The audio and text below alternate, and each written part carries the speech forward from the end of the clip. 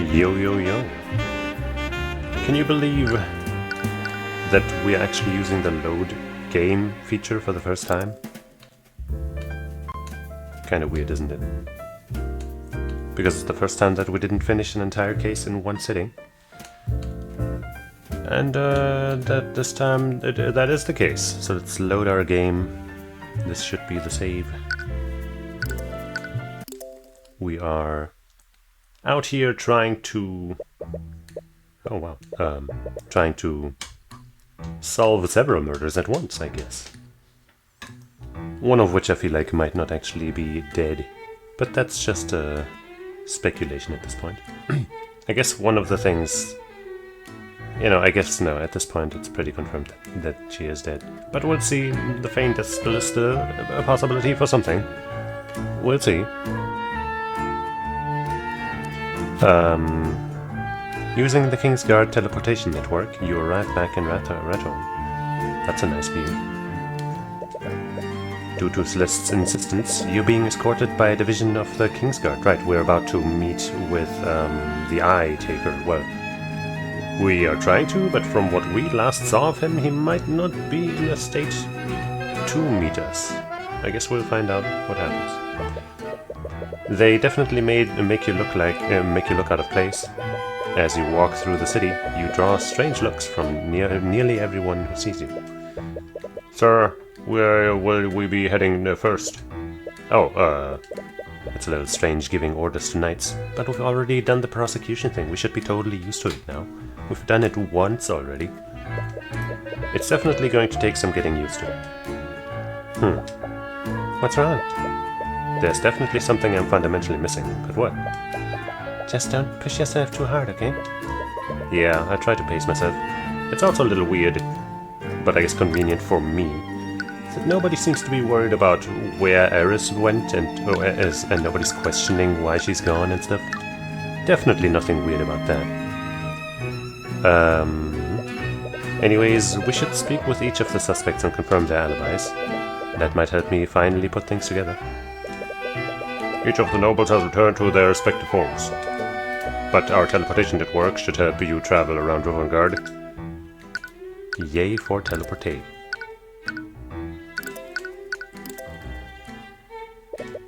I can see several commoner houses from here. If I squint really hard, I can probably see my house from here. Huh. It's the city courthouse. Every trial I've been a part of has been held in this building, so we live pretty nearby. Convenient. Excluding the current trial, obviously. It's a shop selling various wares. The items they sell are more suited for adventurers. So I've never really gone there myself. I guess Celeste might have frequented that one more. It's one of the many offices of Von Sanctus Industries. With the death of Lloyd, I'm sure his business will be thrown into chaos for a while. Repario Arcanum! No magic. Hey, how do you feel about my wife now? Okay. Oops. I'm trying to avoid the B button as much as possible so I don't accidentally turn on the auto skip because of the weird way this game works. But there's really no helping it. You arrive at Frigga Manor, hoping to speak with Leife and Miriam. After some asking around, one of the servants mentions that they appear to be entertaining guests in the study. You normally wouldn't interrupt them, but you've already eaten up a lot of time traveling here. Have we? I thought we were teleporting around. Whatever they are discussing can wait. Arf, arf, arf. Ah! As you enter the study, Dracula runs up to you and begins barking. But once he sees who you are, that face will never not be good. But once he sees who you are, he calms down. Oh, hello, friends. Sorry for Borks. Dracula thought he smelled something bad. Oh, Mr. Cuthbert. You scan the room and see that Miriam is here too. And they appear to be speaking with Lord Asclepius. Sorry for barging in, Leife. No, it's no problem at all. Or is it? Her emotions imply that she already knows why you're here. I'll skip the pleasantries. Do you mind if I ask you a few questions about what happened? Of course, I'll do anything to help with Lady Stewin's situation. Should I leave? No, you were there with me when everything happened. And your testimony will substantiate your alibi. He's not happy about that, I guess.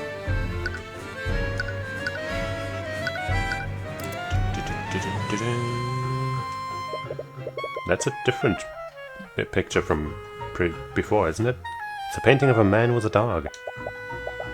It's David Ding from House Ding. They are one of the branch families of House Frege. He was a dog breeder with a bit of an obsession with the dogs he owned. As someone with a canine familiar, I feel a sort of kinship with him. Tracker like fellow dog. He looks like the loyal type. You're not exactly sure how he's inferring that, but you suppose you can't disagree with him. That dog is totally loyal dog. Right, I don't think I need to look at anything else here. But Arcanum. Lifehair's a suspect.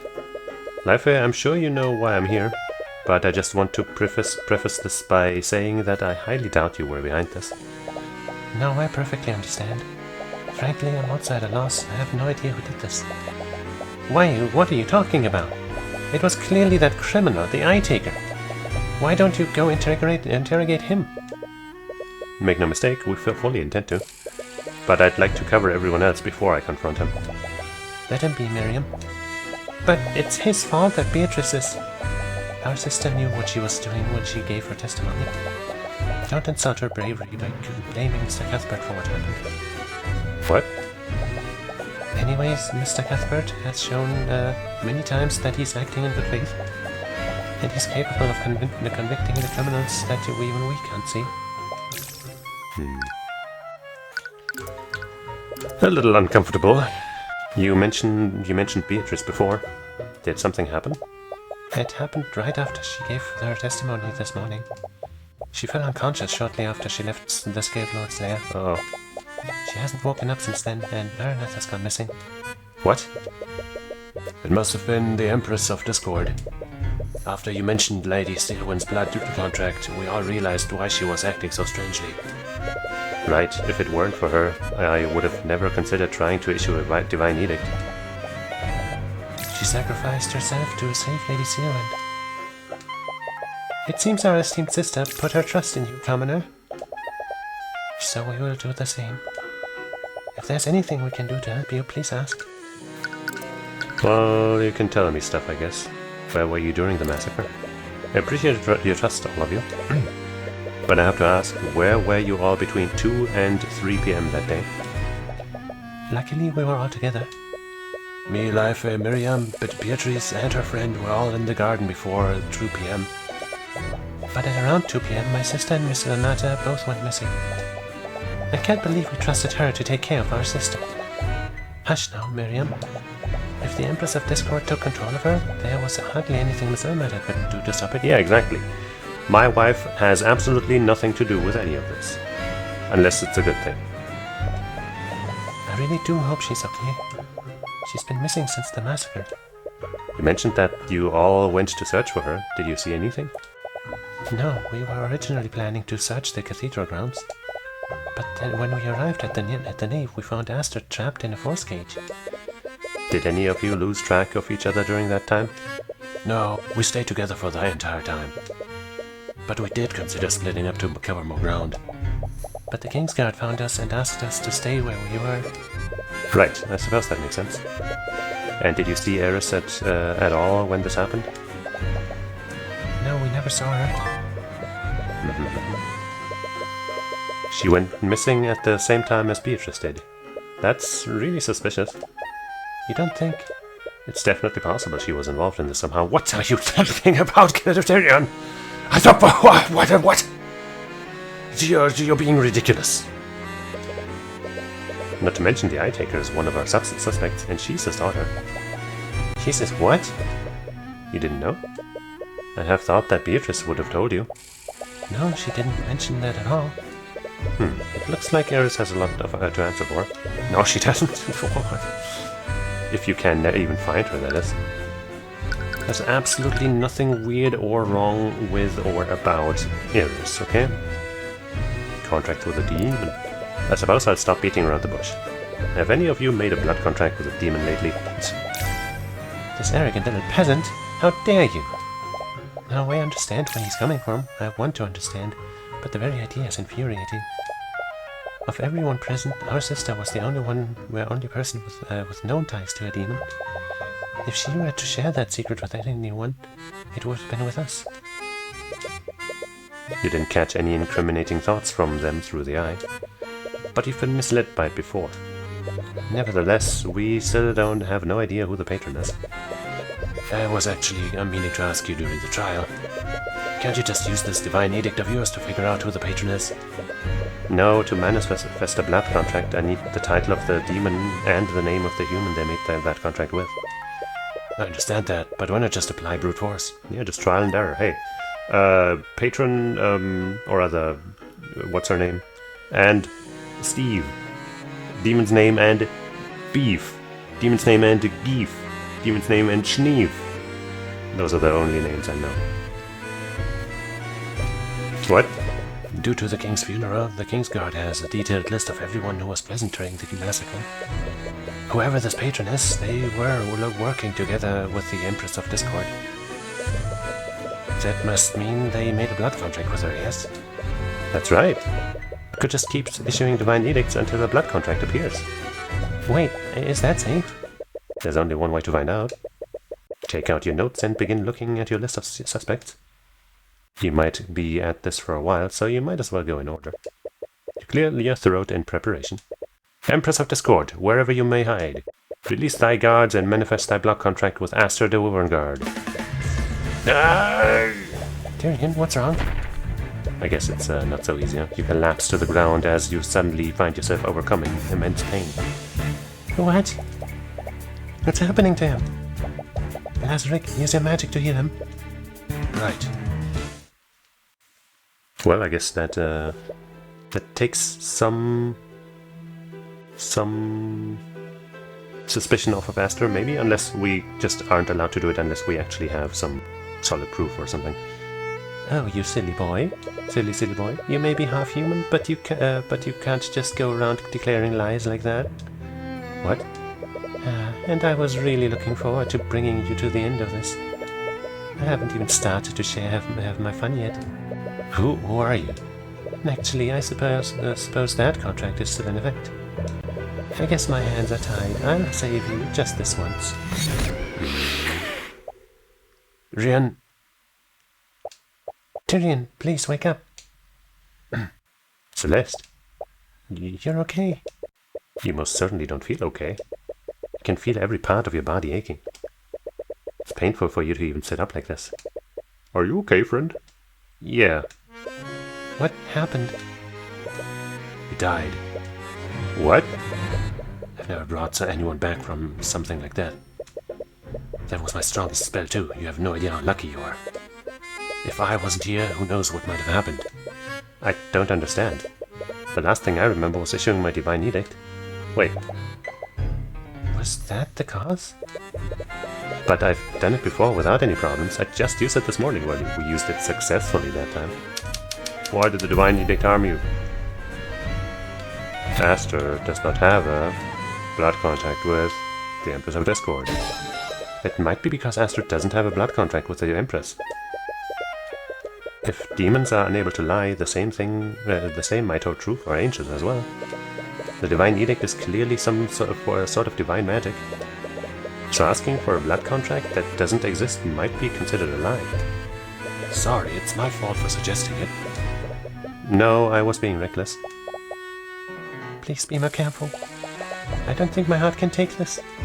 Well, at least we know now we know Aster wasn't behind this. Well, we know he isn't contractually bound to the Empress. That doesn't mean he's free of any other guilt. But, you know, it is a little bit of suspicion off of him. Yours the most obvious one. Either way, you should still make note of this. Obviously. Anyways, it's clear that I can't just issue these edicts without thinking. I'll just have to wait until I'm certain of the patron's identity. Just please be careful. Anyways, it looks like you found everything you can here. Perhaps you should move somewhere else. I don't like how the game keeps telling me that. Like, just hey, you found everything here. And then I can figure it out myself, okay? I can put the pieces together that myself that I might want to move somewhere else, okay? Come. So, want to talk about my wife with me? I wasn't sure what to make of Miss Ermatt at first. It's fine if somebody wants to talk about her with me. But she was a friend to Beatrice during those 5 years. So I want to trust her. She attends the academy, isn't that right, Miriam? Yeah, but I never really got close to her. She had a reputation for doing things to people. I was always too scared to approach her. I see, as much as I hate to admit it, I feel the same. That's, silly. How about my other wife? I can't believe someone did this to Arya. I've had enough of these demons. They just violate the wills of those who they've enslaved. It's absolutely abhorrent. No matter what happens, I'll save her from this fate. For everyone's sake, I hope you're right. It'll be no problem. None whatsoever. You arrive back at the Grand Cathedral of the Skilled Lord. You probably won't need to investigate the crime scene again. Also, it looks very different from this angle. But you wonder if Astra or Lucio might be here. Mr. Cuthbert. As you enter, you're approached by Astra, Alaric, and Lucio. How is your investigation? Are you okay? You look quite pale. Yeah, there was a bit of an accident earlier. I guess I feel like if we had come here first, nobody would have been here. You're a little too embarrassed to admit that you almost ended up dying by suspecting the guy you're talking to right now. Well, try to exude more caution next time. It'd be dishonorable if you didn't fall by my hand. Yo, dog, are you actually trying to kill me? Why is everything you say so aggressive? Anyways, you finally have your next suspect here. But judging from the evidence you've gathered, it's very unlikely that Asta is the patron. You do wonder if he saw something, though. Talk to me about my wife. What do you think about this? Not that bad. Fine, asshole. Let's talk about my other wife then, I guess. Have either of you spoken to Arya since the trial? We have. I think she's doing the best she can, all things considered. No thanks to you. What? She's only in this situation because of you. Lucio, that's not... Me? You're the one who's heartlessly prosecuting her. Oh, sure. She's far too weak for this. If that's what you truly think of her, you're grossly misestimating the kind of person that she is. He's right. She defied the role you're trying to force on her, and she instead dedicated herself to fixing our broken kingdom. Ever since this started, all you've done is insult her. But you know nothing about her, and she's far stronger than you realize. Despite her lineage, she's always carved her own path and pursued her own justice. Her own path. She only became a prosecutor because of His Majesty. What are you talking about? She became a prosecutor to fix our corrupt justice system from the inside. And who do you think put those ideas into her mind? If she wanted to fix our justice system, she could easily have done so by slowly weakening House Sybil's influence. But she knew about your strange idolization of Ruby Tamora, And she knew how closely you followed each and every one of her cases. I feel like that might have not been because of his idolization, but maybe because he also has some interest in that specific case that Arya is researching. Even though I guess Tamora doesn't actually... Okay, maybe not. We'll see. There's probably something. I know why she became a prosecutor.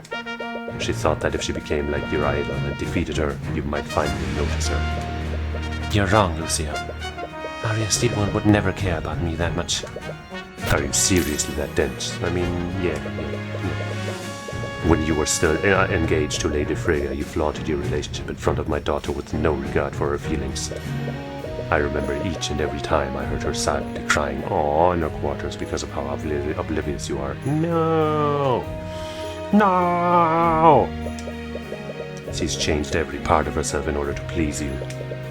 Is he getting angry on her behalf? Yeah? I had no idea. My daughter is far stronger than any of us. But she's weak when it comes to you. Lucio, there's no point in fighting amongst ourselves. Please stay focused on the investigation. It seems that he cares for Arya a lot more than you realized. And the eye shows you that his feelings are genuine. But then why is he doing everything he can to convict her?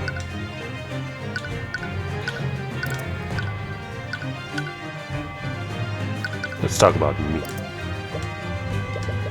The mood is a little tense. I must ask you, Cuthbert, why are you going to such lengths for my daughter? Because she's my wife! What do you mean? Surely you understand the gravity of the situation. By taking part in this trial, you risk drawing the ire of both the nobility and whoever this Empress of Discord is. What are you planning? Lucio, I'm not planning anything. Please, do you honestly expect me to believe you're doing this out of the goodness of your heart? Well, Scaled Lord, you actually are doing it for that reason. Is this what all Heavensborn are like? I don't like thinking about it that way. I just can't stand by while I see injustice taking place. Yeah, it's a bad game. Just kidding, I never played it. Injustice, that is. Even if you're standing in my way, even if you're standing in my way, I'll do whatever it takes to save Arya.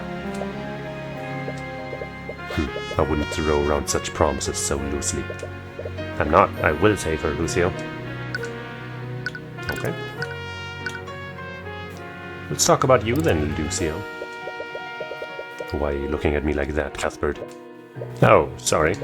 After he attacked you in Frigga Manor, you've always been a little wary of him. If it weren't for Celeste's reflexes, he might have very well killed you that day. I'm not going to attack you again. I hope you can understand my uneasiness. You did almost kill me the first time we met. What? That's not. It's because you're a Heavensborn. What? What does me being a Heavensborn have to do with this? It's difficult to explain to someone like you. But warriors such as I must hone and develop our senses to survive in battle. Eventually, we develop the ability to sense to sense hidden enemies and anticipate danger. Okay, so I guess Heavensborn count as enemies and danger as well.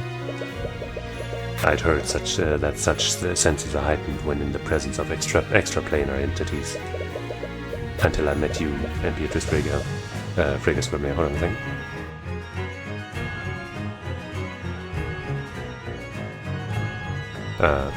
Be back in a minute, I think.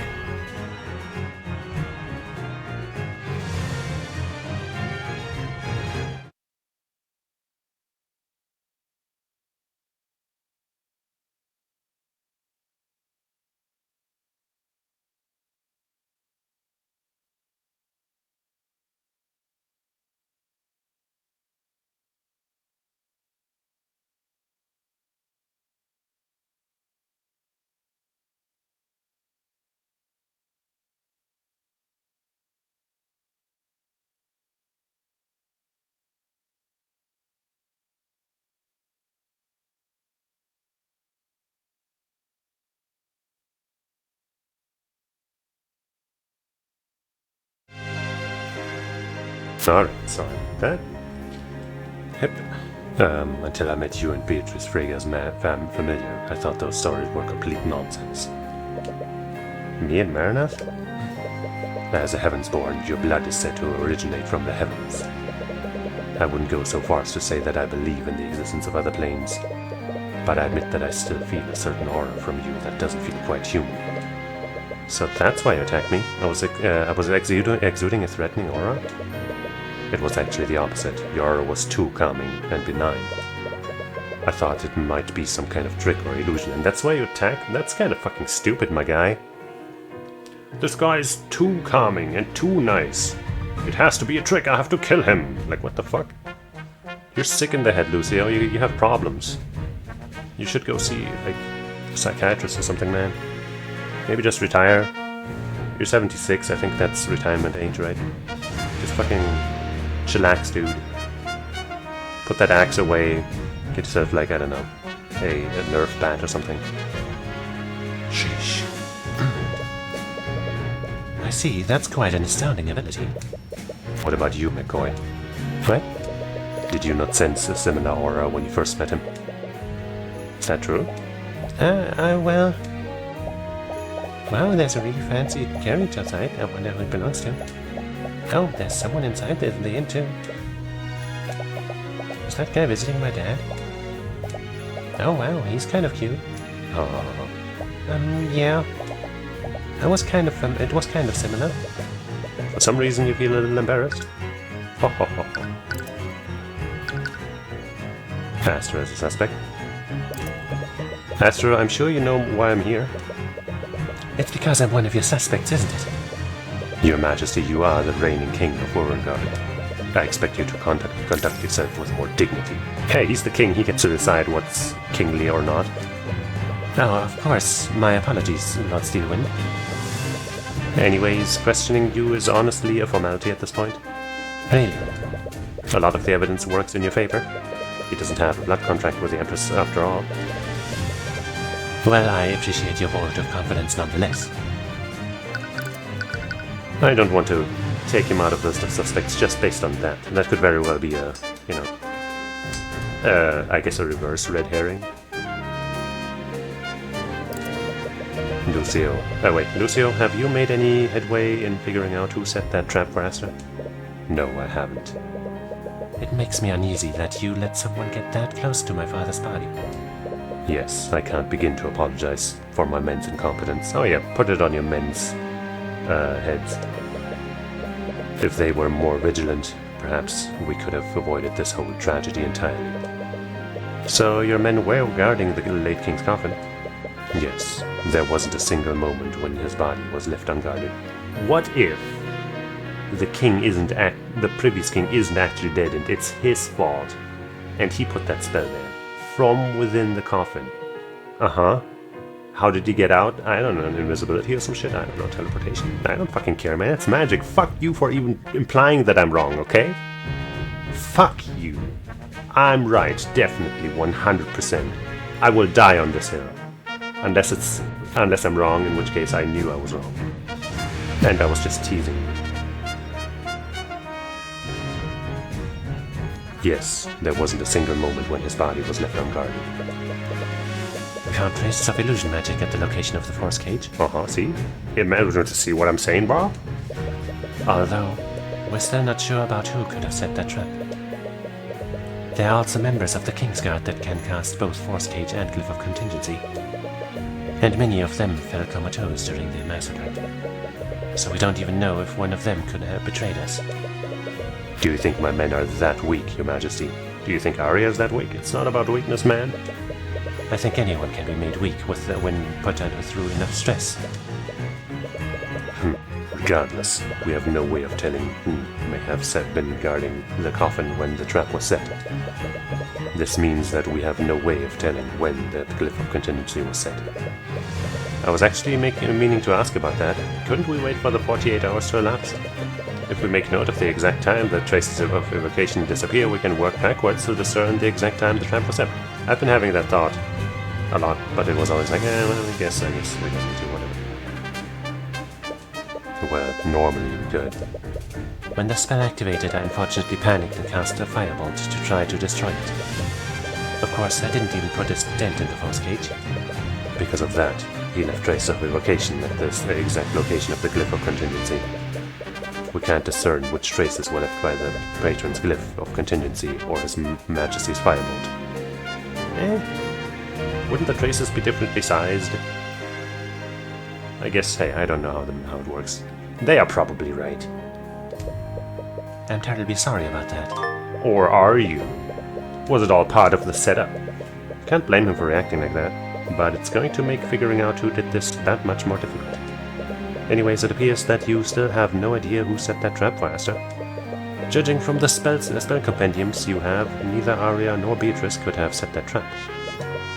But the patron could also be a mage. That means that they could have set the trap too. Either way, it looks like you won't be getting any new information here. And you highly doubt the person who orchestrated this is any of the people you've met thus far. There's one last person you need to talk to. I guess we're... There's the back alley. You make your way back to the alleyway that Timora brought you to a month ago. It would be too conspicuous to bring the Kingsguard with you. But then what's the point? If they're not coming with me here, then what was the point? Let me have a sip of my chocolate milk real quick.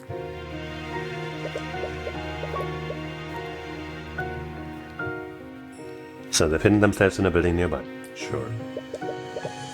They gave Celeste an enchanted runestone to hold and channel her magic into.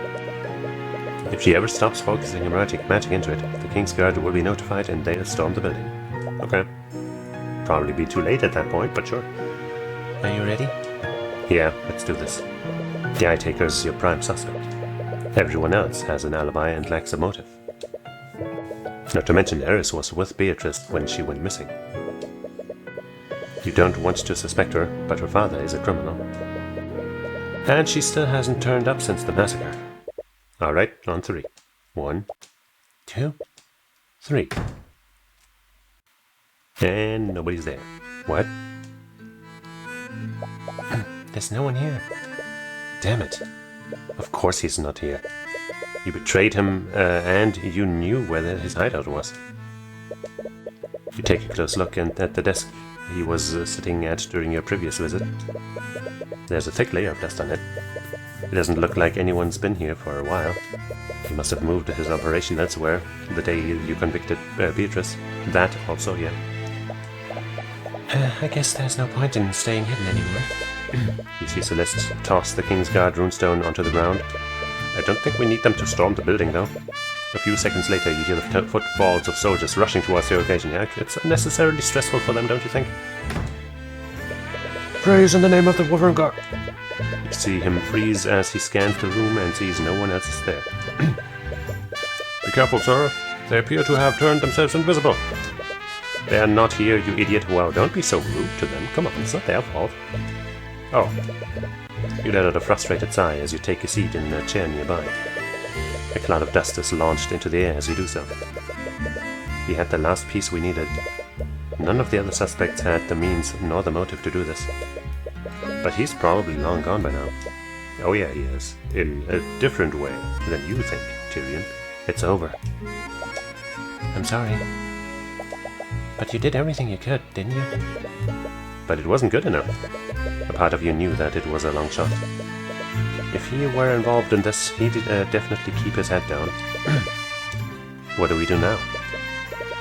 There has to be someone who knows where he is. Wait a minute. Actually, there is one person who might know where he is. What do you... Wait, you don't mean... At this point, it's the only option we have. Are you sure? You two aren't exactly... I know, but I can't let my personal feelings get in the way of saving Arya. You're not looking forward to seeing her again. At least, that's what you keep telling yourself. I actually don't know... Oh, Timora, right. You'll have to process these feelings later. You have a job to do. There's really nothing to find here? I guess it makes sense. It's the table that the Eye Taker sat at the last time you were here. There's a thick layer of dust on it now. It's a bookshelf filled with several fantasy fiction novels. There are a lot of books from a series that I've read.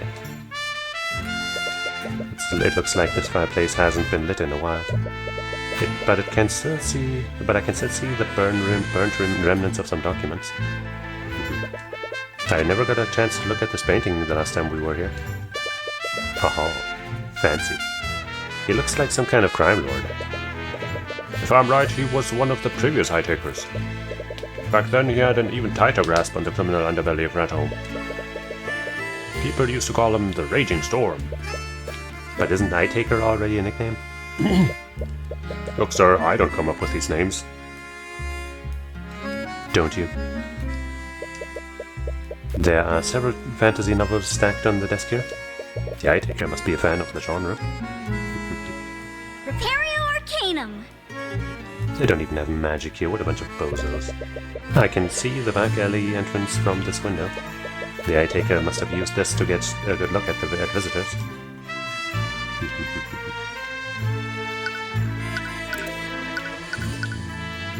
Or law offices. Mom, I'm sorry, we can get along again, okay? You arrive at the office of Timora's law firm. According to our Arya, Timora is still practicing. So it looks like she hasn't gone into hiding like the Eye Taker apparently did. And if anyone knows where he currently is, she will. You bring your hand up to knock on the door, but you stop for a moment. Sir! After everything that's happened, you still don't feel ready to face her. For the past month, all those feelings you said, all those things you said to her keep replaying in your mind. You feel the familiar warmth of Celeste's hand again. You take a deep breath and steel your resolve. You knock on the door. Every moment of silence thereafter fills you with anxiety and dread. I'm sorry for the inconvenience, but I'm still not currently accepting clients at... Cuthbert? Everything except anger. That's nice. She looks completely frozen for a while, but her gaze narrows as she notices the legion of knights escorting you. Are you here to arrest me?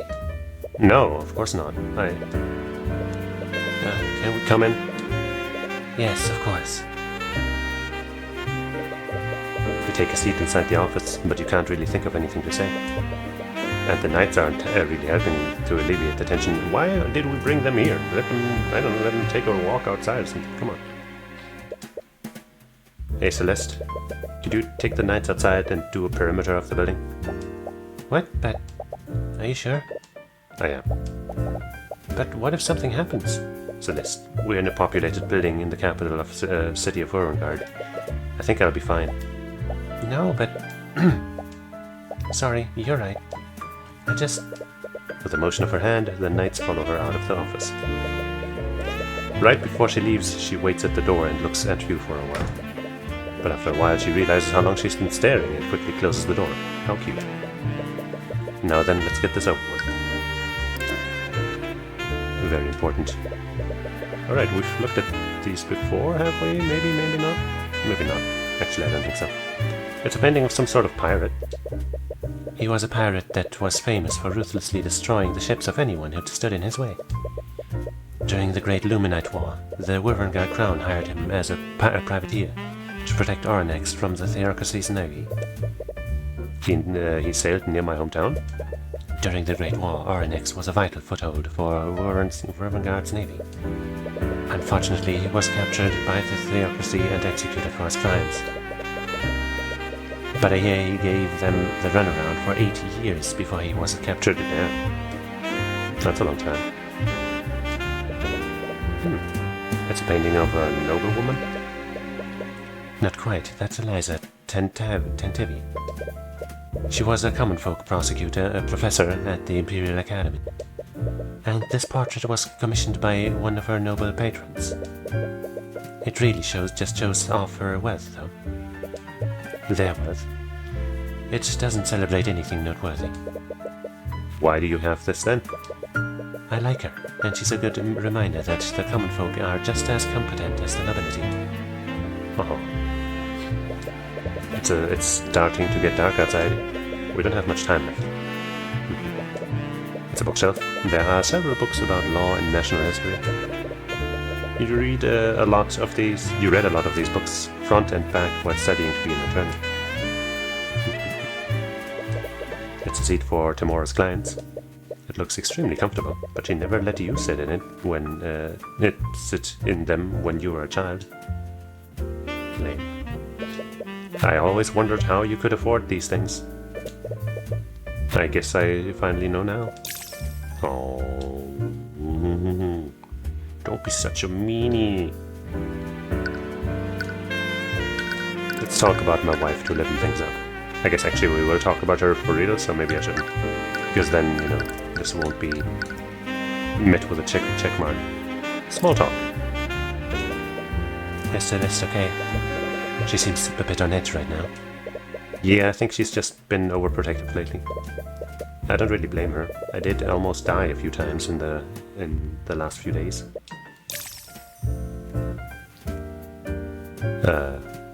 What? It's a long story. And I don't think I'm even allowed to talk about it, especially not with you. That last part came out with a little more disdain than you intended. Man, Tyrion, fuck you. You take a deep breath. I received your letters. Oh, did you? I haven't gotten the chance to read them yet. Of course, whenever you're not busy. This is really awkward. But you are going to have this conversation sooner or later. Perhaps it would be best to just be direct.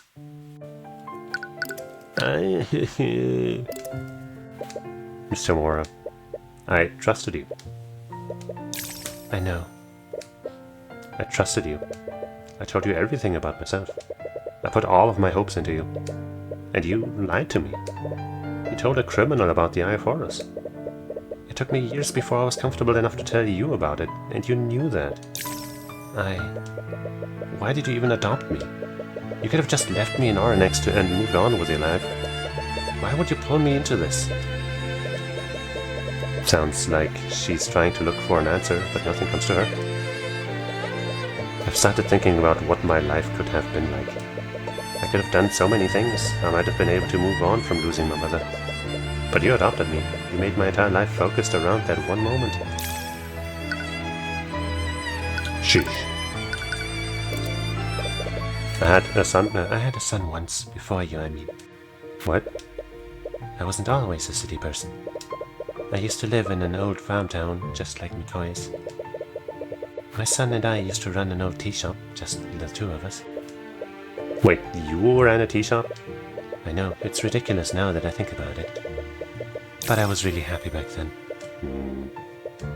What happened? One night, a local nobleman had too much to drink at a local tavern. He barged into our shop and started destroying it with his magic. Yo. My son tried to stop him, but the Inquisition swept that entire case under the rug, obviously.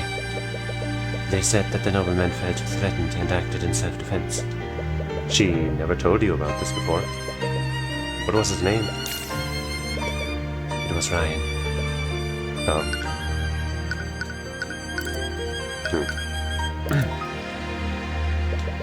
What did you do after Ryan died? I thought long and hard about what I wanted to do. I was hurt and blinded by rage, so I decided I would take justice into my own hands. Wait, you didn't? No, at the time I thought that killing him would be too easy. I broke into his manor and found every incriminating document I could find.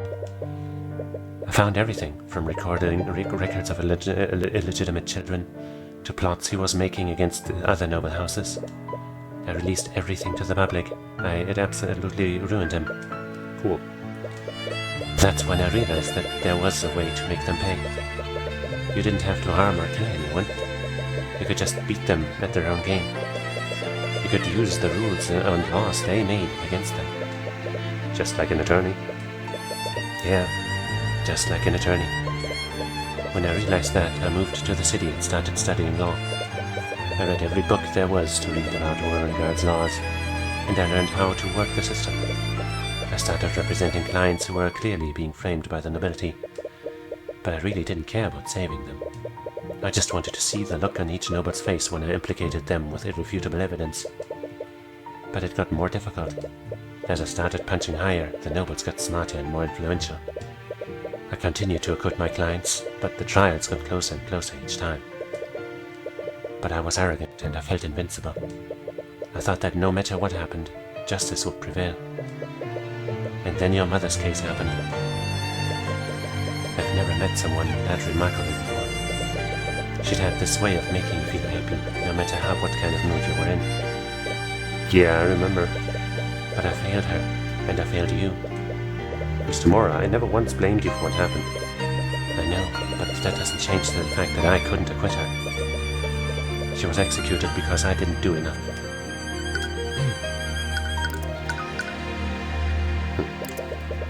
When you asked me to train you to be an attorney, I was blinded by my desperation. I felt so alone and helpless. I wanted anyone to carry this burden with me. So how pathetic must I have been, that I'd look for that in a grieving 10-year-old child. When I looked at you, all I wanted to see was myself. I saw a hurt and broken person who wanted revenge on the nobility. But I was too self-centered to realize that you were nothing like me. You care about people, and you cared more about saving your clients than harming their nobility. I think I knew all along, but I just refused to see. Maybe you were right about me. What? Maybe I was just using you to make myself feel better. I took you from your home and forced you to dedicate your life to my dream. Maybe I really never cared. If I did care about you, I would have never pulled you into a life like this. I'm sorry, and I can't begin to apologize for doing that to you. The eye shows that her feelings are genuine. But does that even matter at this point? I've been thinking long and hard about this. I want to forgive you, Mr. Mora, but I don't know if I can. I don't blame you. But I want to try. She looks away from you for a moment as she wipes a single tear. Mr. Mora. No, don't call me that. What? If you can truly find it in your heart to forgive me, I want things to be different this time. I'm not your superior nor your mentor anymore. We're equals now. So call me by my first name. Oh, okay, Ruby. Saying it feels really strange after all these years. But you hope you can get used to it. Maybe one positive step in the right direction. The Schmeichmaker. Right, I almost forgot the entire reason why I came here. What is it? I didn't just come here to reconcile. I actually need your help with something. Okay. I need you to help me speak to the Eye Taker. Tyrion. I know, considering the circumstances, it would probably strain your partnership with him even more.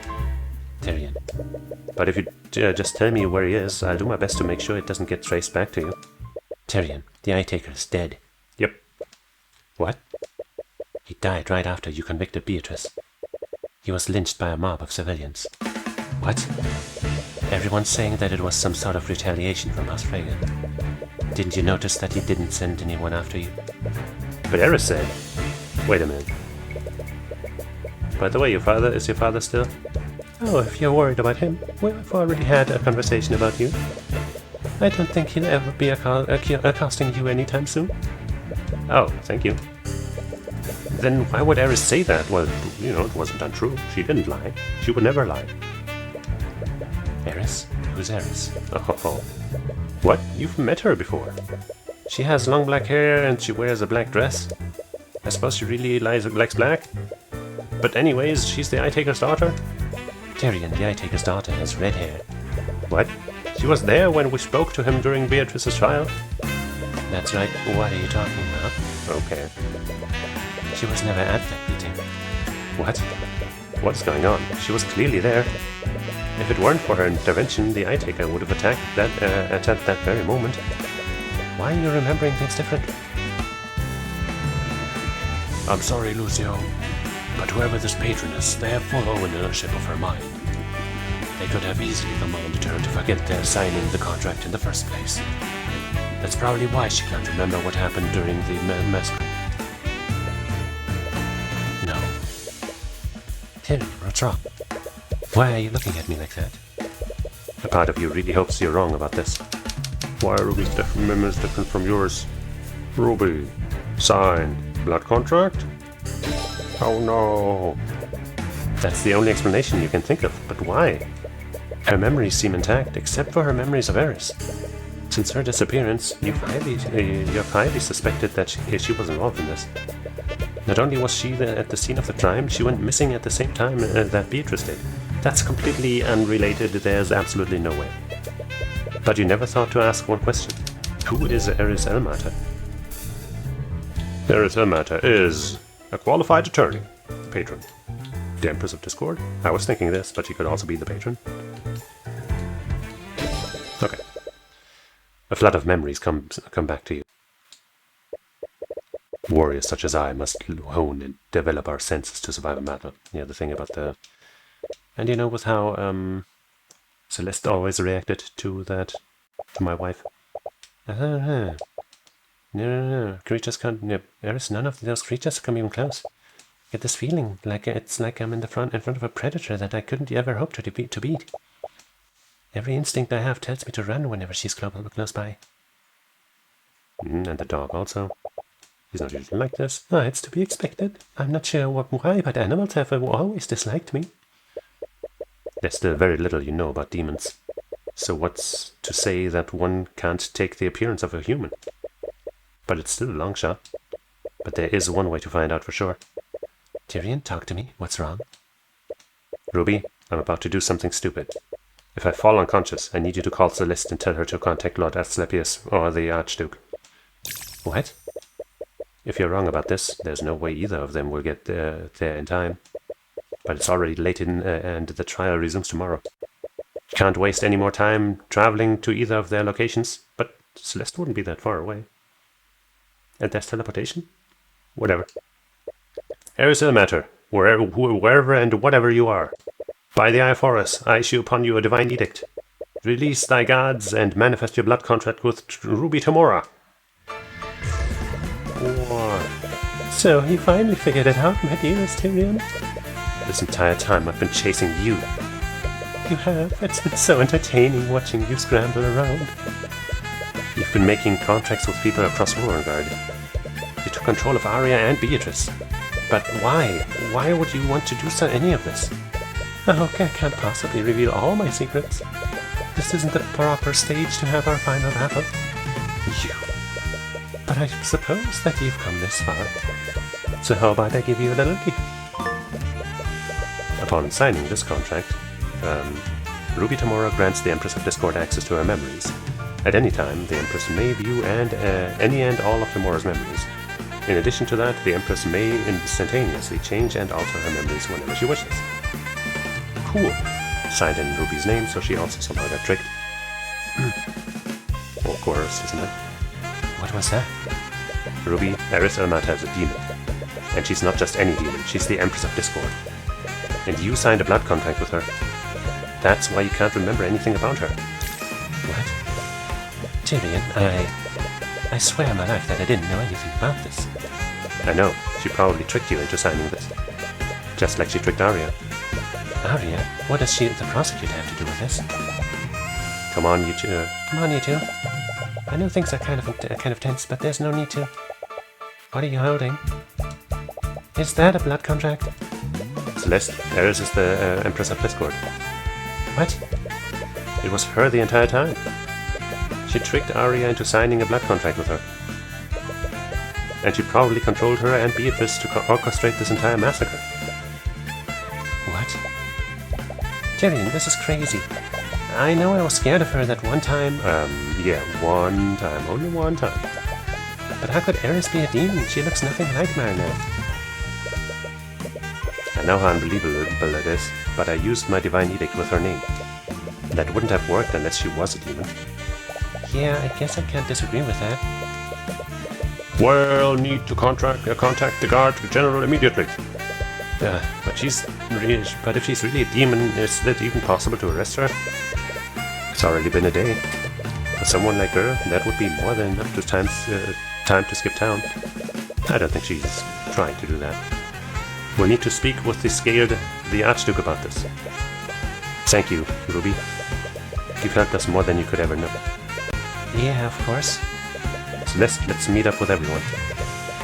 We'll need to discuss our next course of action. Right. You're about to leave Ruby's office when she stops you. Tyrion, have you been using the Eye of Horus lately? Yeah. I can't say much about what I'm doing right now. But I am in the middle of a case. It's just that. What's wrong?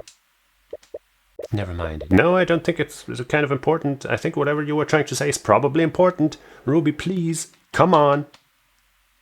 Never mind. I don't think it's my place to say anything. Jeez! I think I'm just being my usual paranoid self. Please, Tyrion, be like, no, this is important, tell me. I'm not the one with the ability to read minds anyways. So if you're not seeing it, it's probably nothing. Okay. I know you can't tell me about what you're doing. And I have no idea what could possibly involve the Kingsguard, Steelwind, and the Empress of Discord. But just stay safe, okay? You're the only family I have left. I will, I promise. Wait, did she say that? Yeah, she said. You're the only family I've left. Okay. Thank you. You finally found the lead you've been looking for. But you're not sure where this will take you? Knowing what you know now, you're almost a little afraid of what might happen. Who is Eris? Why would she go to all the trouble of orchestrating any of this? She's not only impersonating the Eye-Taker's daughter, she's also pretending to be your friend. She is my... No, wait, she's not my friend, she's my wife. Which is also kind of a friend. What's her goal in all of this? Hopefully tomorrow will finally bring you the answers you're looking for. Let me take a sip of my chalky milk.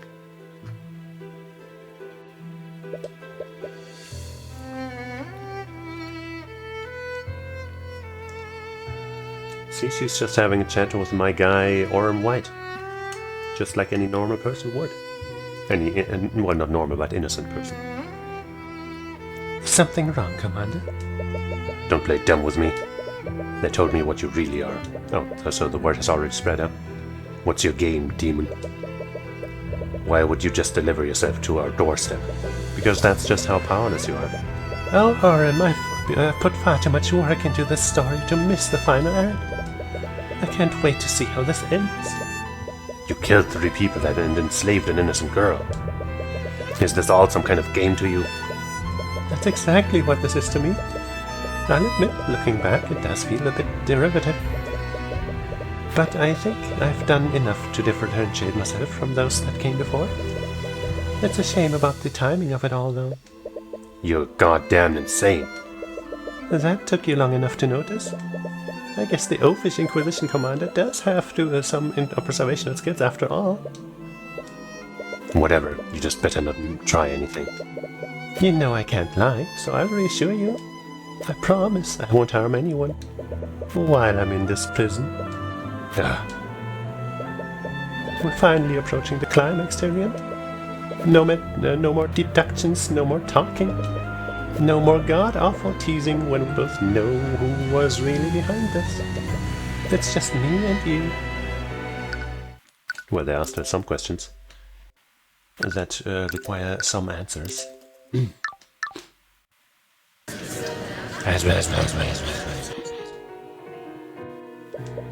Hello, your lordship. I think it's time. This is the first time we've met. You're a lot smaller than I expected, honestly, to him saying.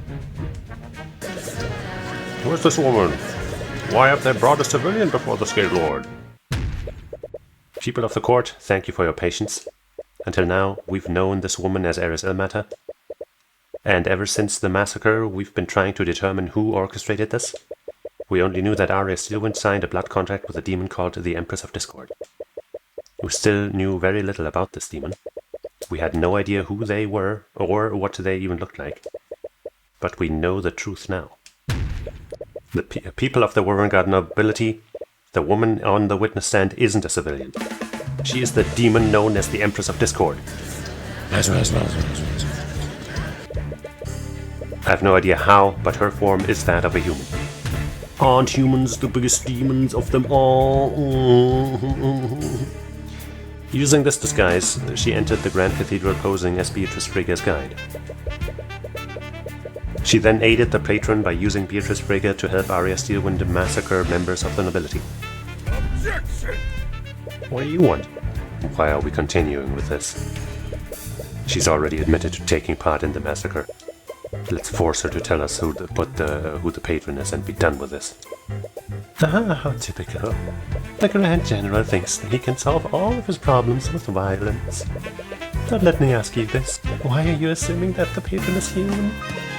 What? In Arya's contract, it says that the patron is the individual who gives the contract to her. How do you know that I'm not that individual?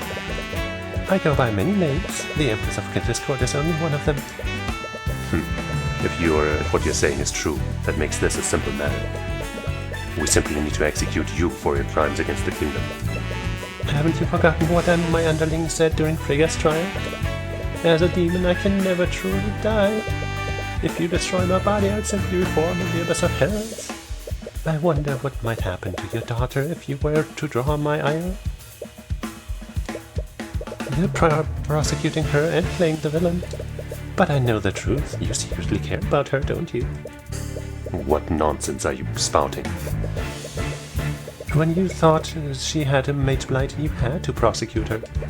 You held on to the little hope that you could convict her and convince her to take a plea deal. As the king's wife, her position might have been salvageable. And you did this all so she could be with her beloved master. What? But then it was revealed she signed a blood contract with me. That changed everything. Mage blight is one thing, but a demon owning her soul? She can't very well be a queen like this now, can she? You had to find out who the patron was before her trial ended, did you, Lucio? Otherwise your beloved daughter would never be free. And you did all of this because you feel bad for what you did to her. Everything I've done is for the good of House Steelwind. Is that what you were thinking of doing? Because the way I see it, you abandoned her for her entire childhood. You felt so guilty about killing her mother that you couldn't bear to face her. No way. Eris, stop this. And you know what that did to her. You didn't just take away her mother, you took away her father too. You starved her of any affection. She couldn't help but latch on to the first person who show her any kind of superficial kindness. Eris? She didn't fall in love with Astor. She became obsessed with him. She stopped being her own person, and she clings to him like a parasite. She changed everything about herself to suit dislikes and dislikes. And you know deep down in your heart, you know that if she is ever taken away from her, he is ever taken from her, she will fall apart. Since I pity you so much, I let you in on a little secret. Killing me won't save your daughter, and you don't have the means to confine me. And even if you know who I am, your daughter will never be safe from my influence. What? But I suppose there's one possible way to break my contract. What? What is it? My contract will bind Arya Steelwind up to the patron so long as they both live. If you truly want to free your daughter from my control, all you have to do is kill her. Fake death, feign death? Probably wouldn't work, but maybe. Do the poor thing a favor and put her out of her misery. You little wretch, I will hunt you until the end of... Roar. Enough. Lucio, we cannot antagonize her if we want to find out how this happened. Is she right? Is Arya's fate truly doomed? There has to be something you can do. I just don't understand, Eris. Why are you doing this? You're not a noble. You're probably not even a citizen of Orengard. Why would you go through the trouble of doing any of this? Tyrion, why are you here? What? Why do you constantly risk your life for the sake of others? Why do you try to seek justice in a clearly unjust world? I don't know, honestly. I think you do know. The answer is simple. You do it because it satisfies you. You save people, you fight the system. Just love indulging in your own heroics, don't you? That's not... I mean, hey, if what you're doing for your own pleasure is good for others, then what's the problem? It feels good, doesn't it, Tyrion? You know you're the only righteous person in an unjust society.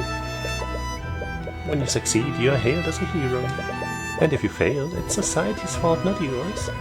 No matter what happens, you can take a solace in the knowledge that you're so much better than everyone else. That superiority you feel over them must be intoxicating. Your divine blood makes it so. You just can't resist giving into it. But just as your divine blood compels you to do good, my hellish blood compels me to do the opposite. I just can't help but take every opportunity to make you all suffer. My entire purpose is to see each and every one of their faces contorted in agony and despair. I feel like the age 16 thing, by the way, should be... I think that's inaccurate. I think we know that for sure, but whatever, I guess. Humanity is a stain on the world. They're worthless parasites who steal, maim, and kill to get what they want. That's all they are, and I despise those who try to pretend that they're anything. You're wrong, Eris. Humanity is so much more than you realize. And I truly pity you if that's all you see in us. Oh, so now it's us. That actually just reminded me, there's something I hate even more than humanity. I despise the Celestials of the upper planes who go against the natural order. They condemn and admonish the beings like me, all while watching humanity suffer from their secluded little heaven. They realized that humanity would never willingly choose good or evil over evil. So they created the Heavensborn to tip the balance in their favor. It's so self-indulgent that it makes me want to puke. That's what the Heavensborn are? It is, and I've made quite a hobby out of breaking them and sending them back to their creators. I throw them into the deepest pit of despair before extinguishing their lives. There's been no greater joy in my internal life. And it took a lot of work to get you right where I need you, Tyrion. Wait, are you saying... You asked me why I did this, didn't you? My actions that day were all for you, my dearest Tyrion. Also, I could see the despair on your face when you realized the truth. Tyrion? No.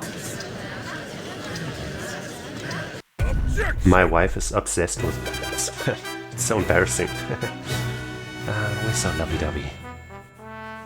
That's enough out of you, you witch. Lucio?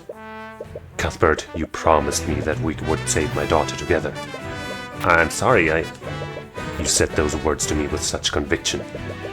Yet here you stand quivering like a grunt in his first battle. Are a few meager doubts enough to force a retreat from you? Is that all it takes to defeat the infamous Tyrion, Cuthbert? He's probably desperate at this point. If Eris is the patron, there's very little hope for Arya. Unlike Beatrice's, her blood contract was short and concise. There was very little room for interpretation, so you probably can't dispute it either. But what kind of attorney would you be? No, what kind of friend would you be if you didn't see this through? You mean husband? Actually, no. Sorry. He's not married to her. I am. Eris, we didn't call you here today to wax poetic with you. The people you've harmed have a right to know what you did that day. So either give us your testimony or get out. Even now, you're still undeterred. I really do love that about you. But I do wonder how long that will last. Wonder if there will be any fucky-wucky stuff with her testimony. It's true, I was the one who masterminded this. I knew about the king's funeral at the Grand Cathedral, so I forced Beatrice Freyja to allow me to accompany her. When I was there, I used my contracts with Beatrice Freyja and Arya Steelwind to compel them to act against their will. And through the actions of Beatrice Freyja and Arya Steelwind, I facilitated the deaths of Lloyd von Sanctus, Coraline Sybil, and Garrett Pierce. The only motivation for my actions that day was to harm Tyrion Cuthbert's friends and make him suffer. I don't think Pierce was one of my friends, but I guess with Pierce's death, bad stuff happened because of Celeste and stuff. What's it? And before you ask, aside from my thoughts, I was acting alone that day. I didn't follow direct or indirect orders from anyone. Your testimony is pretty thorough. Of course, I am a demon after all. Since I'm unable to lie, I thought it would be best to be as detailed as possible. That way there's no room for doubt. Isn't that wonderful, Tyrion? She's definitely playing with you. She may not have technically lied, but she's definitely not acting in good faith. You should look at her testimony more closely. Cross it, Barbara Blamo. But for now, we're pressing. So you completely carried out this plan yourself? Well, I clearly had the help of Beatrice Freyja and Arya Steelwind, so I wasn't truly acting alone. You know what I meant. Yes, I just can't help myself sometimes. To state things plainly, no human willingly helped me with my plan that day. You know that she can't lie, but she's probably had a lot of practice deceiving people. Well, no humans, but that leaves demons and other celestials and whatever. You should keep your wits about you. How did you find out about it? It was supposed to be a closely guarded secret. Oh, Tyrion, I can't tell you all of my secrets now, can I? You can't exactly threaten to charge her with perjury. It's a surprise that she's even testifying in the first place. Until you can extract all of the information she has, you'll just have to play along with her games. What a terrifying ability. Thank you for noticing. That wasn't a compliment. I find it all quite sickening how you demons prey on people. Prey? People know what they're signing up for when they sign a contract with a demon. You can hardly blame me for not collecting what was freely offered. Please, we both know that Arya didn't knowingly or willingly sign that contract. Aren't you just assuming that? What? How do you know that she didn't knowingly sign a contract with me? My client would never willingly sign a contract with you, Eris. Really? What if I were to threaten her dearest fiancé? Well, that wouldn't count as willingly, would it? You may see Arya as a paragon of justice, but everyone has their breaking point. If that's true, tell us under what circumstances Arya signed the contract.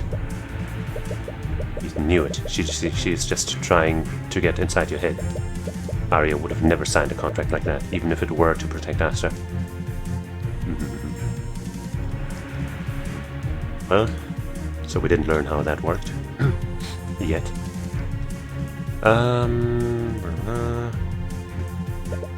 Why are you using their full names? You know I can't lie, so I thought I'd give you something. For example, I could have easily referred to another Steelwind or another Freyja that I had enthralled. That list is very long, you know. Uh-oh. Ignore her, Lucio. She's trying to get under your skin. Anyways, aside from Pierce, Von Sanctus and Sybil were key members of the Vorengard nobility. What reason could you possibly have to kill the three of them? I didn't. What? I didn't have a reason to kill them. I just happened to facilitate their deaths. No, but you specifically went after them. I did, but I didn't have a particular reason to do so. But that doesn't make any sense. I suppose it doesn't. Anyways, would you like for me to add that to the testimony? What? It would help you, wouldn't it? Yeah, I suppose so. She has got to be the most unpredictable witness you've ever cross-examined. She's the best. I guess we'll press that too. I didn't really have a reason to kill them specifically. I just needed Arya to kill my victims as quickly and efficiently as possible. That doesn't really check out with some of the deaths and stuff, does it? We already established that Pierce was killed due to his knowledge of Celeste's parentage. That's just what we assumed. How could you possibly have no motivation to see them dead? Aren't you just assuming that? I'm not. That's the only logical conclusion. And that's where you made your mistake? You're assuming that I act logically. You're a bit out of your element right now. Every murder you've investigated has always followed some kind of logic that you could use to make deductions. But Eris is different is a different beast entirely. For all you know, she could be completely insane. He might very well be seeing connections that aren't there. Well, let's finish pressing everything before we go into this statement more seriously.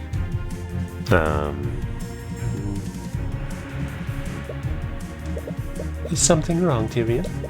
I went to all this trouble to get your attention. The least you could do is appreciate it. Objection! Give me some attention too. Enough. Stay on subject, witness. I'm not complaining about this. But if you really wanted to make me suffer, why wouldn't you just go after the people close to me? Oh, but what would the fun be in that? Killing people is such an easy task to accomplish. Even a child can do it. There are much more effective ways to make someone suffer. Maybe the child there was implying that the little boy was involved, but I don't know. Like, I was thinking about that, but then he got affected by the polymorph spell, so I don't know if that really fits. Could all be part of the setup, but basically anyone's a suspect. Follow in. Why do you find the need to specify that? To leave less room for doubt. Beatrice used an indirect order to feign innocence in your previous trial, didn't she? But did you work together with anyone to facilitate the massacre? Of course I did. I worked together with Beatrice Frege and Arya Steelwind. You know what I meant, Edoras. My apologies, I just can't help myself sometimes. I'll say it clearly so you can be certain. I did not have a contract with anyone that wanted to facilitate any of those murders. I was acting of my own free will. Even when she says it directly, you can't help but doubt everything she says. You just need to examine her testimony carefully. She technically can't lie, but she's clearly hidden something in her testimony. Instead of examining the wording of her statements, focus on what she's clearly trying to imply with each statement. You might be able to find a contradiction there.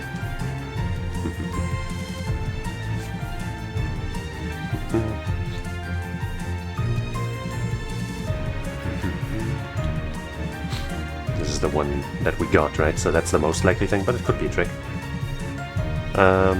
Through the actions of Beatrice Frege and Arya Steelwind, to facilitate the deaths of Lloyd von Sanctus, Caroline... No, wait, that's not the one. I didn't really have a reason to kill them specifically. I just needed Arya to kill my victims as quickly and efficiently as possible.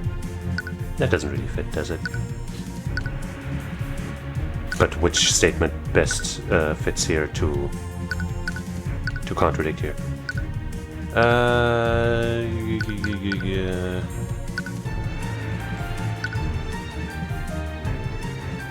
Well, all of these, well, not all of these maybe, but this, for example, there might have been faster ways to kill him. I guess no, once he did cast that cage on him after being attacked with a direct fire spell, right? So I guess that kind of makes sense. She protected herself with another spell, so that I guess we also can't really... But the route, yeah, this one seems the weirdest, right? Objection! Yeah. Eris, you said that you needed Arya to kill them as quickly and efficiently as possible. But that's not exactly what happened, did it? Yes, it appears I underestimated your little bodyguard. Things lasted a lot longer than I anticipated. That's not what I was referring to. Oh? You said that you needed Arya to kill them as efficiently as possible. But that doesn't really match with what happened to Garrett Pierce, does it? Is that so? That look on her face. Why does she look so happy? Eris, unlike the murders of von Sanctus and Sybil, Pierce was murdered with a blade frozen with magic. It's such an extremely convoluted way to kill someone. It would only make sense if you were trying to hide the evidence. Okay, I guess even though I pointed out, I guess this is a case where I could have pointed out his autopsy report instead. So, you know, that's also a point. But that clearly wasn't your intent. I agree, so why would I do that? For the love of God, woman, can you stop speaking in riddles? I have no love for any god aside from myself. Yeah, she's my goddess. She's behaving differently than she was during her testimony. She's being vague. Is she still hiding something? Obviously. Okay, stop getting baited by her words and take a moment to think about this logically. She's very good at misdirecting you and playing with everyone's emotions. So stick to the facts and that you know for certain. In her testimony, she said the following. I didn't really have a reason to kill them specifically. I just needed Arya to kill my victims as quickly and efficiently as possible. Them. She could have been trying to mislead you. Which phrase did Eris use to mislead you? No, considering who she is, she was definitely trying to mislead you. To kill them specifically.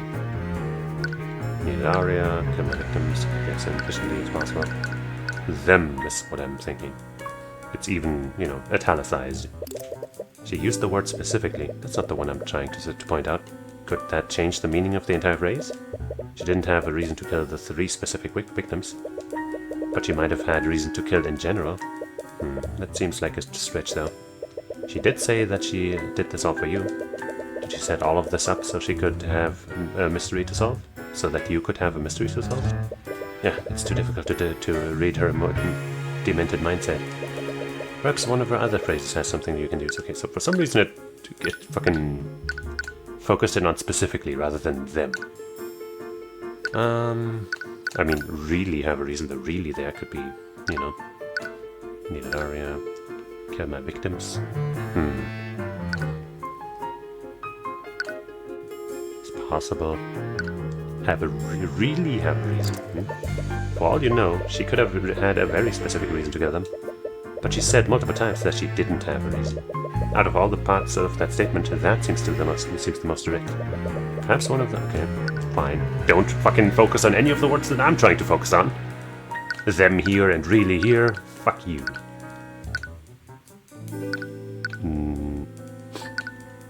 I mean, as possible is like, that's vague, I guess. But my victims certainly sounds weird, doesn't it? Okay. She said her victims instead of the victims. It's a small distinction, but a distinction nonetheless. And you recall Marinath using a similar trick during Beatrice's trial, which can only mean the victims of this case aren't the same as her victims. Let me drink some water real quick.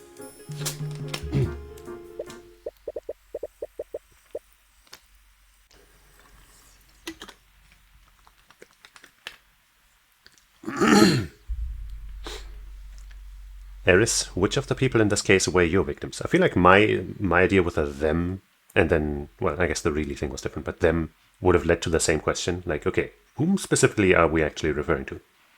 But I guess whatever. Well, considering what happened, you could say that everyone at the cathedral that day was my victim. Yes, but who was killed directly by Beatrice Frigga or Arya Steelwind? I knew it. You're hiding something, aren't you? If that's what you think, it's definitely possible. Again with the vague answers. Why would she even agree to testify in the first place? It's nothing any of you can threaten her with, and nothing you can do permanently, nothing you do can permanently harm her. She could have easily gone into hiding. She never had to come here, which means she wanted to come here. But why? To hurt me. Just tell me, Eris, who killed Lloyd von Sanctus? Arya Steelwind. And who killed Coraline Sybil? Arya Steelwind. And who killed Garrick Pierce? Why are you staying silent? Out with a demon. Who killed Garrick Pierce? I refuse to answer. She's doing this on purpose. In her own obnoxious way, she's trying to guide you to the truth. But for what purpose? Who killed Garrick Pierce? I guess maybe it was Celeste, actually. If she's refusing to answer the question, that must mean the answer is different from her previous answers. Right, if it was... Wait, I can't select Celeste? Okay, I guess we're getting to that. But if it was Celeste, that would be the most hurtful to me, in a way, right? And, like, yeah, I don't think it was any of the others, so... An unknown person killed Gary Pierce. That must mean... Eris, you're not the patron described in Arya's contract, are you? Who knows? I never confirmed or denied that. Are you serious? I grow sick of your games, demon. You knew it. The murders were too politically motivated to have been completely random. You can unequivocally prove the patron's identity by issuing a divine edict. But because of the risk of getting it wrong, that just leaves you right where you started. Who is the patron, Eris? Who is responsible for all of this? You want me to find out the truth. So why are you staying silent? Because it will be so much better when you discover it yourself. Yeah, it's gotta be Celeste, doesn't it? That means you already have the evidence you need to do so? You felt it, haven't you? Ever since the investigation started, you felt a nagging feeling in the back of your mind, haven't you? What? How did you... It's right in front of you, Tyrion. You're just refusing to see it. You're refusing to see who I made a contract with that day. Yeah. You made your contract with the patron on that day. Even with the eye of a god, you're still blinded by your human sentimentality. So think through it carefully. Who killed Garrick Pierce that day? Yeah, I mean, you know. It's almost weirder that nobody ever suspected her, given how things happened, I guess. Okay, think through this. Let everything else disappear from your world, and only think of the facts. If Eris once wasn't the patron, that means someone else was controlling Arya's actions. But they still coordinated with Eris, who had control of Beatrice. In an extremely roundabout way, Eris admitted that Arya was used to kill von Sanctus and Sybil. When the patron killed those two, they were able to effectively counter every magical defense they brought up. What do we already know about the patron through the first two murders? The new Von Sanctus still needed oxygen in his force cage, and the new Sybil could still drown if she was frozen by Howled Creature and affected by Stonescape. About the patron. The patron is experienced in using lethal magic, not in power text, making lethal demons, physical activities, using lethal magic. I guess that's like such a non-statement. Like, we've had this exact knowledge for a long time, but I guess repeating it is fine. They are well versed in using magic lethally. So whoever did this had an in-depth knowledge of high-level magic.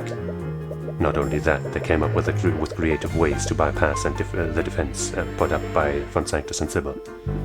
Yes, they had the ability to react quickly and decisively. But things changed when they murdered Pierce. Eris implied that neither Arya nor Beatrice killed Pierce. So did the patron kill him personally? But why? They already had control of Arya. I would imagine the entire point of enthralling her would be to hide their own involvement. Did they become impatient because Celeste was holding her ground against Arya? No, Beatrice was already able to slip past them.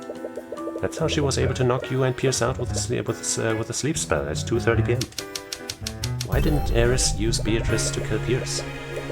The patron was coordinating with Eris. She could have easily had Beatrice kill Pierce. I don't know what this, the murderer wanted to kill Pierce personally? Stealthily? I mean, this puts, if we're going with Celestia, then this puts her in a bad light, but we'll see. They wanted to kill Pierce personally. Does that mean Pierce's murder was more emotionally driven than the other two? That might explain why the method used to murder him was so contrived and so similar to something else. Apparently, it's right there, so what aren't you seeing? Whoever did this, they murdered Von Sanctus and Sybil, and those two were house leaders of the Four Pillars.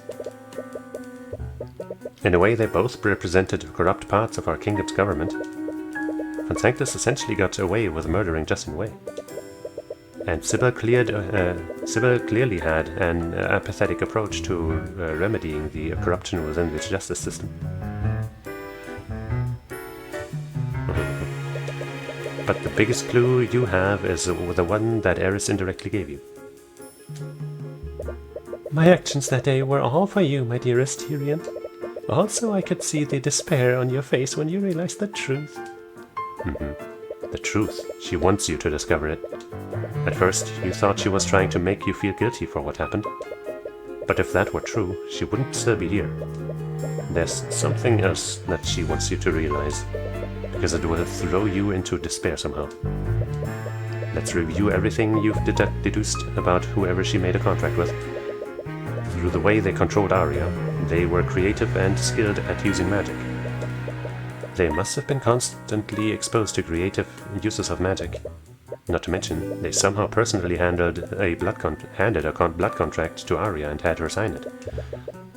Going by what you know, Arya was either threatened or tricked into signing that blood contract. So whoever did this must have had the strength to threaten her, or they were deeply trusted by her.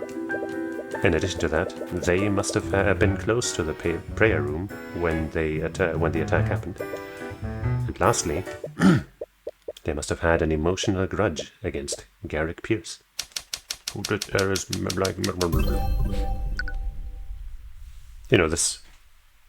I'm trying to think if there could be someone else like this. Is like, oh, choose the right or wrong ending type thing. But the only other person that comes to mind would be Aster. But we know he didn't make a contract with the whatever the fuck, right? That's the one thing we do know. So, I guess I'll just... Should I Google real quick if there's a bad ending or something? I guess we'll just go with the one thing that that makes sense, right? Like, she's trying to make us. But like this could be a trick for her, so you know. So I'll just Google if there's multiple endings. Okay, I'm not gonna. I really don't want to look up what the solution here is. If, like obviously I think I know the solution, but there could be multiple. You know what I'm saying. Tyrion, Cuthbert, endings, multiple endings. I guess I don't know.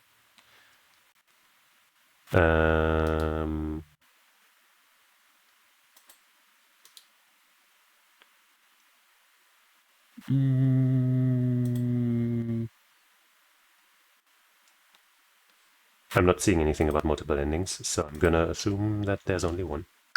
And I'm gonna go with the thing that the game clearly wants from me. After I move the mouse off of the screen. Ah! What? No, that's not... It's the most logical conclusion with what you know thus far. Who did Eris make a... What? Who did Eris make a blood contract with on the day of the murder? Am I gonna... Wait, did I not just pick that? Who did Eris make a blood contract with on the day of the murder? I guess I either have to do it a couple of times, or maybe I will try something else. Yeah, I don't think there's any... Herself! Me! Arya! The dog! The Scaled Lord! The little boy.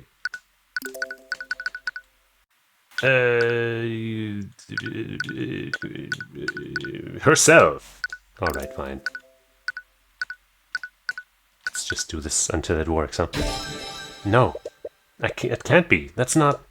I just wanted to make you suffer, but you can't run away from this. You owe it to Arya. No, you owe it to everyone within the Wyrmgard to see this through. You need to follow through, no matter how painful it is. Who did Eris make a blood contract with on the day of the murder? Stop it.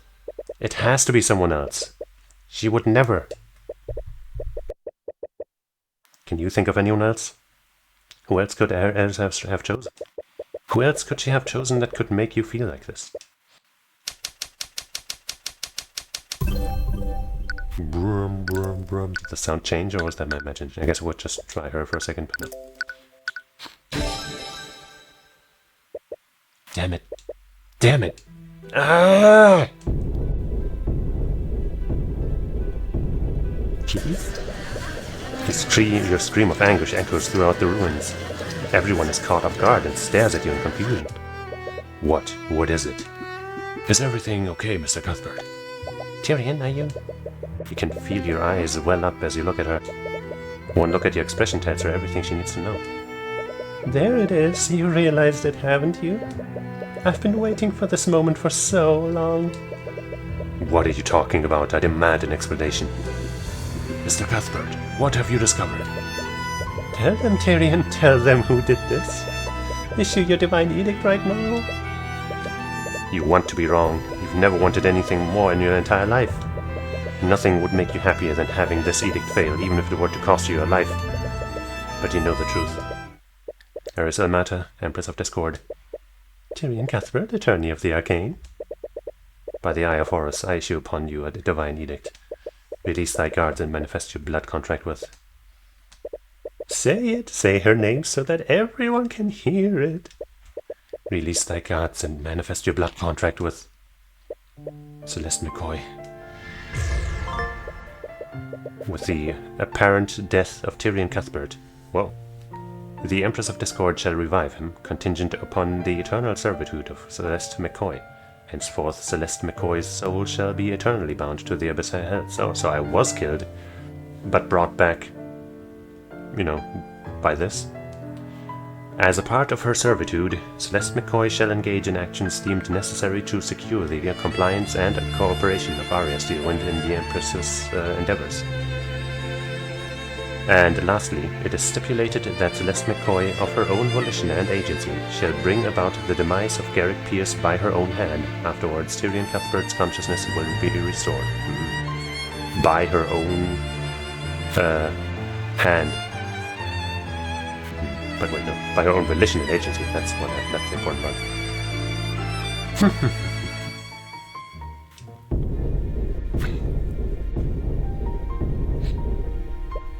I died? Tyrion, I'm sorry, What the hell is going on? Demon, what is the meaning of this? It's exactly what it looks like. The patron you've been looking for has been right in front of you the entire time. Wrong. That's rough, brother. Miss McCoy, did you sign a blood contract with the Empress of Discord? I did. It was the only thing that would save Tyrion. What? I never fought Arya. I fought Beatrice and Eris. They broke past me and ran into the prayer room. But the person they killed wasn't Pierce, it was you. Tyrion, you... She can't even bring herself to say it. Do you realize now, Tyrion? Stop it. Celeste McCoy is the most important person in your life. She was the last person you had that hadn't betrayed you. And she signed away her soul to me, all so that she could save you. That's rather fucked up. Why the somber look, Lucio? Weren't you going to execute the patron the moment you knew who they were? McCoy, does this mean what I think it means? Yes. I'm the one who tricked Arya into signing that blood contract. Damn. What? How could you? I was so stupid. When I made that deal with her, I didn't expect her to. She used that contract to make you act against your will. So it wasn't just Miss Steelwind and Miss Freyga who were controlled that day. You realize it, don't you, Lucio? As long as the contract with the patron exists, your daughter will always be vulnerable to my influence. You can't kill me, so there's only one solution to free your daughter. I must execute Celeste McCoy. What? Understand one thing, Mr. Cuthbert. After what you've done for my daughter, I have nothing but the utmost respect for you. But I will do whatever is necessary to protect her. Ruh-roh. Roar. Lucio, we can't act rashly. I'll let you in on a little demonic secret. It doesn't matter if you confine her within a prison. The patron will be able to take control of Arya no matter where she is. But if you kill her, Arya will finally be free from my control. Do it. What? What are you saying? I should have done this from the beginning. When I realized what happened, I should have just come forward and admitted to what I did. It is a little wonky that you never said anything. But I kept holding on to the hope that it was all some kind of trick. Maybe, there's still a good chance that it is, and that's how we get Eris. Because that would mean that she somehow broke the contract and or lied. We'll see.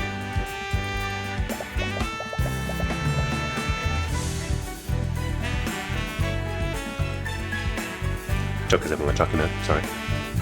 I prayed and prayed for the patron to be someone else. Tyrion, I was hoping you'd find something that would prove all of this wasn't my fault. You finally found the culprit you've been looking for, and it absolutely breaks your heart. That nagging feeling you've been experiencing. It's because you subconsciously refused to believe that she would betray you like this. She didn't betray us, come on. Actually, it still hasn't gone away. This uneasiness is still there. Are you still in denial? No, this is different. I suppose there's no reason to continue with this. What? I sympathize with your position, Cuthbert. But even McCoy recognizes what must be done. It's over, and I will not allow this demon to control my daughter any longer. You can't just... Kingsguard, restrain him. What? Wait! Lucio. That's enough. That's enough. It's my wife. What kind of court is this? To everyone's surprise, Arya leaped from the platforms above and landed right on the witness stand. That's my wife for you. She forcibly pushed Eris out of the way, something that catches even her off guard. Damn, our wives are fighting. Arya, I'm so sorry. Celeste, you are innocent until you are proven guilty. I won't let anyone pass judgment on you until that is unequivocally proven. But I Arya, I did this. Arya, what are you doing? How dare you, father? What? How could you possibly think that you have the right to decide who lives and who dies? If you were actually a prosecutor, I would file you for your immediate disbarment. So he's not? What the fuck? I mean, I guess this isn't an official court, huh? In some ways. And you, Mr. Cuthbert, how can you just stand there? Me? You're Celeste's attorney. Isn't it your job to defend her until her last breath? I didn't see the truth because I didn't want to believe it. I almost let it slip by because of my own personal feelings. I almost put you at risk. As much as it pains me to do so, I need to approach this objectively. Tyrion, to hell with that. What?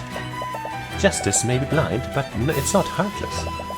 I see it in her eyes whenever she's with you, Tyrion. You mean the world to her. She's consigned her soul to her to protect you. If you abandon her when she needs you most, I will never forgive you. Tyrion, Celeste, can you testify about what happened?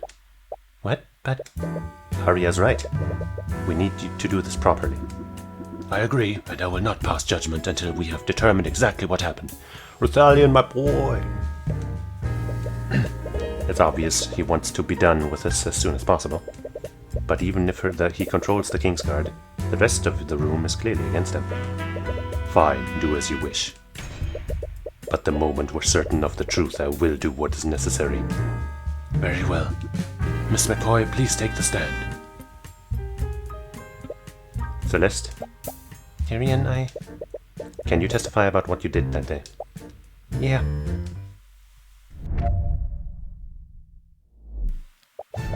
Whoa, something happened already.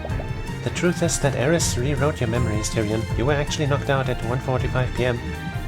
But now that I saw that effect just now, I don't even know if I can trust this statement. What the fuck? We went to the prayer room a lot earlier for our meeting, and that commotion we heard was actually Beatrice and Eris attacking the guards at 1:40 p.m. They tricked me and slipped into the prayer room. After that, Beatrice killed you. I didn't know what to do. That's when Eris told me she would resurrect you in exchange for killing Pierce. I know I shouldn't have done it, but I just wanted you back. I didn't care about what happened to me. I didn't realize that she'd use my eternal servitude to take control of my body. She used me to trick Arya into signing another blood contract. After that, I followed through with my end of the deal. I killed Pierce so that she would bring Tyrion back. The nagging feeling is still here. It's still there. There's something off about your testimony. Well, on with it then. Begin your cross-examination, Cuthbert. Gladly.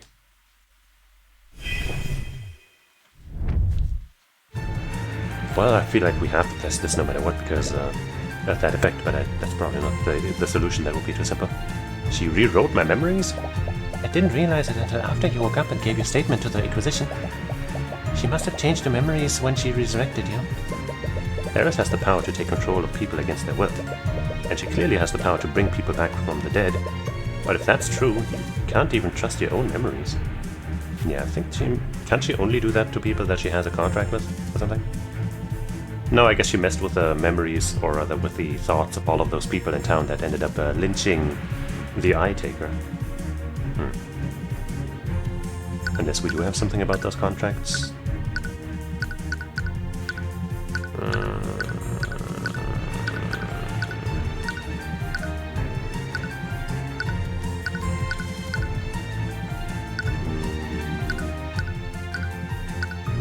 Yeah, I don't think we have anything of that variety. Okay. Went to the room, I was attacking the guards. Right, I suppose you didn't have control of Arya until then. Does that mean you never even fought her? I'm sorry for lying, but I had to create an alibi. Celeste, the Inquisition arrested her because of your testimony. The testimonies of Prince Alaric and the High Speaker also implicated her. Yeah, I don't think it was just her. Miss Steelwind also already knew she was compromised due to finding the purple mark in her pocket. I'm sure things would have ended the same, regardless of her testimony. What did Frigga and that demon do when you found them, McCoy? tricked me and slipped into the prayer room. How did they trick you so easily? When I went to see what was going on, I only saw Eris and Beatrice standing over the guards' bodies. They acted like someone else had killed them. When they lied to me and said that they wanted to go into the prayer room for protection, that's when Beatrice, How did Beatrice kill me? she hit you with some kind of necromancy spell, but it didn't visibly wound you. Ah!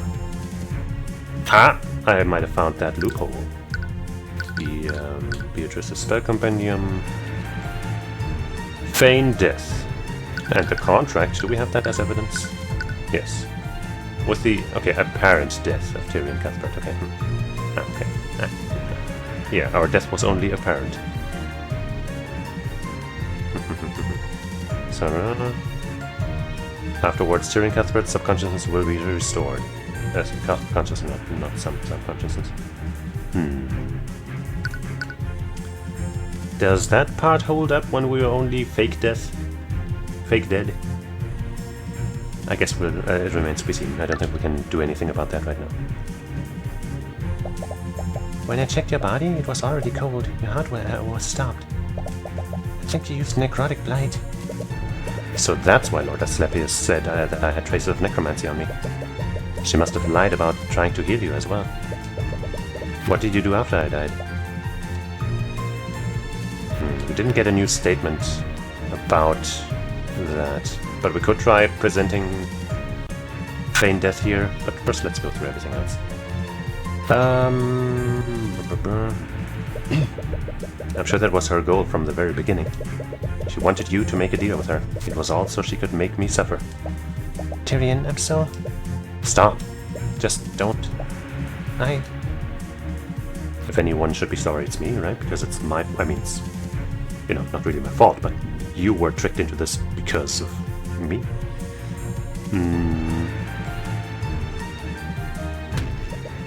How could you possibly think that was okay? I knew it was wrong, but I just couldn't... I'm sorry, I didn't know what to do. There's no sense in administering admonishing her now, Mr. Cuthbert. Wrong words. There's no sense in admonishing her now, Mr. Cuthbert. I guess, actually, back to the contract and the feign death. If Eris said that I was in fact dead, then she did lie. That might make everything null and void, but let's see. Once again, I'm getting ahead of myself. There will be plenty of time for that later.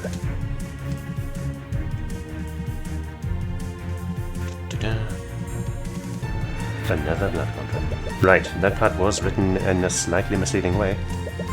She must have thought that the Empress would whisk her away to serve her in hell. But instead she took control of her immediately after. You should have known better than to trust a demon. Anyways, how did you trick Arya into signing that blood contract? Yeah, I didn't have full control of my actions, but I remember what happened. She probably wanted me to watch what she was using me to do. I'm so sorry. I told Arya that Pierce was demanding a plea deal in exchange for telling me who my parents were. Eris made Beatrice put an illusion over the contract to make it look like a request for an appeal. And since Pierce was convicted for killing my father, she respected my wishes. Wait, something about what she said sounds fundamentally wrong. Right, yeah, she must have lied then. Wait, but no. Yeah, I guess it... Does that count as Eris lying when she's doing it through somebody else? Toward Pierce, who my parents were. Eris made Beatrice put an illusion spell over the contract.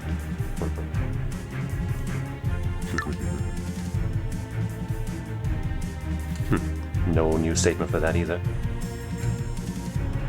After that, I followed through. That's not... How could you think I'd ever want that, Celeste? I knew you wouldn't want this, but it just wasn't fair. Why should a person like him get to live instead of you? It was an easy choice. That goes against everything I stand for. I know, and I don't care if you hate me after this. But even now, I would still make the same choice. I don't hate... Perhaps we should stay focused on what happened for now. Yeah, don't make this about romance, please. She's clearly sincere. She wouldn't intentionally lie about something like this. But why do you feel like something she said doesn't match up with the evidence you have? You need to examine her statements more closely. Okay, so there's just something to actually present here, huh? Actually knocked out at 1:45 p.m. I don't think we can really dispute that. Maybe we have something, but let's see. I went there much earlier. Started attacking the guards at 1:40 p.m. Tricked me and resurrect you in exchange for killing Pierce.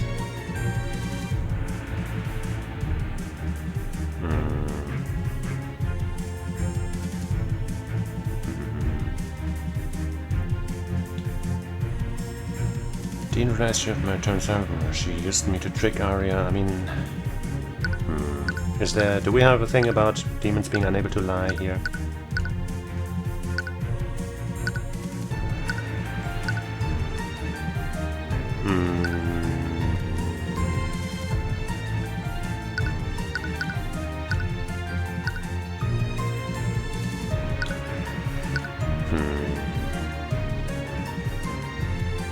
Wait.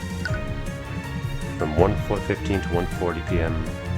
Asked at one guard in Arya if Seal spoken with High One. At 1:40 p.m. Seal went abruptly left the meeting and didn't answer Aster. Okay, and I guess that does line up with what we heard.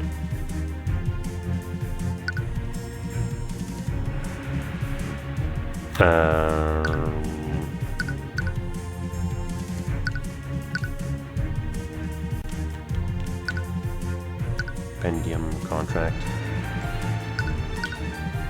With intention of the contract person, the person who hands the contract to Arya Steelwind will be referred to as the patron, right here. By signing this contract, Arya Steelwind surrenders her mind, body, and soul. This contract will bind Arya Steelwind to the patron so long as they both live.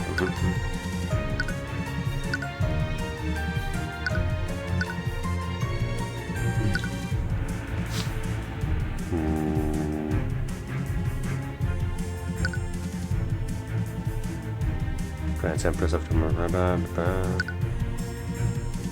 With the apparent death of Tyrion Cuthbert, Empress of Tomorrow, after Discord. I keep wanting to say Empress of Tomorrow because that's a different person from a different thing. Asuka from wrestling, who was one of my favorites when I watched wrestling stuff. Anyway,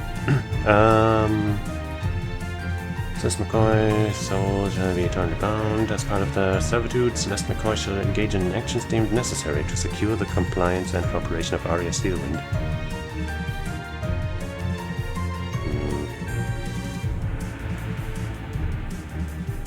Wait. Hold on.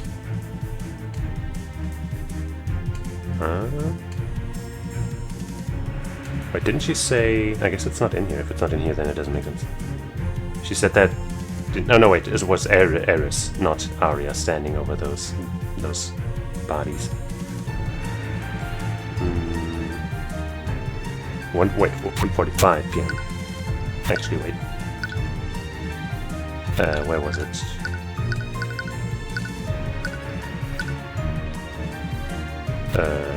Wait, where was it? Where was it? The thing that I looked at and I was like, nope, that matches up. But now I'm seeing that's 1:45, so actually maybe it doesn't. There. From 1:15 to 1:40 p.m. I just presented, I guess there's no harm, but I don't know. Objection! Okay, and it's not. That still matches up. Just because of 5 minutes doesn't really matter, does it? Proves it. I'm sorry, but I don't really see what proves anything. Oh, I suppose you're right. Your conflicting emotions must be throwing you. No, I was just kind of doing it because I was too lazy to read through the entire thing.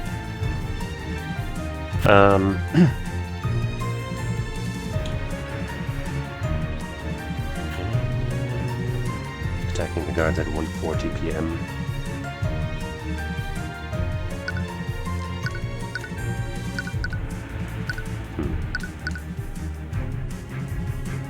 I guess maybe we can try presenting it here again, but... Objection! Yeah, I didn't think so. I guess the downside to there not being a health system is that I'm just kind of throwing things out willy-nilly on a whim. But, you know, where's the harm in that? They tricked me and slipped into the prayer room. Just killed you. I guess, right, I was gonna present feign death here. Haven't tried that still.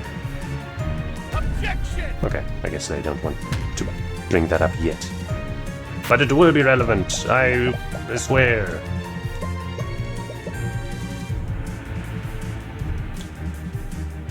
Maybe here. Maybe I'll present it here.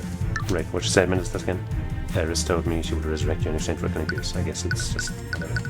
Objection! Okay. It's definitely a key spell, I know it. It's definitely part of this. It's very important.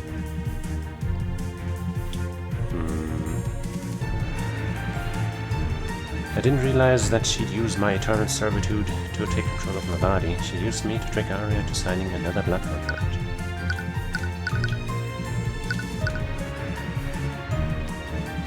Engage in actions deemed necessary to secure the compliance and cooperation. Does that fit? Signing the thing, I guess? I guess I'll try this. Maybe that's where the trickery lies, but I don't know. Objection! No. Yeah, that's too indirect.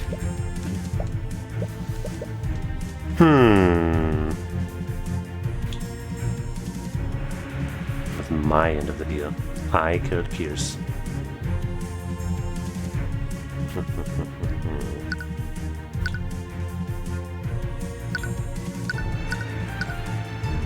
I guess actually, what's the Celeste's testimony again from back whenever? During the afternoon of the murder, Celeste McCoy heard a suspicious sound and investigated the hallway leading to the prayer room. There she saw Arya Steelwind fighting the guards. That turned out to be a lie now, I guess. Arya didn't respond. Too far to a standstill. Arya pushed past her. Sister arrived at the prayer room, found Tyrion and Arya unconscious. And Pierce was already dead. She didn't see Beatrice Frege. I don't think that's of any value here. 2:45. Do we have any statement about when we woke up? I guess it probably doesn't really matter.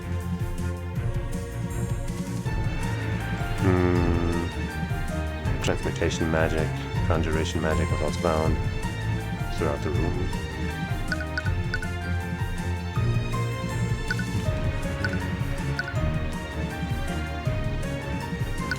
Man, I don't know right now. Inquisition discovered something was wrong with Alaric de Warengard. Right, so that thing about him probably being turned into an animal. I also told them that Arya Steelwind had to cast a spell, though. Arrived at the scene, they spotted the unconscious guards outside. They did not see Celeste McCoy and Arya Steelwind. This all happened at 3:10 p.m. I don't think that is relevant here. Several nights are unconscious, respond clearly not being affected by any kind of weapon spell.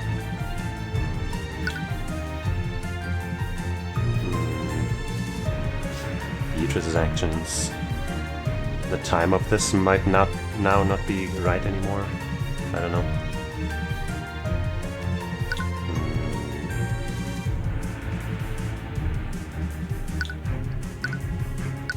I mean, I guess we could check her spell compendium, but I'm pretty sure she has the spell needed. Right, we know that she learned shape water, and we know that's what... Well, we're pretty sure that's what killed him. I guess we don't have her compendium, but we learned early in this case that she did that. That she learned that spell. Because she was saving us from the scalding tea.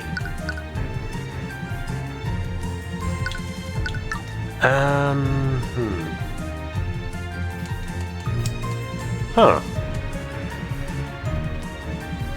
This is the statement where we got that weird effect, so I'm suspicious of that one, but I don't think we can really do anything with this one. Truth is that Eris rewrote your memories, Tyrion. You were actually knocked out at 1:45 p.m. Do we have anything, though, to disprove that?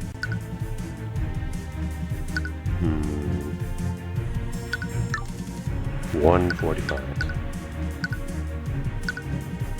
Is there anything that has anything to do with that time frame? Breathe. This guy. Marriage meeting was it one? No, we've already presented that, haven't we? 140, so he went abruptly left the meeting and didn't answer us. 1:50 p.m. Wait. To meet with him at 1:50 p.m. Apparently had a very important information that Oracle and I couldn't ignore.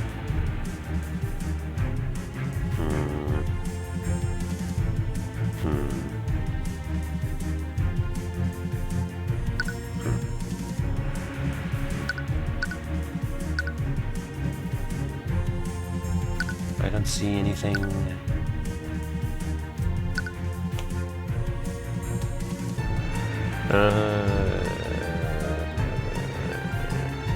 For the intentions of this contract, the person who hands the contract to her patron. Signing this contract, Arcane surrenders her mind, body, and soul to the patron. This contract will bind Arcane to the patron so long as they both live.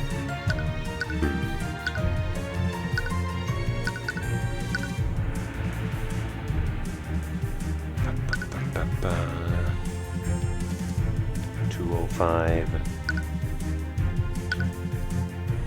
2 p.m.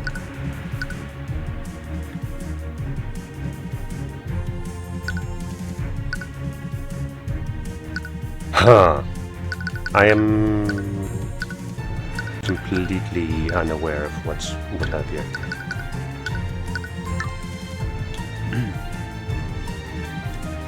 We went to the prayer room a lot earlier for our meeting, and that commotion we heard was actually Beatrice and Eris attacking the guards at 1:40 p.m.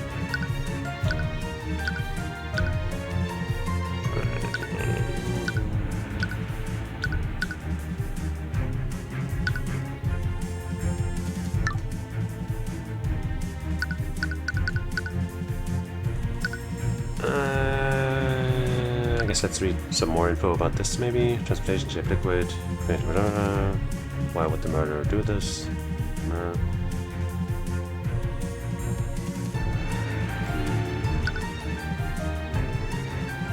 Murderer's route, I don't know. Report.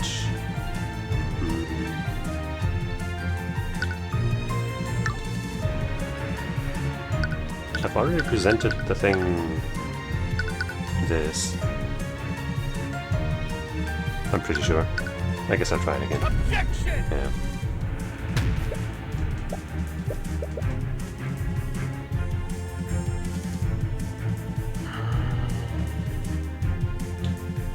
They tricked me and slipped into the prayer room. I don't know what to do.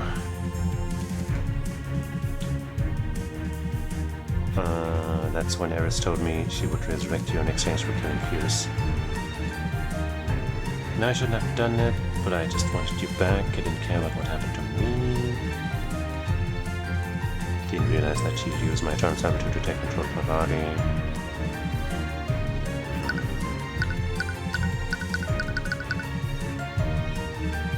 I mean, it kind of says here that it does allow her to use her body, and why wouldn't she do that immediately, I guess, but that's just a weird... You know, I guess she was in a panic and wasn't thinking clearly. Man, I don't know. After that, I followed through with my end of the deal. I killed Pierce so that she would bring Tyrion back.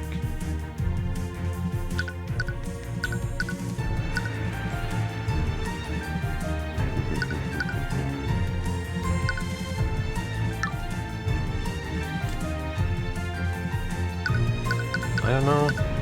Maybe here, present feign death. Objection! Yeah, no, I didn't think so.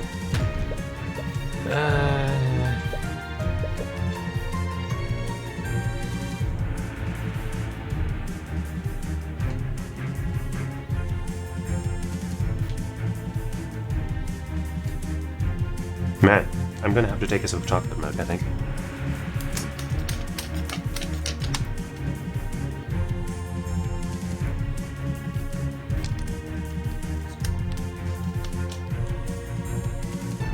Never have I been so stumped in this game before. Maybe if I had done this entire case in one sitting, I would remember what I need to. But I don't know.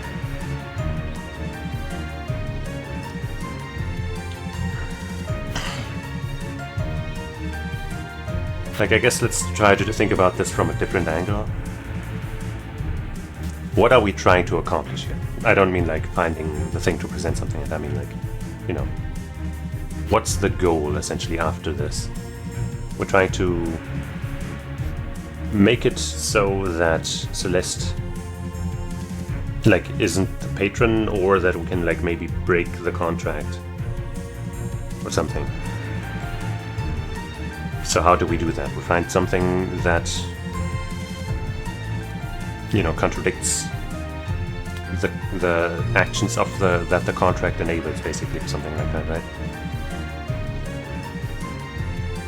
But I've been trying that anyway, so that doesn't really open up anything new, I think.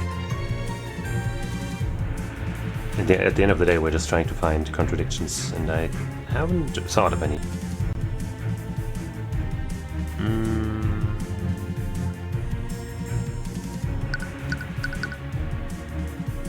Inquisition discovered something was wrong when the Warren Guard report murmur. 3:10 p.m. Them noticing all of that so late is kind of weird, I guess. Objection! Yeah, no, but I don't think.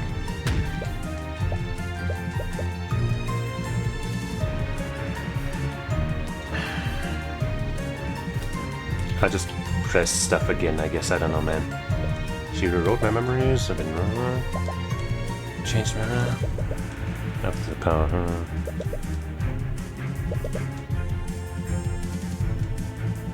Yeah.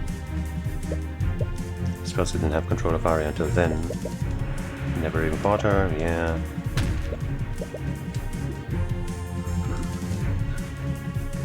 Also knew she was compromised. Yep. Yeah. Okay.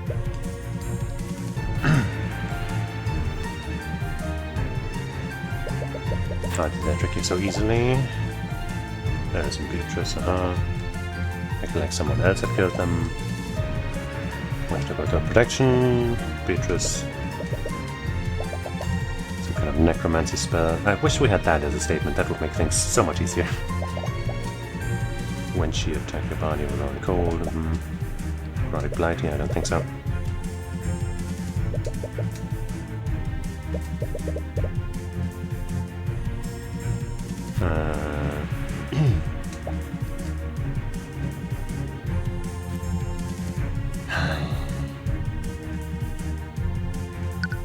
Maybe I'll try this here. Objection! Yeah, no, I don't know.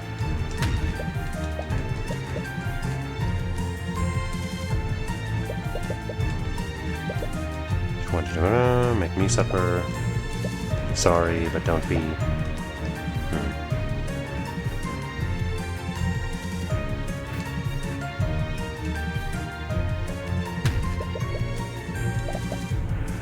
Just couldn't. No sense. Man. Eternal servitude, control of my body. She used me to trick Arya into sending another blood contract. Didn't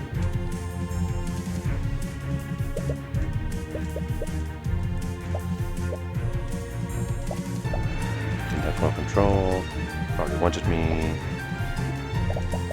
Told Arya Pierce was demanding a plea deal. I mean, this statement, I guess, was specifically brought up when we were hearing it for the first time, so I guess I should be focusing on this, huh? Pierce was demanding a plea deal in exchange for telling me who my parents were. Ferris made Beatrice put an illusion over the... Wait, I guess maybe Beatrice... No, Beatrice knows that illusion spell, doesn't she? Maybe, I guess... But we don't have this statement, so I guess we can't really present the spell companion here, can we? Make it look like a request for an appeal. And since Pierce was convicted of killing my father, she respected my wishes. Something about what she said sounds fundamentally wrong. But we didn't get it as a statement! She used me to trick her.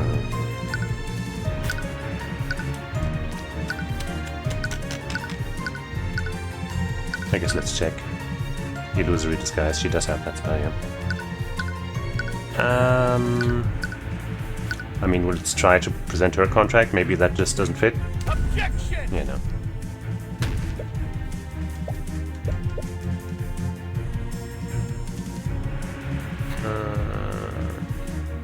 used me to trick Arya into signing another blood contract. This makes it sound like she already had a blood contract before, but we don't have anything with that, so I don't think that's really relevant here.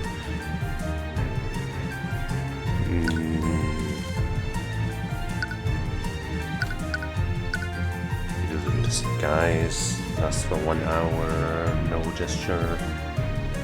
Illusion on the target to completely change their visual appearance. The disguise moves with the target. The disguise can make the target look 1 foot larger or smaller. Elements hidden by the spell are made invisible. The elements created by the spell are purely visual. You cannot make physical contact with it. I don't think that contradicts anything that we know.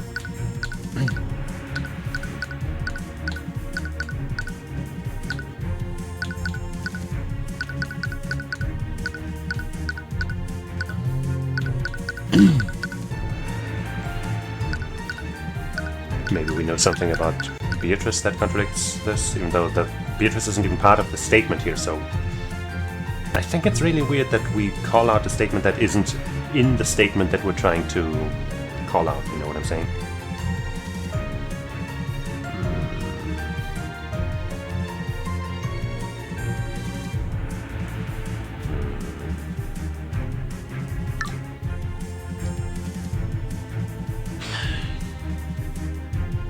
Me to trick Arya. Follow through with my end of the deal. Fundamentally wrong about a piece that we cannot present at.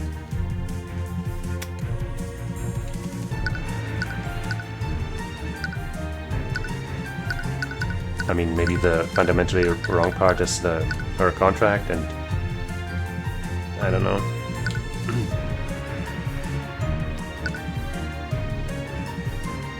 I guess maybe... No, wait, no. The statement clearly says that Beatrice is the one that cast the illusion spell, so we can't be like, oh, Celeste doesn't have the spell.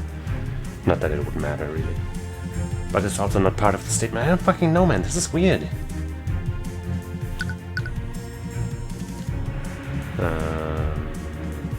No, we already tried presenting this here, so... I tried presenting this again. I don't think that has anything to do with anything, but whatever. I guess I tried this statement again, but... Michael appears that she would bring Tyrion back. That's not... It's fair. It's a choice.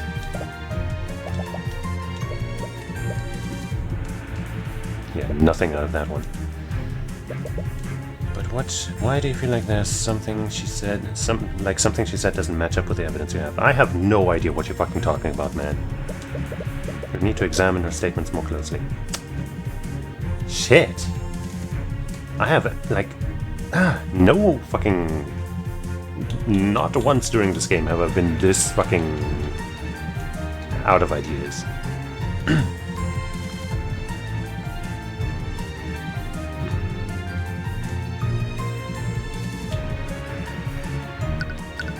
I mean, I could try this because, oh, we saw her at 2:30, but, like, once again, that would just... I guess I'd try it, but, like, you know, that can't be... That's just, hey, that's the part where we're manipulated or whatever.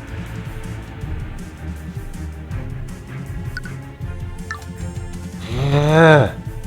It has to be this, right? Otherwise, they wouldn't have drawn so much attention to this. I didn't realize that she'd use my eternal servitude to take control of my body. She used me to trick Arya into signing another blood contract.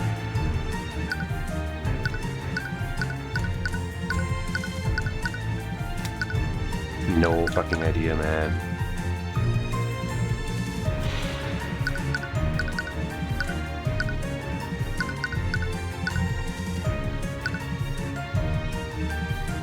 Arceus was on the way to prayer room at the stairs. Arceus went throwing something off. Doesn't say anything about the time here.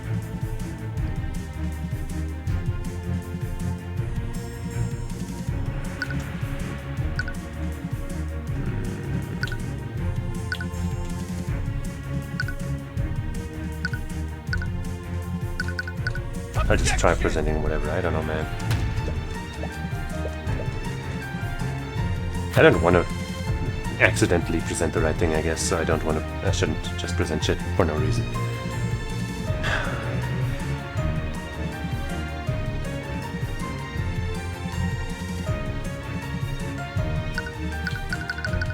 Maybe it's super obvious and I'm just fucking missing something for no good reason.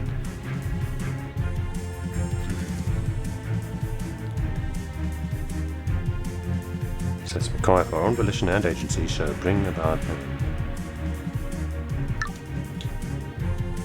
I guess I'll just present this here. Maybe she'll tell us more details, and then I don't think this is, but you know, might as well. Objection! Yeah, I didn't think so.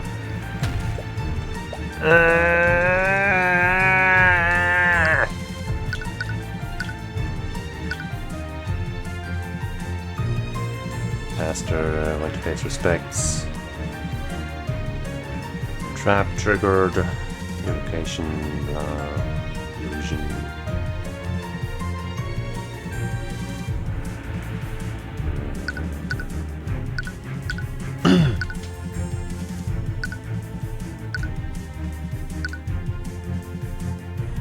Mend wounds, firebolt, shape liquid, dispel magic, steal wind strike, detect magic, polymorph and hold creature. I don't think that's relevant at all.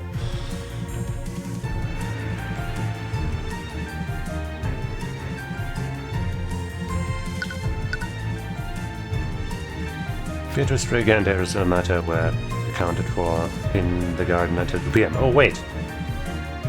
Until 2 PM.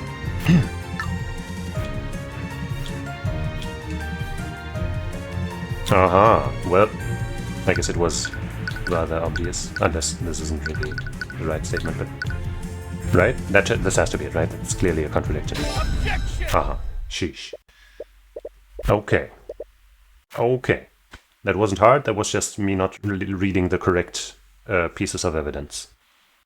My bad.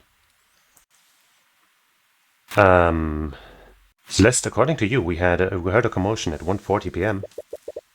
You went out to investigate, and that's when you saw Eris and Beatrice. Yeah, I lied all about my fight against Arya. I never even fought her.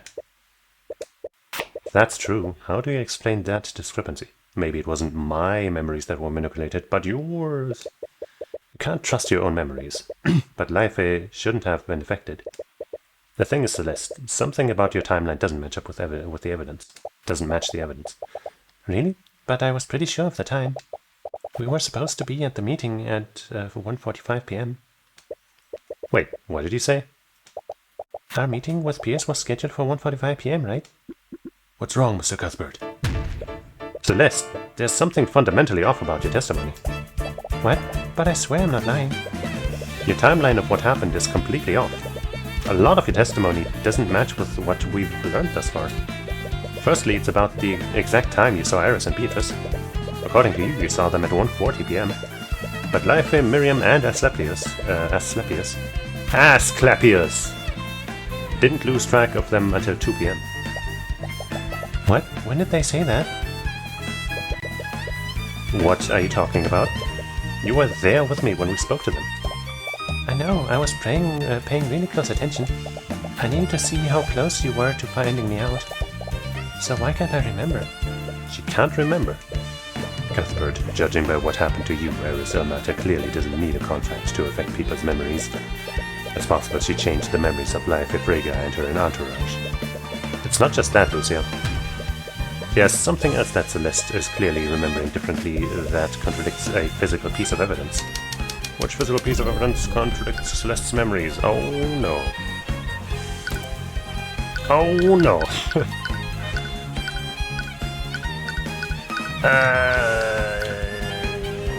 Debris.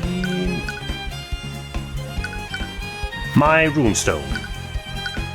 Alright, yeah, the thing here. Lord at 2 PM. Yeah, okay.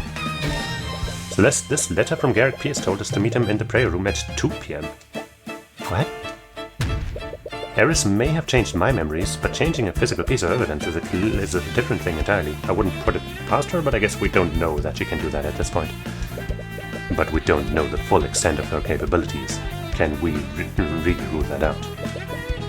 You were unconscious. Matter had plenty of time to access your body and your belongings. At this point, anything is possible, and Eris is far too unpredictable to say for sure. But if Lucio's right, Eris could have gone around doing whatever she wanted. She could have wiped the memories of every witness who saw the crimes, and she could have manipulated the crime scene however she wished. But if she had done so, there would have been a lot of logical inconsistencies.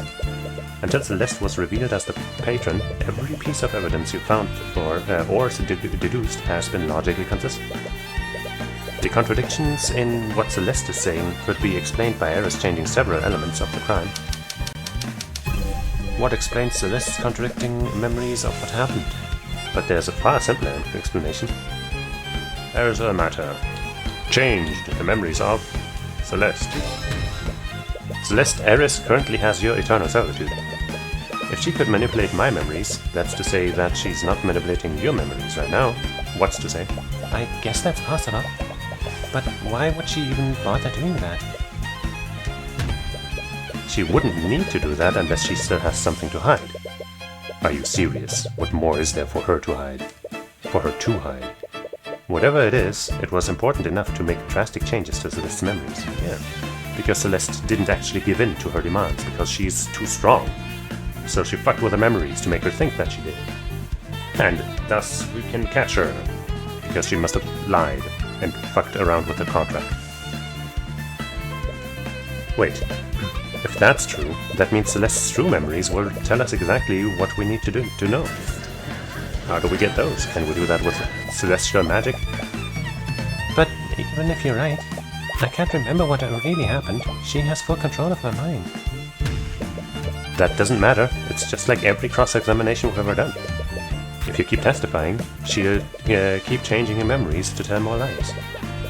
If we keep pointing them out, we'll eventually arrive at the truth. Oh, something about her eyes seems a little off, doesn't it? Celeste? It's really obnoxious how resilient you are. What? Why can't you just give up already? Eris, is that you? What are you? Unfortunately, your little interrogation ends here. Kingsguard, what are you doing? Destroy Ilmater's body. Too late, Lucio. I win. What? Celeste! Damn it. Eris, what did you do to her? I put her to sleep, just as I did with Beatrice. You... Why would you do such a thing, Ilmater? Because we were getting too close to the truth? What do you mean? I did it for the same reason I do anything. What would make Tyrion suffer more than putting his love in an eternal sleep? Nah, you're just doing that too far because we were getting close. You're getting scared. Not that I believe you did anything wrong, but this is a nice game between us, between me and you, you know, because we love each other. If you wanted that, you wouldn't have just done that. You would have just done that from the beginning. You're hiding something, I know it. Damn it, we can't extract any information from her like this. The only person who can tell us what we need to know is Celeste. Well, good luck getting anything out of her like this. Ever since you discovered the truth about what she did, one possibility has been floating around your mind. But is it even possible? No, it doesn't matter if it's possible. Eris Ilmater? What is it? What would happen if I nullified Celeste's blood contract? Assuming there's anything to even dispute, everything granted by the contract would be reversed. And I don't think you fully understand what that means. I guess I would die again, but I was never really dead, was I? Lucio? What is it? Your men know where Ruby Temora's law office is, right? They do. Where are you going with this? You need an attorney to cross-examine Celeste's testimony. She owes me, and she'll be able to finish this on my behalf. Wait. And tell her I'm sorry I couldn't keep my promise. You're not serious, are you? Wait, I'm gonna kill myself to get her out of the contract? That would be a little different from what I was thinking. I am one of the eldest evils that's ever lived. I would never create a faulty contract. Oh, I guess we're not killing ourselves. Oh, there is a matter, Empress of Discord. Wait, you know I can't speak lies, correct? By the Eye of Horus, I demand the opportunity to dispute the Celeste McCoy's blood contract. I'll state it plainly, then there will be no room for doubt. Celeste McCoy's contract was written without flaw. I don't care. What? Celeste sacrificed her life to save mine. How could I ever face her again if I didn't do the same for her? You're insane. You're just risking death for nothing.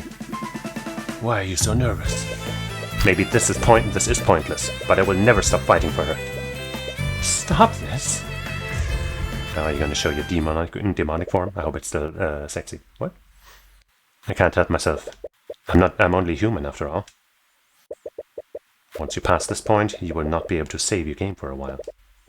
It is recommended that you make a save file now. Okay. I haven't really done that in between court cases ever because I think like once or twice I guess I thought saving happened with a different button and I was like, I guess I can't save. I don't know. I don't know how I did. Like, I don't know. But whatever. This is fine. Okay. I guess I didn't need to do that. Well, that's fine. I'm trying to think of a good, like, English saying that means, like, you know, doing something double is better, because in German we have, like, doppelt gemoppelt hält besser, which just means, like, you know, it essentially means doing something twice, you know, is gonna last longer or is gonna work better, I guess.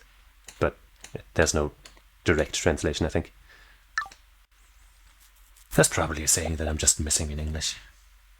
I've killed people. They were usually criminals or bandits. But it still frightened me how unaffected I was by the deaths. That's how the case started, isn't it? Wasn't it? It always came so easily to me. I was good at it, a little too good. People told me that taking the lives of others would be hard, but I never felt that uneasiness, not even once. It made me think that I was some kind of unfeeling monster. And maybe I am. But the time I spent with you, it filled me with more happiness than I could ever have dreamed of. Instead of taking lives, I could save them alongside you. It felt good to protect you. I felt needed when I knew you were relying on me. It made me feel like I was actually worth something for someone, to someone. And whenever I saw the light in your eyes, it filled my heart with a warm feeling that I've never felt before. Let me have some water real quick. But it was too good to be true, wasn't it?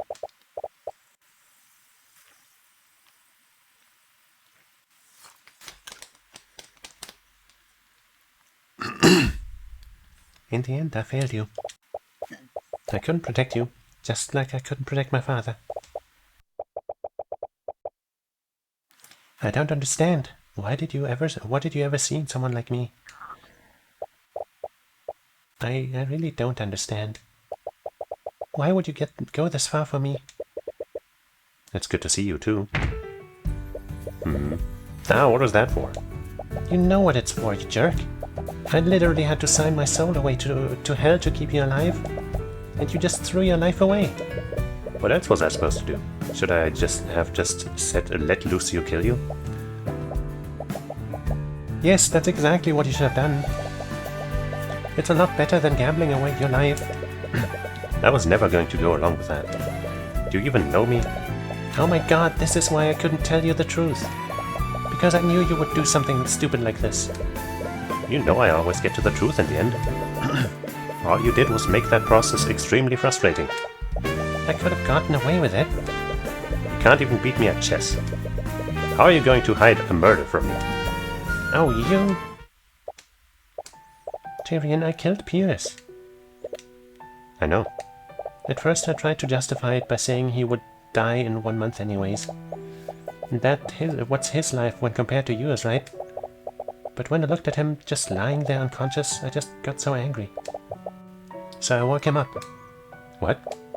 I wanted him to experience the fraction of the pain that my dad felt. Someone like him didn't deserve a peaceful death. So I... Celeste. You hate me, don't you? This time I'm the disgusting murderer you've been looking for. So why couldn't you just let me die? Do you honestly think I care for you that little? What? You are and always will be extremely important to me. One betrayal won't change how I feel about you. Tyrion, so you're not getting rid of me that easily.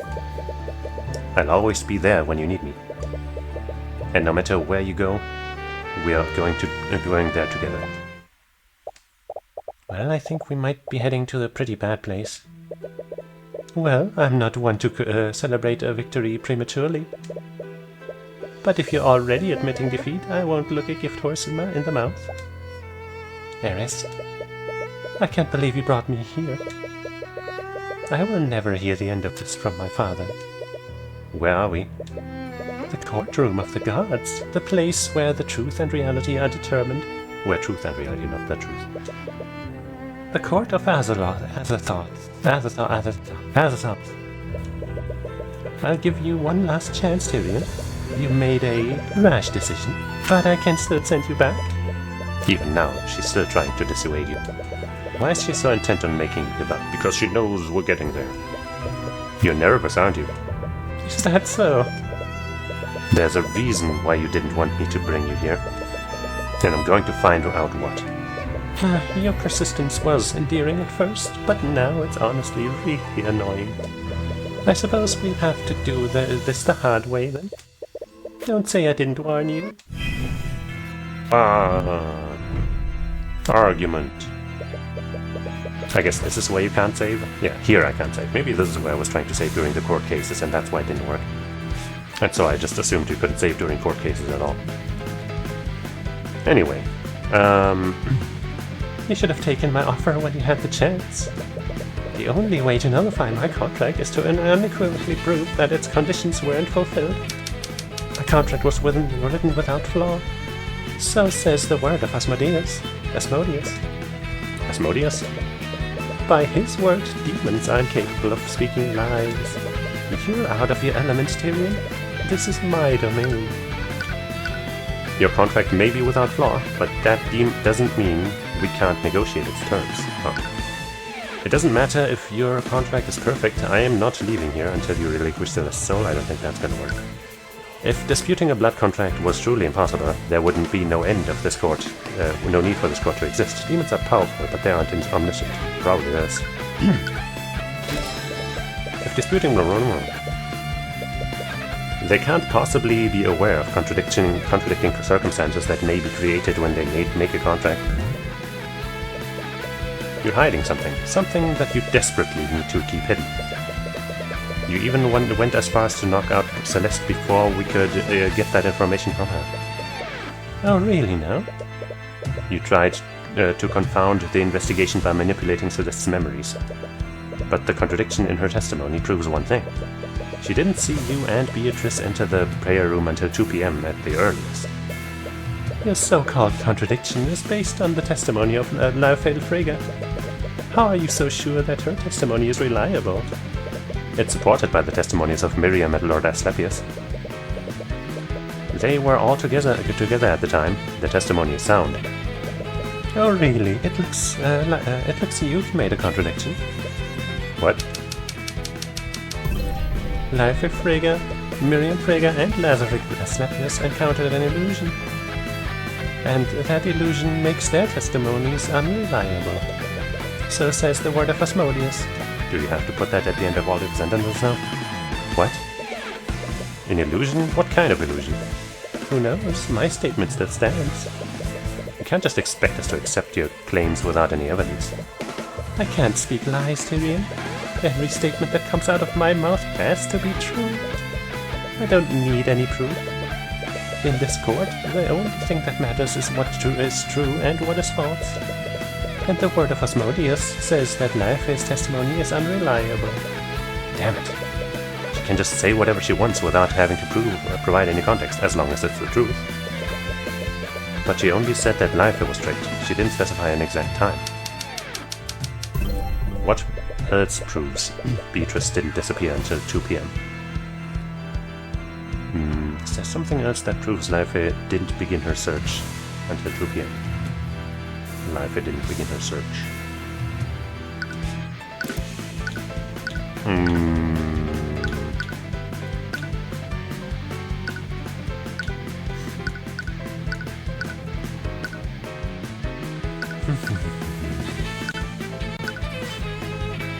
That was it. 2:30, but I think that doesn't really matter here, does it?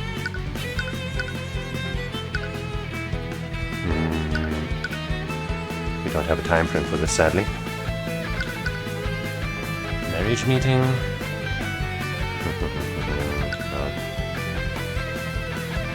150. I guess. Wait. We have this at 2 p.m. After the Wyvern Guard went to pay his respects at his father's coffin. Blah blah blah. Force cage. Created blah blah blah. They were later on. I mean, does this work as evidence here? Because we know she saw that, right? Beatrice Frigga and Eris were accounted for. 2 p.m. Eris supposedly lost track of Beatrice and searched for her. Life of Frigga and were together and were about to search for Beatrice at 2:05 p.m. However, they were stopped by a Kingsguard. Clifford continuously had to drive past her. I mean, this is mentioned here, but do I present this here now, or Beatrice didn't disappear until 2 p.m.?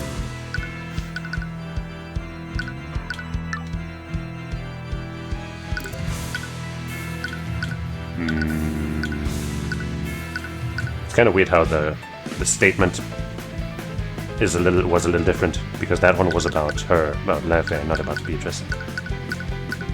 But the question that we're directly answering is more about her. Right?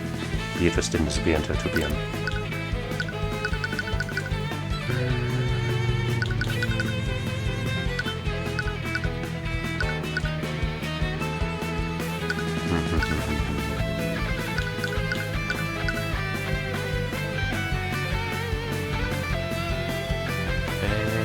I mean, this is the only idea I have right now, so let's try that, but I feel like it's probably wrong. Oh no, it's right. Regardless of when it happened, Leife and her party went to search for Beatrice when you two went missing. It was another case of those. It's not like directly mentioned who was there in that statement, so I wasn't sure if the game would want that. But okay. To throw her Beatrice after you two went missing. Do you confirm or deny that? I won't deny it. Perfect. Whoever set that trap, they said it should trigger whenever Astor approached his father's body. And it didn't trigger until 2 p.m. Leife and her party were about to search for Beatrice when the Kingsguard informed them of what happened. And mind you, the Kingsguard did this immediately after the trap was sprung. Since Leife was about to begin her search when this happened, Beatrice couldn't have gone missing until that time. And once again, you're predicating that on Astor's testimony? Not just him, Eris. Several members of the Kingsguard witnessed this. True, and that is why I'll respond with this. An activated force cage did not trap Astor de Beauregard during or after 1:50 p.m. Oh. So says the word of Asmodeus. But how? The testimony came from multiple people. There was illusion magic. Are you saying that the trap was sprung earlier than that? Don't you remember, Tyrion? I can manipulate the memories of people who have a blood contract with me. But I'll give you a little clue. The Empress of Discord made contracts with multiple knights of the Kingsguard. So says the word of Asmodeus. What? I tampered with their memories. You can't trust their accounts of what happened. How many people did you make contacts with? Little Lady Steelwind has been investigating my work for the last few months. But I've had my talents in Wyvern for far longer than that. I've been preparing for this for quite some time. But even the Kingsguard... What? But even the... Okay, that's a weird statement, isn't it? Whatever. No one is safe from temptation. Everyone has a price. Your little girlfriend should know that better than anyone. Still, there has to be something. I still have more evidence. Only whose testimony will you be relying on this time? You can present all the evidence you want. Most of what you have is based on eyewitness accounts. Even so, you can't have possibly made a contract with everyone there. Let's check that again, shall we? It's possible that I have a blood contract with everyone present during the massacre. So says the word. I mean, it is possible, I guess, yeah. Are you kidding me? But you only said it's possible. You never said it's actually happened. You're the one disputing my contract, Tyrion. The burden of the proof is on you? That's completely ridiculous. How could I possibly verify a statement like that? It's simple. Issue a divine edict to each person who was at the cathedral. You know we can't do that. Actually, we did do that for one person, and you actually, wasn't it you, Eris, who saved us from death there? You know we can't do that. But we do have one piece of truth. If we get it wrong, if he gets it wrong even once, you die. That sounds more like your problem than mine. Damn it. Nothing to say, Tyrion? I do. I know, or at least think, that Aster doesn't have a contract, so... You know, I mean, it doesn't disprove that you could possibly have a contract with everyone, but we know that you don't. Isn't this the part where you present some groundbreaking piece of evidence? As long as the statement stands, you have to doubt every piece of testimony you've gathered. Everyone at the cathedral could have been compromised except... Aster, I know he doesn't have a blood contract with you. Yeah, I suppose you're right. So are you going to use his testimony? You couldn't observe much from within the force cage, okay? But you could observe something. Do you understand now? You were never meant to win this game. But I've got to give you points for entertaining me this long. This is the most fun I've ever had, and I truly mean that. Tyrion, come on, there has to be something you can use. But all the clues you've gathered could potentially be lies created by her. They're useless against her. Tyrion, you have to say something. You can feel your strength fading. It feels as if you're being pulled into an eternal sleep. This has always been a contest of willpower, and I think he's finally run out. No. You recall what happened during Beatrice's trial. Your mother gave you the knowledge you needed to win. She did it before. Can she save you again? Let's not rely on people all the time. We gotta win on our own strength sometimes. Like that one time that we did in the trial with what was his name, Justin Wade, right? There we didn't use the empowered eye. That was nice. Mom, please. I need your help. Well, I hope that it's our new mom, our other mom, helping us out this time. We did call for help after all. Please just tell me what to do. You hear nothing back? No. It appears you're truly alone now. No, you have Celestia. You knew this was a long shot, but you still held out hope. You just wanted to protect Celeste, and you really thought you could do this. But Eris is a being who wraps herself in layers upon layers of lies. She has the power to make you doubt everything. The witness testimonies, even your hard evidence could be fabrication. How could you possibly argue against someone like that? It's not fair. It's not fair, Mr. Mora. They're not even bothering to investigate the crime properly. Well, of course they're not. If they did, they'd be forced to admit that my client is innocent. How are you so calm right now? Is this what it's always like? How are you supposed to win like this? They can just keep changing the narrative however they want. They can, and that's exactly how I beat them. What? Look, Cuthbert, almost every part of the system is against us.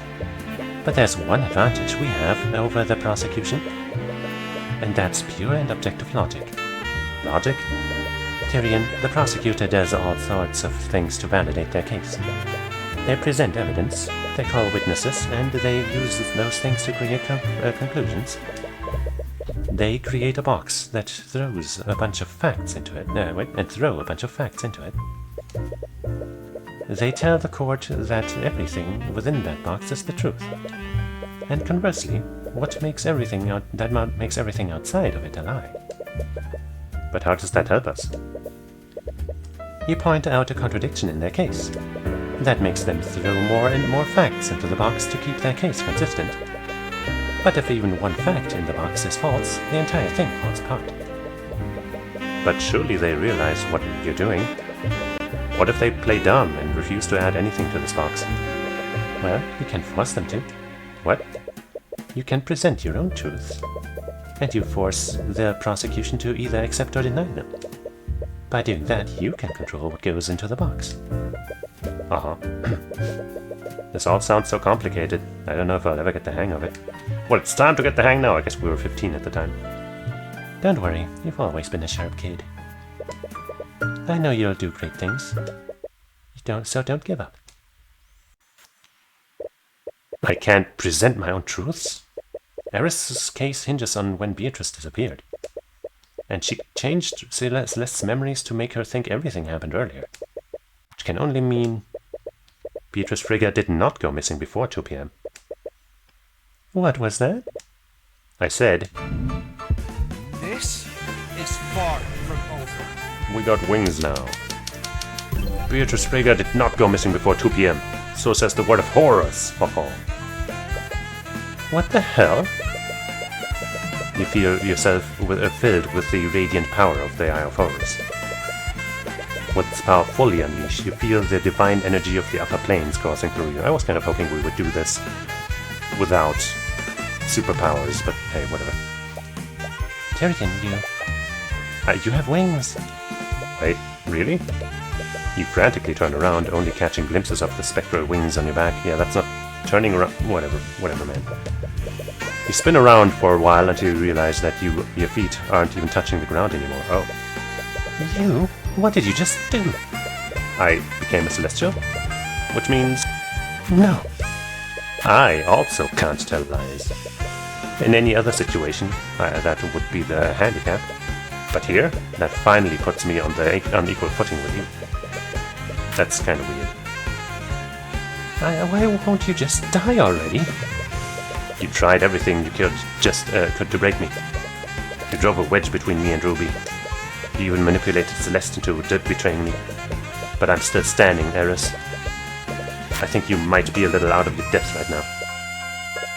I have lived 1,000,000 of your pathetic lifetimes. And you think I am out of my depth? I am the Empress of Discord, ruler of the 6th Circle of Hell. I am a god. She doesn't know, Tyrion. What the hell are you laughing about? Whoever you are, man, king, or god, I won't let anyone stop me from reaching the truth.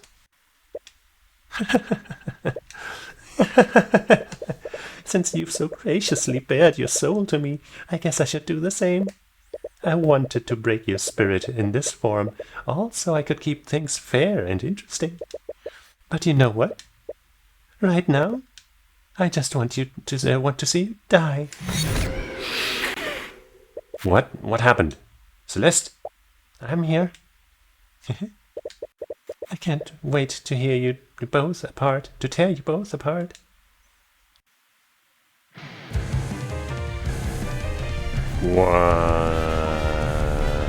Okay, she's not hot anymore. What? What is that thing? Did you two honestly think my true form was that of a teenage girl? Lord of the Sixth. No, I'm an ancient one. I'm older than time itself. It feels liberating to break free from that weak mortal shell. So this is what you really look like. Well, it doesn't matter. Whatever you are, I'm taking Celeste's soul back. Kick her ass, Tyrion. I'm going to carve out your souls and mount them in the fields of Malbolge. Fate challenged. Okay. You need to be careful. You are bound to the same rules as her now.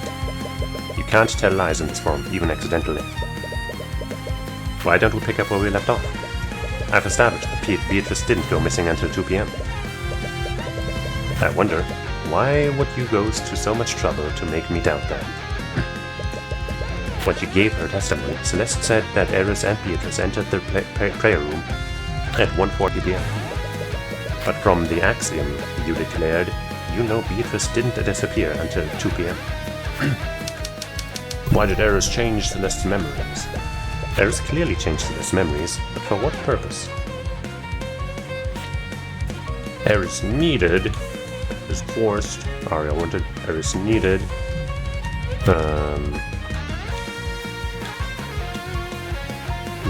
Celeste to believe. Her blood contract occurred earlier. Right.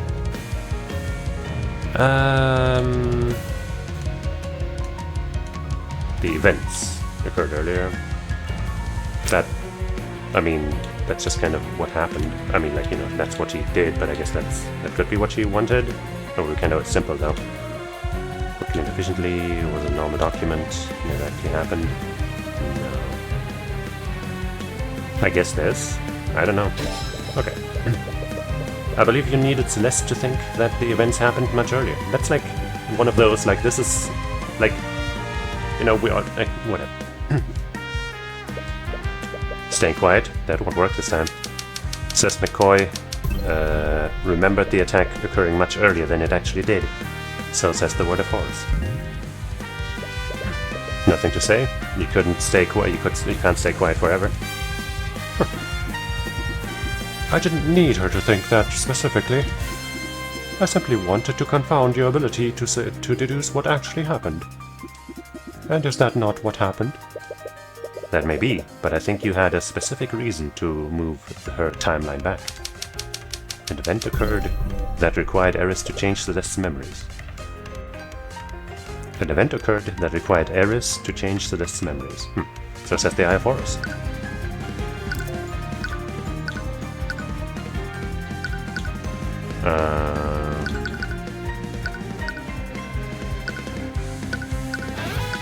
I was thinking, you know,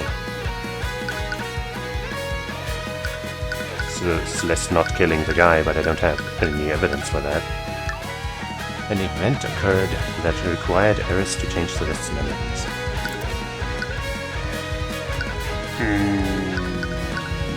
Let's see. Garrick Pierce. Maybe somebody else killed him first. But that, I don't know if that would really work here. Coraline, Garrick, murder route, report, Beatrice's actions.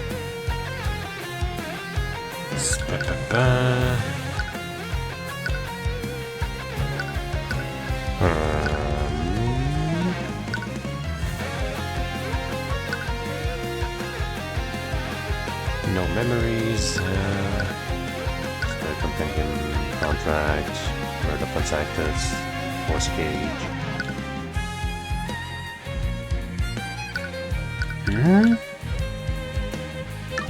An event occurred that required Eris to change Celeste's memories. I guess I'll try this, but I don't like. Let's read this again, I guess. The Inquisition found a frozen blade impaling Garrick Pierce through his heart. There were portraits of transmutation in his blood. Plasma-shaped liquid. It's oddly similar to how Pierce was murdered. But why would the murder do? Pierce used this method during Clinton's murder. However, it's clear that murder wanted to frame Arya and get as much evidence as possible.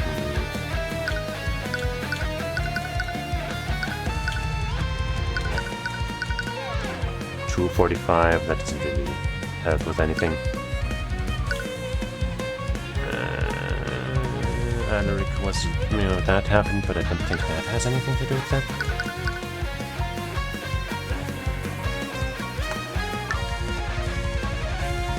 I guess maybe she did find out her parentage, and that was bad news for some reason.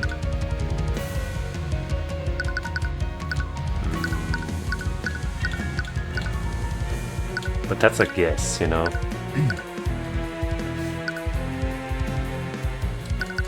I mean, I guess I'll try that and hope that it's not instant death if I get it wrong once. Yeah, no, Eris wanted you to believe that Celeste signed the contract with her at 1:40 p.m. She needed you to believe that to keep the narrative logically consistent. But you now know that Eris used Beatrice to attack the prayer room no later than 2 p.m. Used Beatrice to attack the prayer room. What followed shortly after that seems strange if the events happened much later.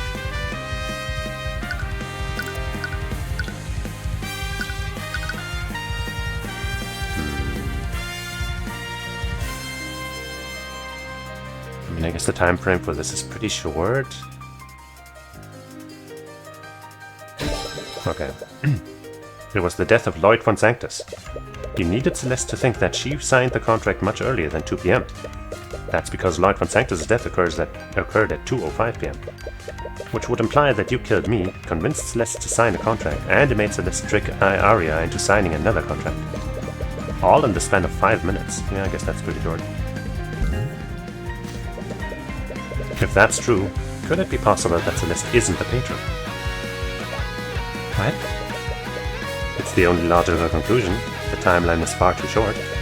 Even if you remember being tricked by her, we can't trust your memories. Isn't that right, Eris? Your desperation is almost pitiful. I should respond to that. I should respond so that there's no room for doubt. Celeste McCoy was the person who gave Arya Steelwind the blood contract. What gave her that, doesn't? That's not the wording, though, is it? The person who hands the contract to Arya Steelwind will be... Okay.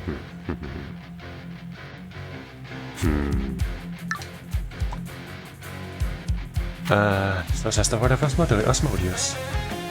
Was the person who gave Arya Steelwind to that blood contract. I knew it. There's something wrong. I know the truth is hard to accept sometimes, but Celeste did betray Arya's trust. Wait, oh. I know the truth is hard to accept sometimes, but Celeste did betray Arya's trust. She always speaks in technicalities, so you can't take that claim at face value. But this could also be a trick. You could declare outright that Celeste is not the patron. But if you're wrong about that, you'll most definitely die. You need to be certain about before you decide to declare it. Okay, let's assume that Celeste isn't the patron. Why would Celeste hand Arya a blood contract? If Celeste isn't the patron, that contract would have already been signed. And you already concluded that the blood contract was disguised as a normal legal document.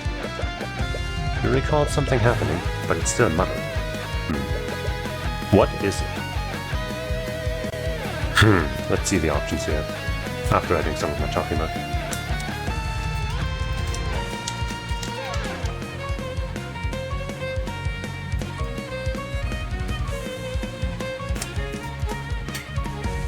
So, some characters here. Dropped, tricked, killed.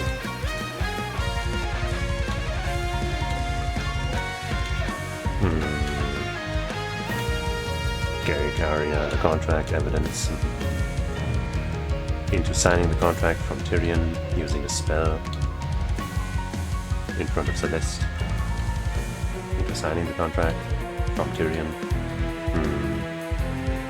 Why would Celeste hand Arya the contract?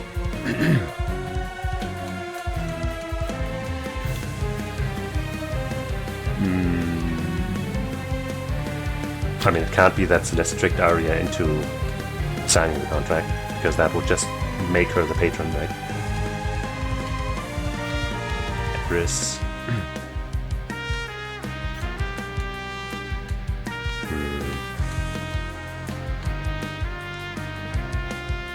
Why would Celeste hand Arya? Let me read the thing again.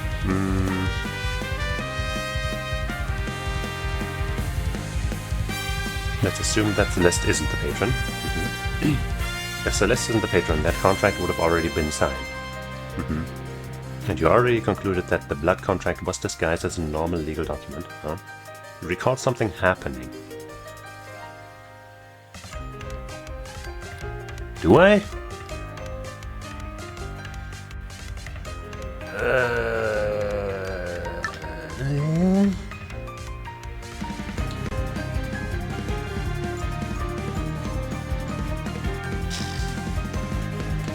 From Tyrion? No.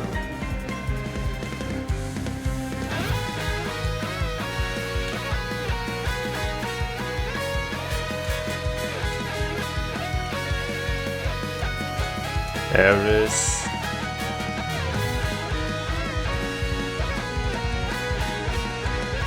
Killed Garrett Peters in front of Celeste. No, that doesn't really fit here, does it? Why would Celeste hand Arya a blood contract?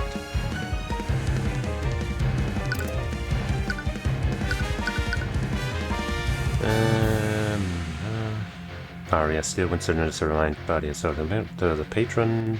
This contract will bind Arya Steelwind to the patron so long as they both live.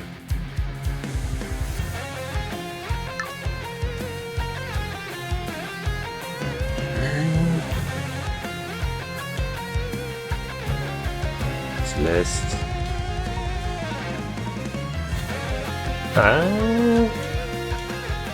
Dropped the contract in front of Celeste.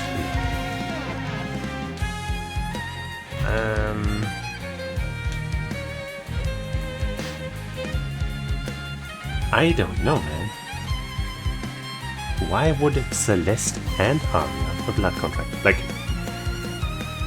the question to, like, get more specific, right, is why would Celeste hand Arya a blood contract after Arya had already signed her blood contract that we know about, right?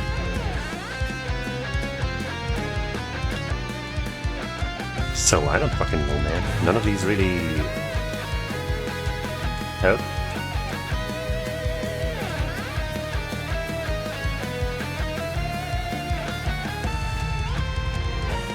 Right? If Celeste isn't the patron, that contract would have already been signed. And you already concluded that the blood contract was disguised as a normal legal document. You recalled something happening. What? Like, what? I don't fucking know what you're talking about, man. That's so frustrating. I guess I could try, like, air restrict Arya using the spell. But, like, that's not what we're trying to do here, is it?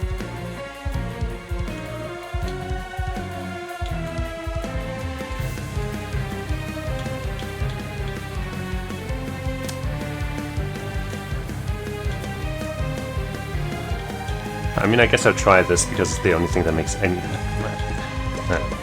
No, you recall something that happened in front of the prayer room. It was brief, so you can't remember exactly what it was. But there was a short exchange between Celeste and Arya. Okay, I guess we're not losing health for this one, so I guess it's not so bad.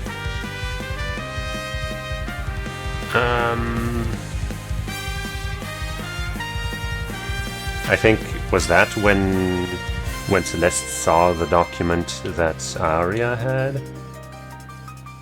I guess she handed it back to her. Arya dropped evidence, I guess, in front of Celeste.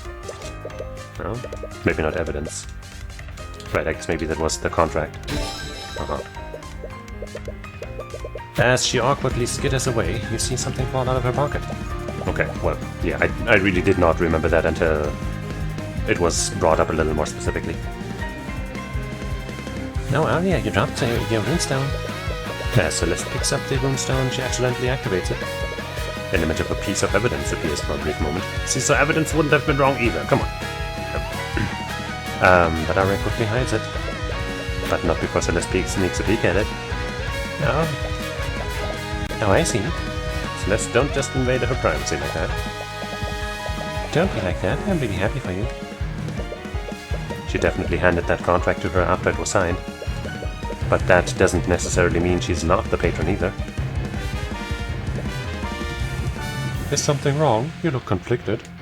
No, from the very beginning, she's been trying to get you in your head. She thrives on doubt and mistrust. But you've always known from the very beginning. Celeste would never betray Arya like that. Celeste McCoy is not the patron described in Arya Steelwind's blood contract. So says the word of Horus. Oh.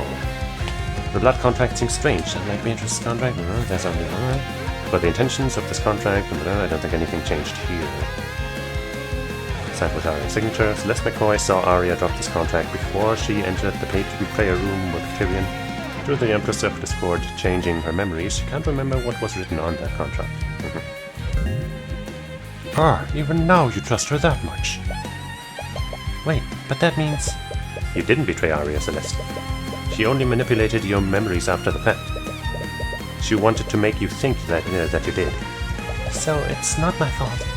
It isn't. But that has far more unsettling implication. A far more broader. Someone else is the painter, but who? No, that's not important right now. Or is it not? You need to focus on saving Celeste for now.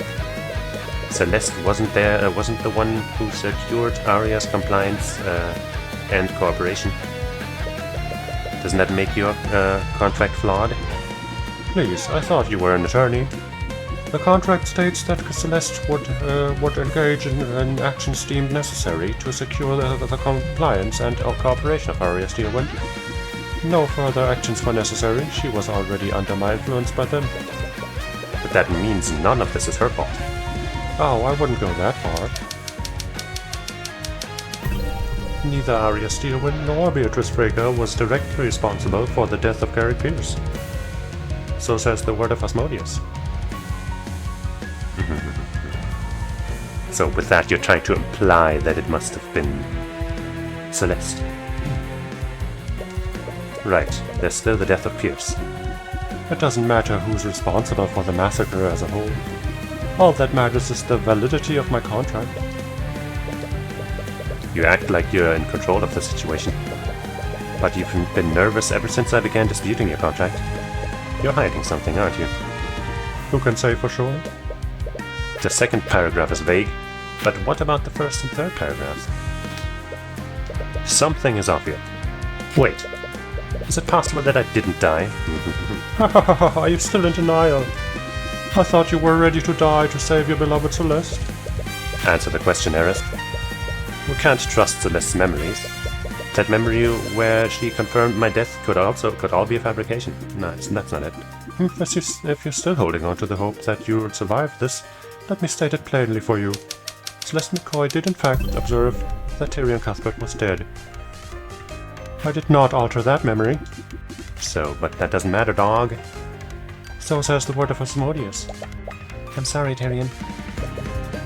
How did you revive me, Eris? Do you even have the power to resurrect people from the dead? I mean, we almost died when we tried to falsely call out somebody. And she brought us back from that. I thought that was her, but maybe it wasn't. Who do you think you're talking to? Of course I do. But if you doubt me, why don't you declare that Tyrion Cuthbert never died? Knowing her, she could be baiting you into telling a lie. But it's equally likely that she's bluffing. If you still doubt that I resurrected you, I'll state this. Beings of my power are able to resurrect people from the dead. So says the word of Asmodeus. So you're saying that it must be true.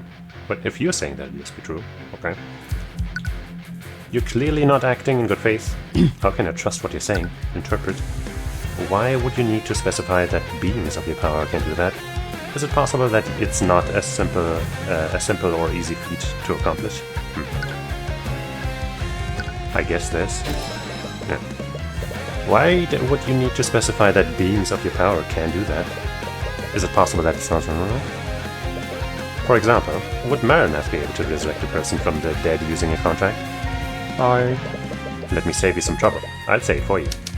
The Empress of Discord can't resurrect people easily. So says the word of Horus. That's not the same as saying that it was impossible for me to do it. But it would require a large amount of effort on your part. Perhaps.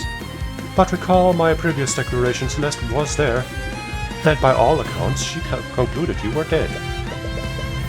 How thoroughly did you check it? I have experience in first aid and it was pretty bad. You weren't breathing and your heart was stopped. She tried to resuscitate you for several minutes, but to no avail. Right, there was no way your body could survive that long without oxygen and blood flow. Or was there? And Eris just confirmed that Celeste spent several minutes trying to resuscitate you. But there has to be more to this than you see. What could have created this scenario? Well, I have a very simple solution that I've been thinking and saying for many times. You must have been able to resurrect me. But you had a far easier way to create that scenario. And luckily for you, Beatrice was there under your control. Are you saying that Beatrice can resurrect people from the dead? No, the opposite is actually true. Beatrice Frigga cast Feign Death on Tyrion Cuthbert. So says the word of force. What? I'm sorry, Celeste, but I was never dead. She just used the spell to trick you. No. So everything I did? It was for nothing. But that means you never resurrected him. Yeah, but the contract is actually pretty tricky about, a parent's death and back to consciousness, so... He was never dead in the first place. The contract only said that he was apparently dead. All I did was revive him by making Beatrice release her spell, which allowed him to wake up. Well, that eliminates the first paragraph as a possible weak point. And that only leaves the death of Garrick Pierce as Celeste's hand. Something happened with Pierce, didn't it? What are you hiding? Whatever could you be talking about? Your contract says that Celeste must bring about the demise of Garrick Pierce by her own hand. Since you wrote that contract, that must have been your intent from the beginning. Wait, sorry. Your contract says that Celeste must bring about the demise of Garrick Pierce by her own hand. Since you wrote that contract, that must have been your intent from the beginning. So why are you so nervous? Something went wrong, didn't it?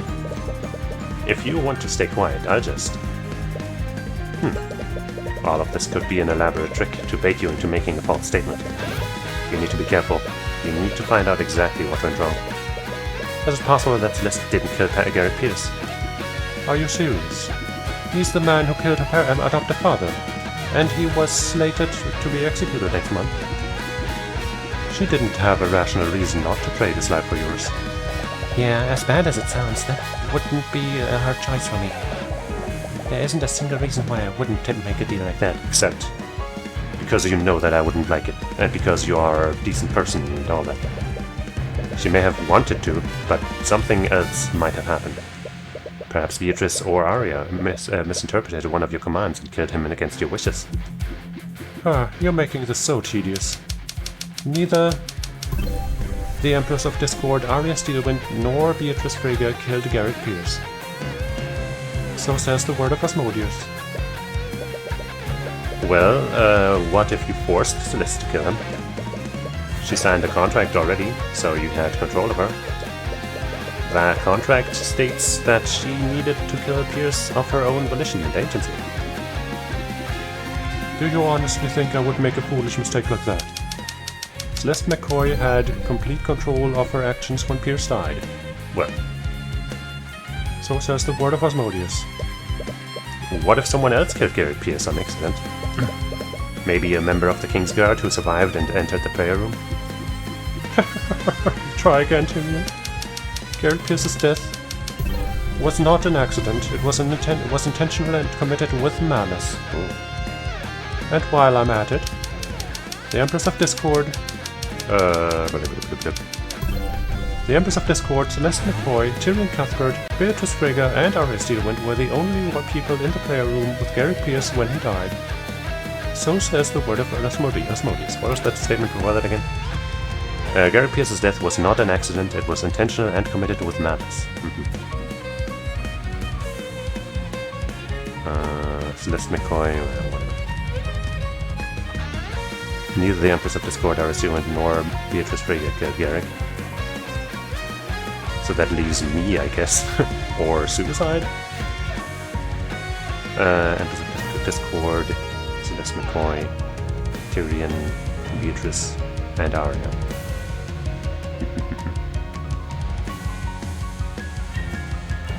When he died. So he could have maybe received the blow elsewhere and died in there then or something. No. Do you understand now? I can refute any possible explanation you may have for Pierce's death. But the truth is, Tyrion, Garrick Pierce's death occurred because of Celeste McCoy's actions. So says the word of Asmodeus. Because of her actions? No. Have you given up? Have I finally extinguished the light of hope within you? I can't believe it. I did it. I fooled you. I can't believe you fell for that. What? You've never thrown consecutive declarations at me like that before. It's because I'm getting close, isn't it? You can freely manipulate Celeste's memories of what happened. And I don't have any evidence that implies what actually transpired in the prayer room. The only person who could tell me whether that was you. What? You thought you could overwhelm me by shooting down all my theories. But all you did was tell me the exact state of the room when Garrett Pierce died. And now I can figure out what actually happened. Wait.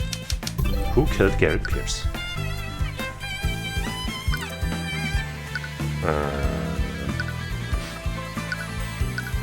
It was Celeste! Well,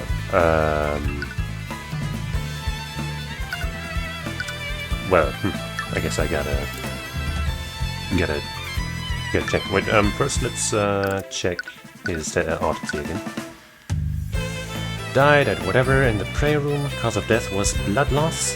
A shot of frozen liquid was found stabbed through his heart. It is very likely that this was the murder weapon.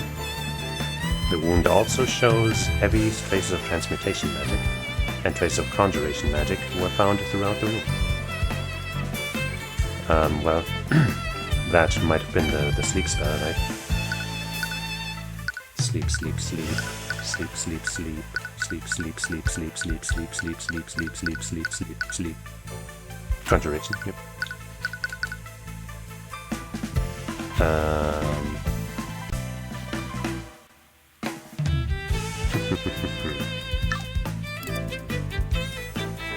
I wish the game would just give us all of her statements in one nice package. Because this is kind of annoying to find now. First one.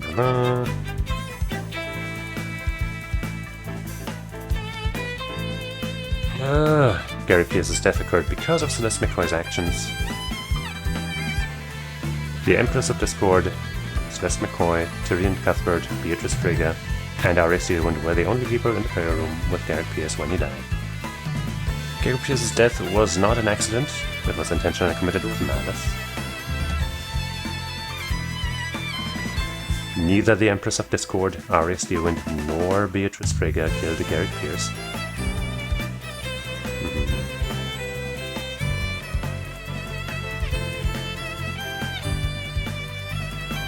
Wasn't there more?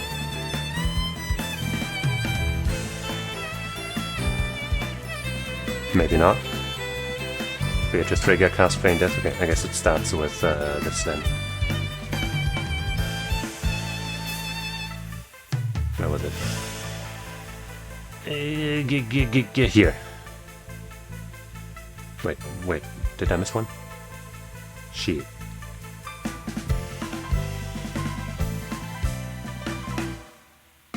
Oh, I guess that was the first one.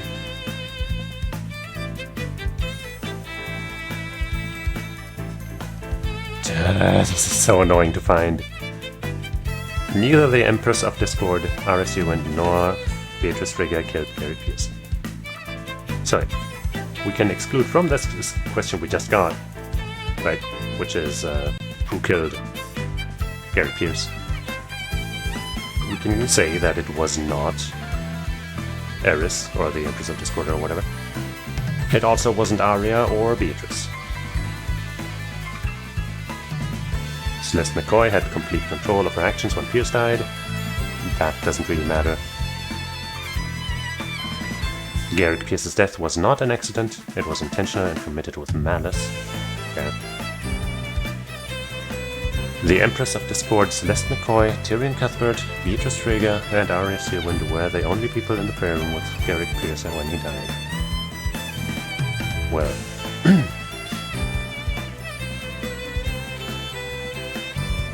So we can exclude the Empress of Discord, Beatrice, and... Wait, weren't there three names? God, I gotta fucking take this. I gotta take notes of this. Ugh! Maybe it's super obvious and I'm just fucking blanking hard now because it's been two.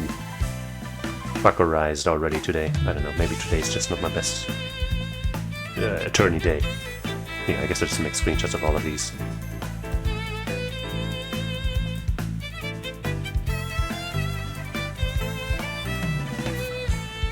It's one of those games where if I take a screenshot, it's like I have to actually also then go into the, say, the screenshot menu to get the screenshot. The snips. And then Gary Pierce's death was not an accident. I guess I'll get all of the statements, even though some of them don't seem like they would really point me anywhere.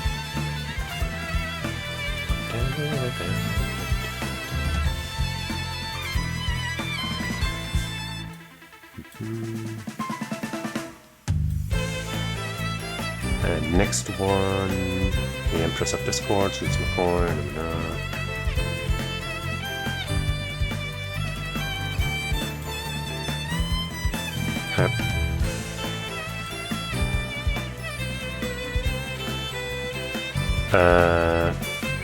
okay, Arya is on that list. I kind of just forgot whether or not she was on this list here. So we know that Empress of Discord, Arya, and Beatrice are not the ones. So from this list, right, we can strike her, her, and her. So that leaves Celeste, Tyrion, and I guess technically Garrick. I guess, you know, I can take my screenshot here and just cross those out. Good. Good.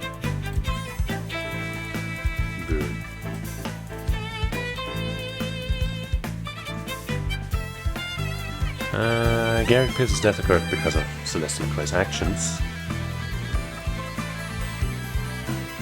That's very vague, isn't it?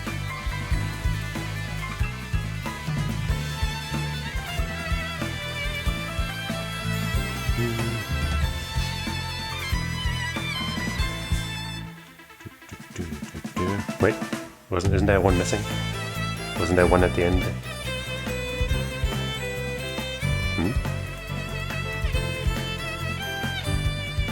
Maybe not? Okay. You can freely manipulate. The only person who can turn. You thought you could overwhelm me by shooting down my.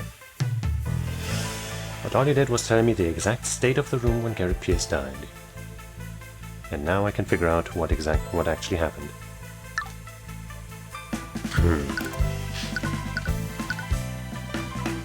Well,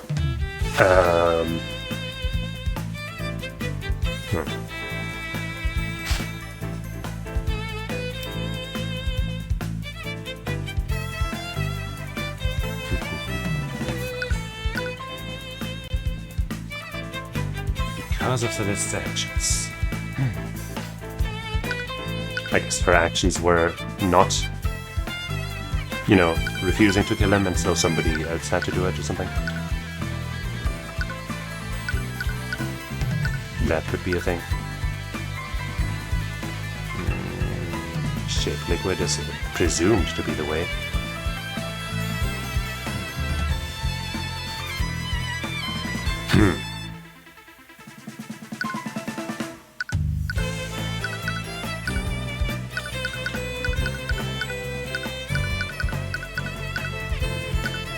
It kind of only leaves us if we're just going by the person thing and saying that she shouldn't be the one.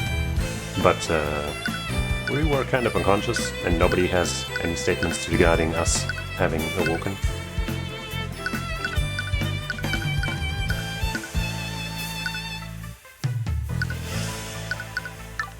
Who killed Garrick Pierce?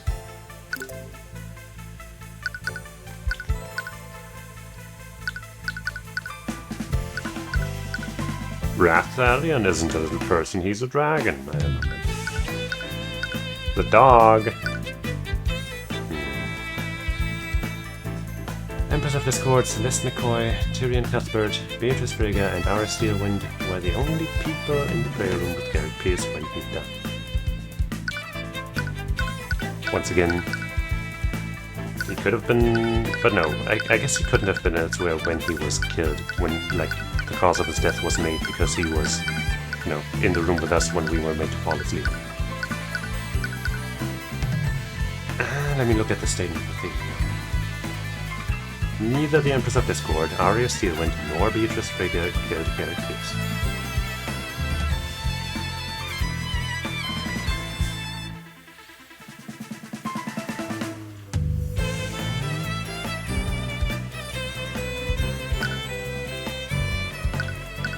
I mean, I guess we could say that, you know, the Eris Ilmata and Garrus and the Empress of Discord aren't exactly the same person or whatever, but that sounds kind of like a cop-out. It's kind of the only thing that kind of comes to mind, I guess. But no, it says here that the Empress of Discord, blah blah blah, were the only people. So I don't think that would really make sense. It couldn't be suicide, right? Wait, I guess let me see the malice. Garrett Pierce's death was not an accident, it was intentional and committed with malice. But it wasn't an accident, so it couldn't have been, you know, him, like, I don't know, trying to attack somebody else first. Also, he was supposedly asleep. I'm just sucking total ass today, what the hell? Like, all of the cases before this were so easy. And then all of a sudden I'm just completely blanking on every single spot in this case, holy shit.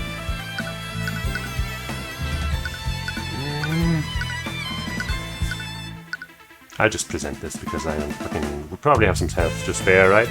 Yeah. No, by her own admission, she, Celeste, Arya, and Beatrice were the only people in that room. She admitted that neither she, Arya, nor Beatrice killed Pierce. Yeah, that's fine, I got that. And she only said that Pierce's death occurred because of Celeste's actions. If she really wanted to defeat you, she would have simply declared that Celeste thought about Pierce's demise, yeah, obviously. But she couldn't, she didn't. That implies that Celeste wasn't the one who killed them either. That only leaves one person. I guess me then? No.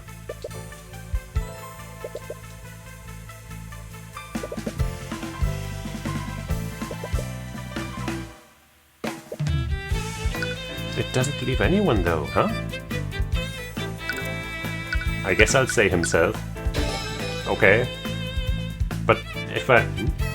Like, to me, the statement that it was not an accident and that it happened with malice, like, to me, the like accident would also cover, like, him doing something and then, you know, suffering death as a result. Like, he got overwhelmed by self-defense or shit. That would count as an accident to me. That's why I didn't think that made sense, but I guess we'll see. Eris Ilmata, Empress of Discord. No, stop this. I'm not sure what would possibly drive him to do something like that. But I guess he committed suicide so that he would not have to give the statement, like tell Arya, tell Celeste about her parentage or something. Or maybe he did it to spite the Empress of Discord, which would be a much more badass move out of this guy than I would have expected. I guess we'll see. But when he was in the prayer room, Garrett Pierce chose to take his own life. What? You know what that means, don't you? But for the sake of it, I'd state it in a way that makes it abundantly clear. Stop this. Stop this right now.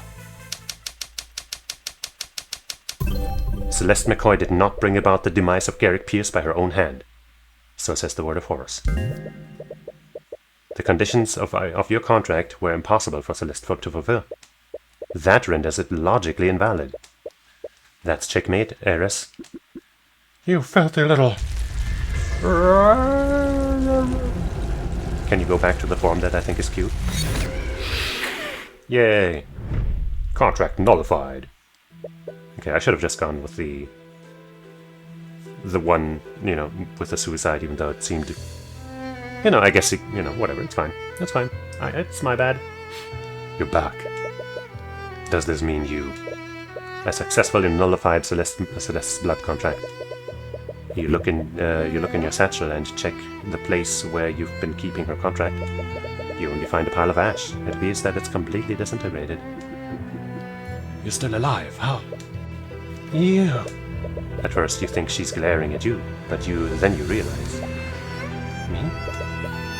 You little bitch! I could have accepted losing to Heavensborn, but you... What are you talking about? Tyrion's the one that beat you. Wait, I remember what really happened now. Tyrion, please wake up. You can't die. It appears that he's quite dead. You should be more careful, Celeste. You might hurt someone if you swing that dangerous thing around.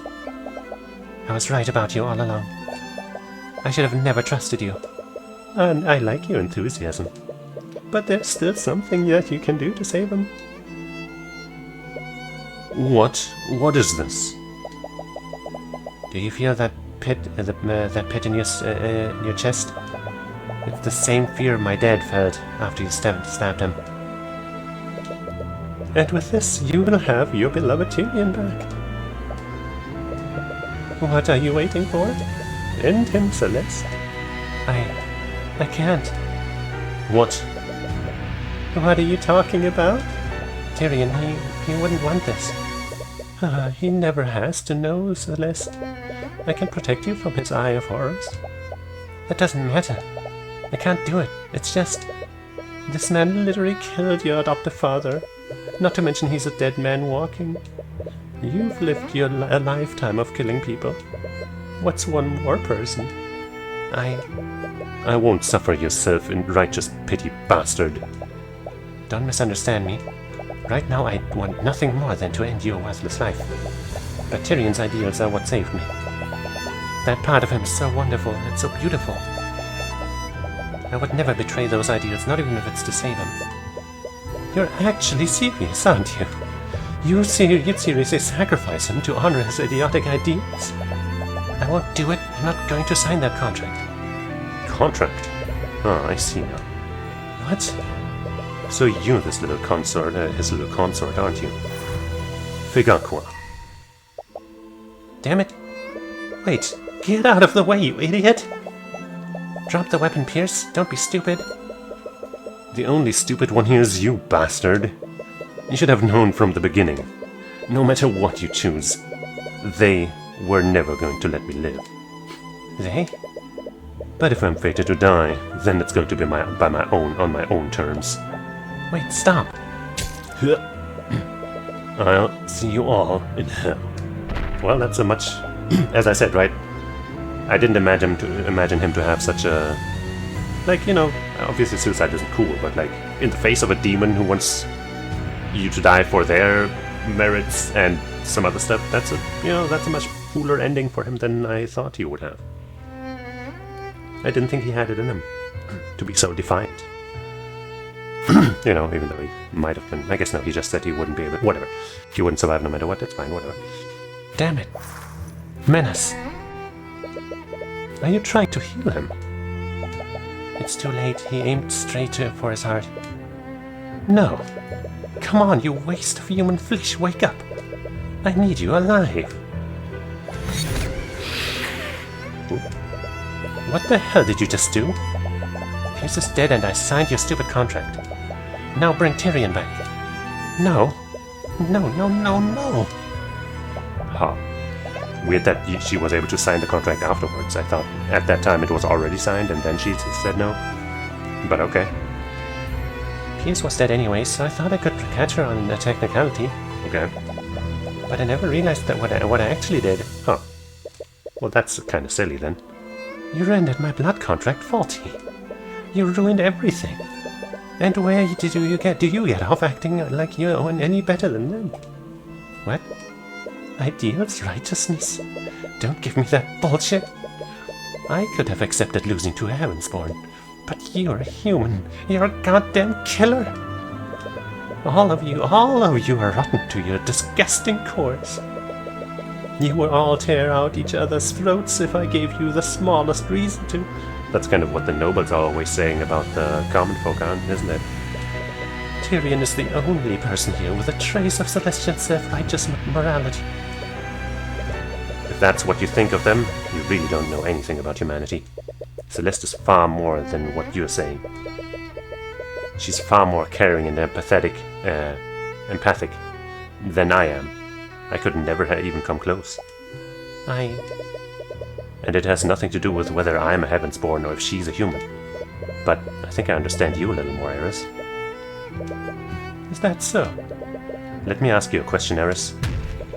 Did you feel any amount of satisfaction when you killed my mother? What? So you figured that out, did you?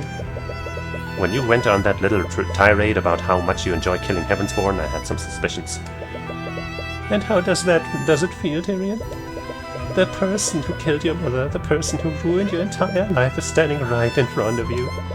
What do you have to say? Nothing to say? Say something, damn it! I think all I feel for you right now is pity. Oh, that's rich. You pity me. Your existence is an infinitesimal moment in my eternal existence. And yet you put all of this effort into making me suffer. Well, was it everything you imagined it would be? Does it satisfy you at all? I bet you didn't feel anything when you killed my mother. It was just another drop of evil into your empty soul. I was excited. It was far too simple. I did truly make her suffer. That's why I didn't. Was that right? Well, what if you did succeed in throwing me into despair? Would you have felt any sort of satisfaction? Of course Demons can't tell lies, Eris. You can't lie to us, and you can't lie to yourself. No, that can't. And that's why I pity you. You were fated to be evil from the moment of your creation, weren't you? That's why you hate humanity so much. You envy us. I can fix her. I don't know, actually, I can't fix her. I don't want to fix her. But we can, it's fine. We can be together. What did you just say? You're envious of humanity. You don't grow. You don't change. You can't become a better version of yourself. You're right. Your existence probably will be eternal. You'll be eternally evil. And you will be eternally unsatisfied and eternally pitiful. That's why you envy us, because you'll never be free from that fate. That is completely... You can't say it, can you? You can't refute my claim because it would be a lie. You know what? Maybe you are right. Maybe I'll never be satisfied. Maybe I won't feel any satisfaction from killing you. But I'm still going to try. Wow. Oh, there's the dragon guy interfering. Just a fresh fire shower. To think you would threaten violence in my presence. Arrogant witch. Surely she survived that. Well, I suppose that solves that business. Although, she'll definitely be back one day. And when she does, I'll be ready.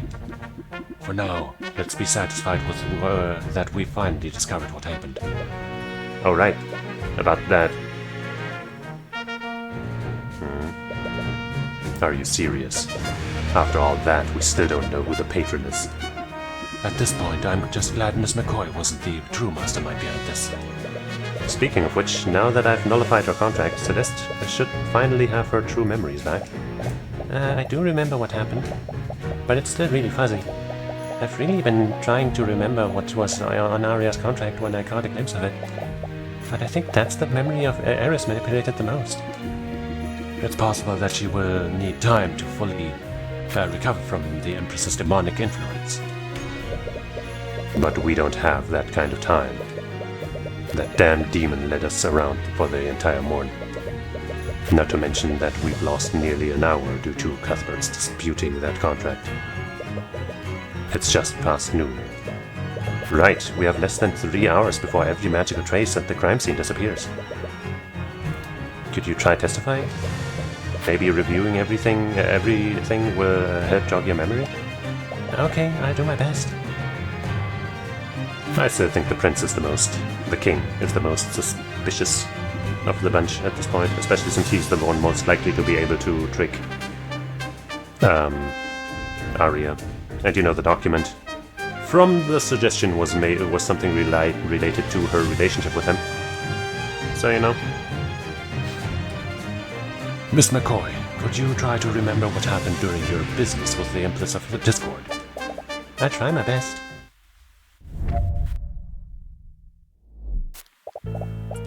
I think I remember now. We went to meet with Pierce at 1:50 p.m. and we heard that commotion outside at 2:20 p.m. I saw Arya attacking the guards there, and I fought her for about 15 minutes before she broke past me. So so that entire Arya fighting thing was true after all. When I followed her into the prayer room, I found her there with Beatrice and Eris. They knocked Arya, Tyrion, and Pierce unconscious. Wait, what?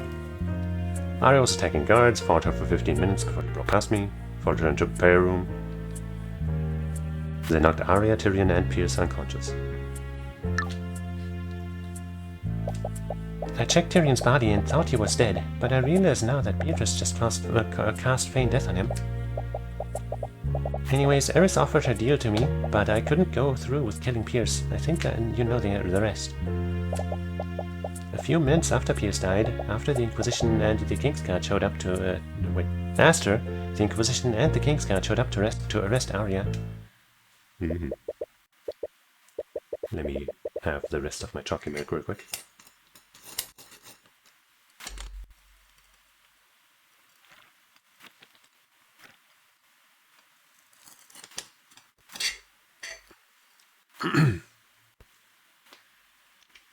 Well, so I guess let me close these screenshots I took. Okay. Aside from your conversation with Elmata, that seems to match up with what we already knew.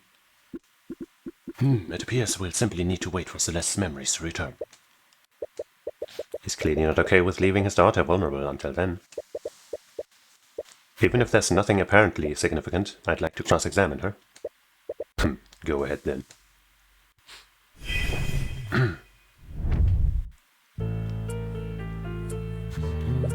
Right. We now know for certain that the meeting was at 2 p.m. Yeah, she only changed my memories so she could trick all of us. Considering that my memories were intact, she must have not had the power to change them. Yes, she never actually used her demonic powers to revive you. She merely had Beatrice release the feigned death spell that she originally cast. I still can't believe I fell for that. Anyways, who did you see attacking the guards? Was it Arya or Beatrice? Arya attacking the guards. Originally you said that you fought her for a lot longer. Yeah, I had to account for the time I spent speaking to Eris. I had a feeling something was off about that. I knew Tyrion would be really meticulous about the timeline of the murder, so I had to make my testimony match up with the time of Pierce's death. I'm really sorry. We'll talk about this later. Yikes. I mean, it's, you know, you gotta talk about stuff like that, but, you know, let's not be too harsh on her. So we weren't wrong about Beatrice sneaking past you during your fight? Yeah, now that I look back on it, it was probably a distraction so Beatrice could sneak past me. What is it, Cuthbert? If the patron was working together with Eris, why would Eris use Beatrice to knock out Arya? I never thought of that. Frankly, I find it hard to believe that the patron willingly went along with the Empress's convoluted plan. They clearly needed Pierce to die, and relying on McCoy to do it seems foolhardy. Right. Is it possible that Eris went off script then? She definitely doesn't seem like the type of demon to take orders from a human. Anyways, what happened after you saw me unconscious? I can't believe you fell for such an obvious deception. I know, I was just so scared. I thought Tyrion was dead. I wasn't thinking clearly. I'm glad that you care about me that much. But what you did almost destroyed Arya's future. Oh. Perhaps it's best to stick to the facts for now. To think one blood contract could have such an effect on the investigation. I should have known she was up to something, but I was too desperate to realize it. You were put in a difficult situation. Take solace in the fact that you stuck to your ideals despite that. The Sky Lord is being surprisingly sympathetic toward her. I think you should be more sympathetic toward her, Tyrion. After Inquisition and Kingsguard showed up. This must have been after they went to investigate the fire in the common room. I'm surprised Aster went to the prayer room as well. I'd have thought the Kingsguard would have kept him in a secure location. Those were my orders. But His Majesty demanded that they secure the cathedral for the safety of everyone there. He's always been an altruist. Her testimony doesn't appear to add any new information. But between the multiple murders and Eris changing people's memories, there might be something you've missed. Remember each piece of evidence you have and the time of each event that day. There might be something there you can use. There's so much evidence, man! I think I remember now. Went to meet Pierce at 150, heard the commotion at 220. I just don't think this is the statement. I saw Arya attacking the guards, sent a photo about 15 minutes before she broke past me. 220 plus 15, I guess seeing her around 230 isn't too off, I guess. Right, that's what we... Yeah. She entered the prayer room at 2:30. That's not exactly the same time, but... I guess why not just try presenting it again? Objection! Yeah, I didn't think so. Grace, blah blah. When I followed her into the prayer room, found her with Beatrice and Eris. They knocked Arya, Tyrion, and Pierce unconscious.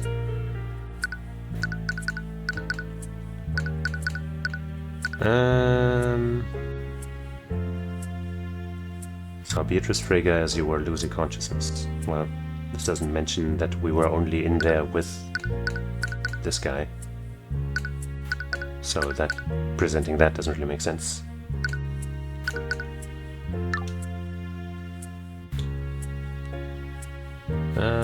Realize now that, oh yeah, I don't think we can attack that. Eris offered her deal to me. Don't think there's anything with this. A few minutes after Pierce died, Aster, the Inquisition, and Kingsguard showed up to arrest Arya. 2:45. Then we have something about 3:10. When the Inquisition arrived at the scene, they spotted the unconscious guards outside. They did not see Celeste McCoy and Arya Stewart. Maybe this? Objection! No. I just wanted to, because there was a time frame on there, and it was like, getting a little impatient, I guess. Few minutes after Pierce died, Aster, the Inquisition, and the Kingsguard showed up to arrest Arya. This is definitely 2:45.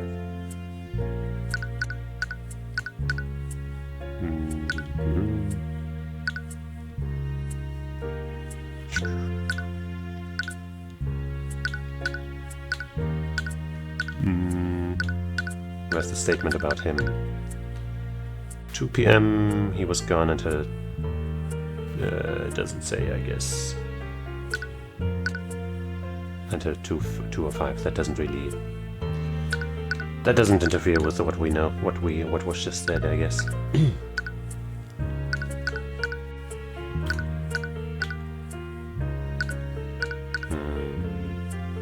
140.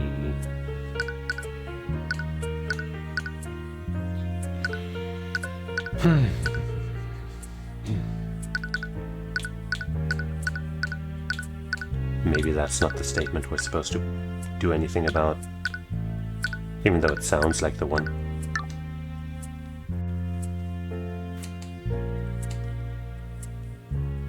When I followed her into the prayer room, found her there with Beatrice and Eris.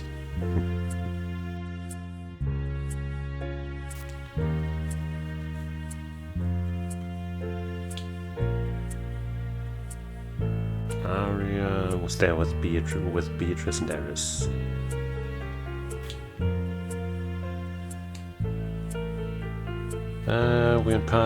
We went to meet with Pierce at 150. Commotion outside at 220. I guess maybe there's somebody else who said something about that.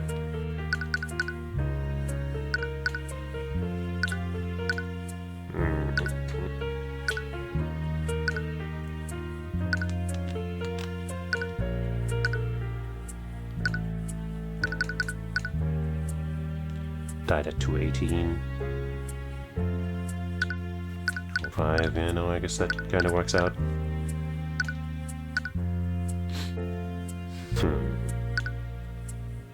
150, I don't know, wait.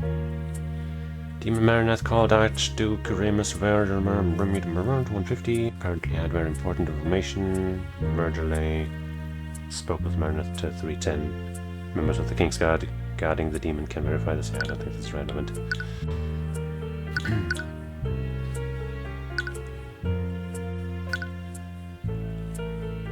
2 p.m. Beatrice Frege and Eris Ilmata. Ah, were accounted for in the garden. No, wait. That doesn't, like...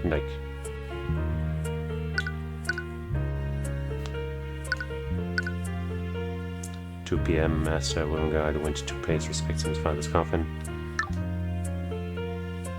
Commotion at 150.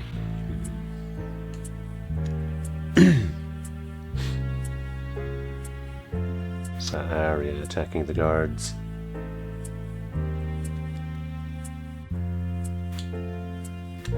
Man, why am I just sucking it up in this case, man?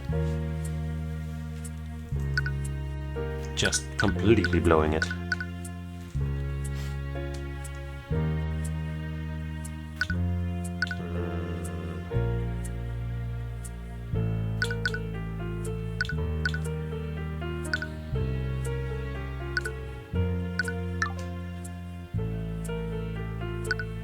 I mean, I guess I'll try presenting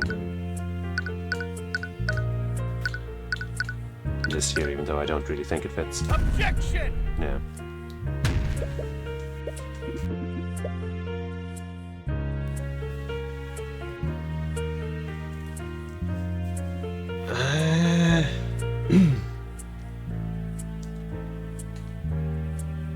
Arya attacking the guards there. Fought her for about 15 minutes. Pushed more past me. When I followed her into the prayer room, found her there with Beatrice and Eris. They knocked out Arya, Tyrion, and Pierce unconscious.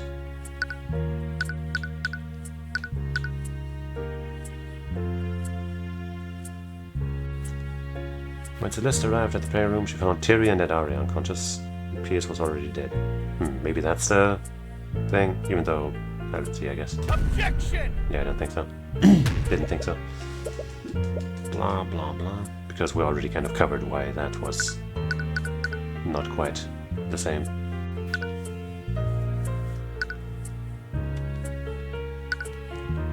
Oh, man.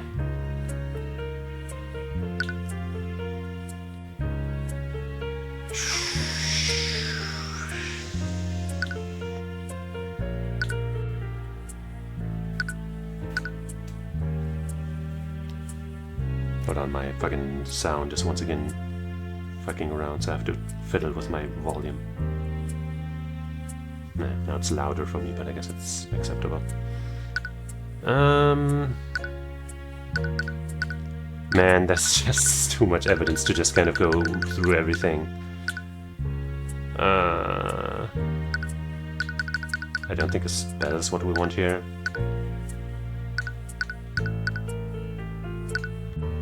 Alright, let's read every fucking piece! I don't think this is relevant. Letter here. I don't think this really does anything. Map. Don't think that helps. During the afternoon of the murder, Celeste McCoy heard a suspicious sound and investigated the hallway leading... we already presented this, but whatever. She saw Arya stay when fighting the guards. Didn't respond to this. Two fought. Pushed past her. Tyrion and Arya unconscious. Pierce was dead. Died at 2:45. Blood loss. Frozen shard. The Wound also shows heavy trace of transmutation. 218, suffocation. Yeah, I don't think any of these are really relevant. Died at 2:05 p.m. because of the suffocation, the fire in the common room. I guess. Hold on. I guess this might be. Oops. Might be relevant. Objection! No.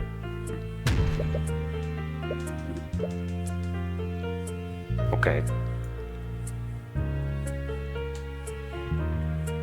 Oh wait, sorry, 2:20 a.m. p.m. For some reason I remembered 2 p.m. and it was like, but no, it's 2:20.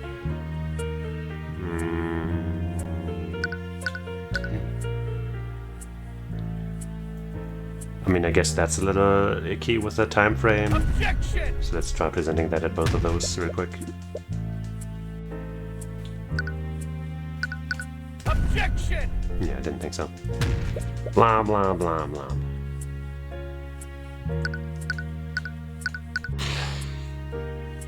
Frozen blade, shed liquid, blah blah blah. Judging from the time of death, the murderer went from the common room to the balcony, and I don't think this really matters. The Inquisition discovered something was wrong when Alaric, the Wyrmguard, reported that a fire had broken out in the common room. Arcane cast a spell on him. When the Inquisition arrived at the scene, they spotted the unconscious guards outside the prayer room. They did not see, so that's McCoy and Arya Steelwind. This all happened at 3:10 p.m. Knights of the King's Guard were found unconscious. They have been unresponsive to the massacre. Due to the lack of magical traces, there's clearly no. You saw Beatrice Frigga yourself, blah blah blah, 2:30 p.m. Knight was assigned to guard Beatrice, kill her if Marineth attempted to escape. He was later found comatose. Beatrice, the spell compendiums I don't think are worth looking at here. Debris doesn't have any time frames on them. Theon Arcus was on his way to the prayer room to recite his own prayers. On his way there, he spotted Arya Steelwind throwing something. Wasn't able to see what she threw. Sybil's body was found. Dark. Witnessing this, he attempted to his room is soundproof. Didn't hear the fight. From 1:15 to 1:40, she spoke with High Speaker Theon. After that, at 1:40, Steelwind abruptly left. Didn't answer, asked her.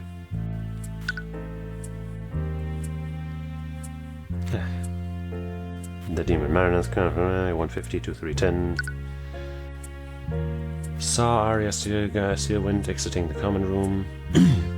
Fire started there. Transmutation. Spell blurred as a vision. Eyes were ringing.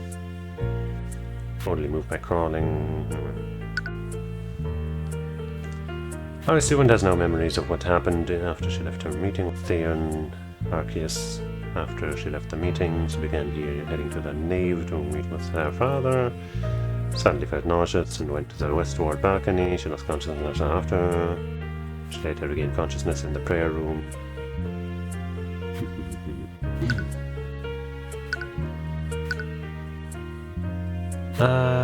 Attacked from Sanctus with a fireball. Yeah. 2 p.m. Went missing. Eris Mla. David Frigga. Sapius. At 2:05, they were stopped. Bastard does not have a blood contract with the Empress. The Trapped King. 2 p.m. Glyph, Force Cage. Maya casting Fireball. Bolt. Glyph of Converter. Illusion Magic. Ruby's blood contract. Celeste's blood contract. Arya's blood contract. I have no fucking clue. Oh man, I have no fucking clue. And none of the... I guess I'll go through the presses again. Fucking hell. Meeting was at 2 p.m. Yeah. Check all of us. My memories. Blah blah. Fade death. Yeah, that was worthless. Arya attacking the guards. Fought her for about 15 minutes. This is where she tells us that she lied.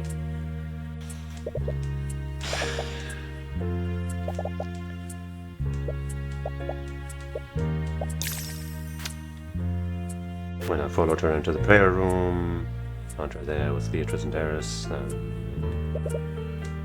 Weren't wrong about Beatrice sneaking past you. If the patron was working together with Eris, why would Eris use Beatrice to knock out Arya? Maybe this is the statement we need. If the patron was working together with Eris. I feel like things just... my brain is in a bad state right now. I just can't even process things at all. If the patron was working together with Eris. Why would Eris use Beatrice to knock out? Right, this is where we think that maybe they, you know, weren't working together perfectly. Function to believe that patron willingly went along with the Empress convoluted plan. Needed Pierce to die. McCoy. It's possible that Eris went off script then. Definitely doesn't seem like the type of demon to take orders from a human. I mean, I guess let's remember statement 3 as one where we might want to find something. Don't think there's anything to this. Blah blah, so obvious.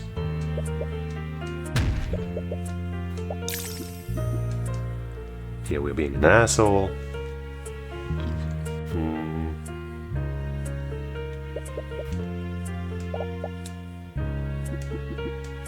Difficult situation.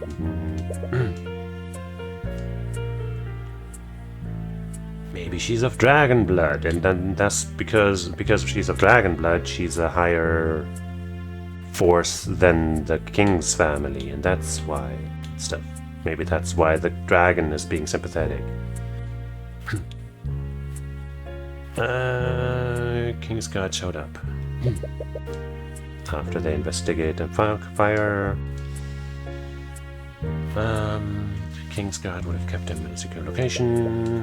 Yeah, but he wanted to go.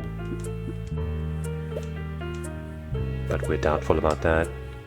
Testimony doesn't appear to have multiple murders and Eris changing people's memories. Remember each piece of evidence you have and at the time of each event that day. Might be something you could use. This is like so unhelpful. Remember everything. Use the evidence. Thanks. Thanks a lot. When I followed her into the prayer room, I found her there with Beatrice and Eris. They knocked Arya, Tyrion, and Pierce unconscious.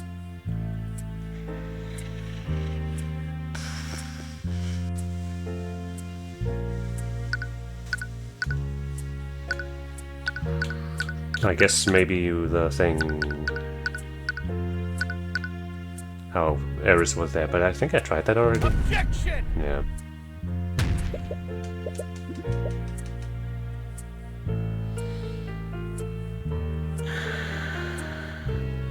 I think it's gotta be either this or this, right? After the Inquisition and the Kingsguard showed up to arrest Arya.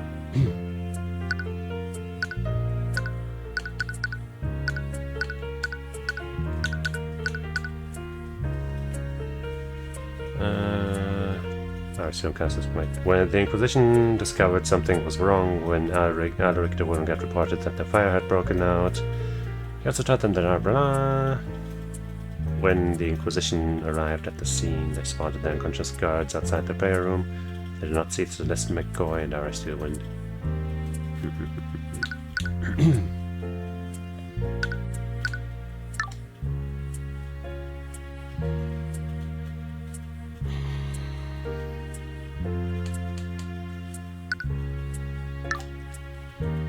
Found her. Found Arya, right? Found Arya In the prayer room with Beatrice and Eris. And Beatrice and Eris knocked Arya, Tyrion, and Pierce unconscious.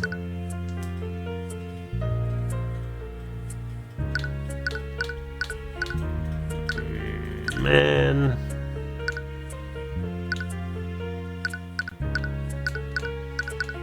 I'm off half a mind to just look this up. I'm kind of getting too impatient here. But I also don't want to look this up. I don't want to look any of this up.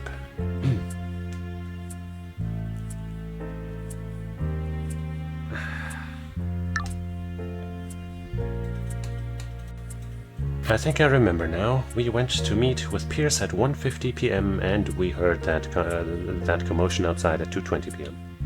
I saw Arya attacking the guards there, and I fought her for about 15 minutes before she broke past me. When I followed her into the prayer room, which would have been at around 2:35-ish, I guess. When I followed her into the prayer room, I found her there with Beatrice and Eris. They knocked Arya, Tyrion, and Pierce unconscious. I checked Tyrion's body and thought he was dead, but I realize now that Beatrice just cast Feign Death on him. Anyways, Eris offered her deal to me, but I couldn't go through with killing Pierce. I think you know the rest. A few minutes after Pierce died, Astra, the Inquisition, and the Kingsguard showed up to arrest Arya.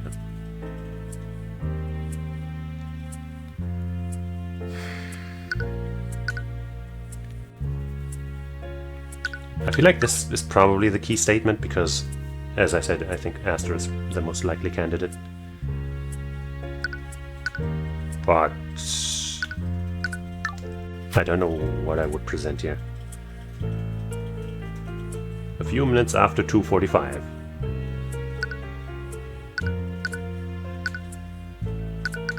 We already presented this, so that's not the relevant statement here.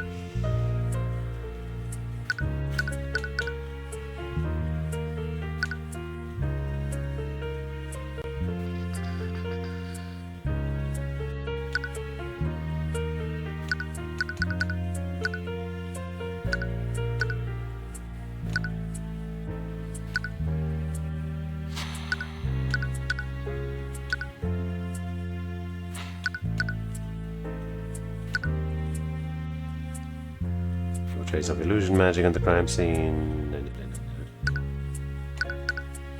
Dog, I have no fucking idea. A few minutes after Pierce died, Astra, the Inquisition, and the Kingsguard showed up.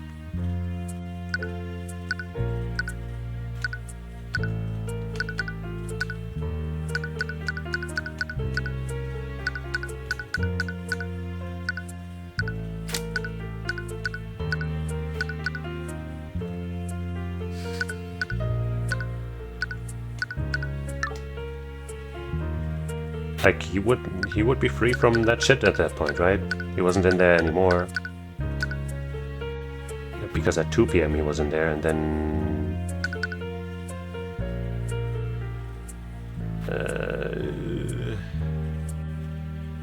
I guess we don't know when he was freed. I guess I'll just try presenting this. Objection! Oh. Wait, what? What is it, Cuthbert? Was he still stuck there? I guess in my mind, I guess I just misinterpreted. Then I guess from rereading the stuff, the statement from Lifa about something about 2:05 or something made me think that he was freed at some point, but I guess we never heard about him, like when, or even if he was ever. I guess at some point he must have been freed. But no, wait, right? We know. I should have just fucking. I'm so dumb. The spell lasts an hour. And there's no way to undo it. God, I should have just checked this. And then, okay. Hey, whatever. Whatever, man. I'm clearly, like, something's, I don't know. But we did it, we got it, it's fine. It's fine, I'm not sad about my incompetence. What is it, Cuthbert? Celeste, are you sure Astor showed up only a few minutes after Pierce died? Yeah, I remember that part pretty well. Eris seemed really worried about being seen by them. Have you figured something out, Mr. Cuthbert? It's just that May I remind you that we are extremely pressed for time. Stop wasting our time and just say what you want to say. Seriously. Celeste Garrick Pierce died at 2:45 p.m. and Astra showed up in the prayer room only a few minutes after? Yeah? Where are you? Wait. That raises a big question. How did Astra enter the prayer room around 2:45 p.m. when he should have been trapped in a force cage until 3 p.m.? Wait, you're not serious, are you? McCoy's memories are clearly unreliable. My men all reported that His Majesty led them to the prayer room after he exited the force cage. Normally, that would be more concrete when compared to Celeste's testimony, but we can't trust their testimony. What are you talking about? While I was disputing Celeste's contract, Eris declared that she made contracts with multiple members of the Kingsguard. What? They were working together with her. And if these contracts were structured similarly to Celeste's, she must have had the ability to manipulate their memories.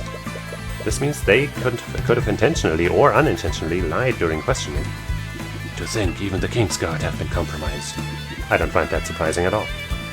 How could I have let this happen? And even if we assume that he somehow escaped in this inescapable force cage, how did Astra know to head to the prayer room? I understand your point. But do you understand what you're implying? I'm not trying to imply anything, I'm just stating the facts that we know. We know that a human, whether willingly or otherwise, worked with the Empress of Discord to orchestrate this massacre. He was deeply trusted by Arya Steelwind. So much so that she didn't even think twice about signing a contract that he gave her. There's only one person who meets those criteria. Astra the Warengard, the reigning king of our kingdom. Roar. Order, I will have order. Mr. Cuthbert, do you understand the weight of this accusation? To claim that the king collaborated with a demon in any capacity is no small thing. I do, but I'm hoping this is all a misunderstanding. After all, Eris's goal seemed to be nothing beyond sowing as much discord as possible. She made us believe that Celeste and Arya were both murderers. I want to save Arya, but I also want to believe that in the people who believed in me. If Astra has information that can save Arya, we have to find it. Very well then. I suppose it's only right then, with everything that has transpired, that the king should make his truth known. I agree, and I wouldn't have it any other way. Kingsguard, please escort His Majesty to the stand.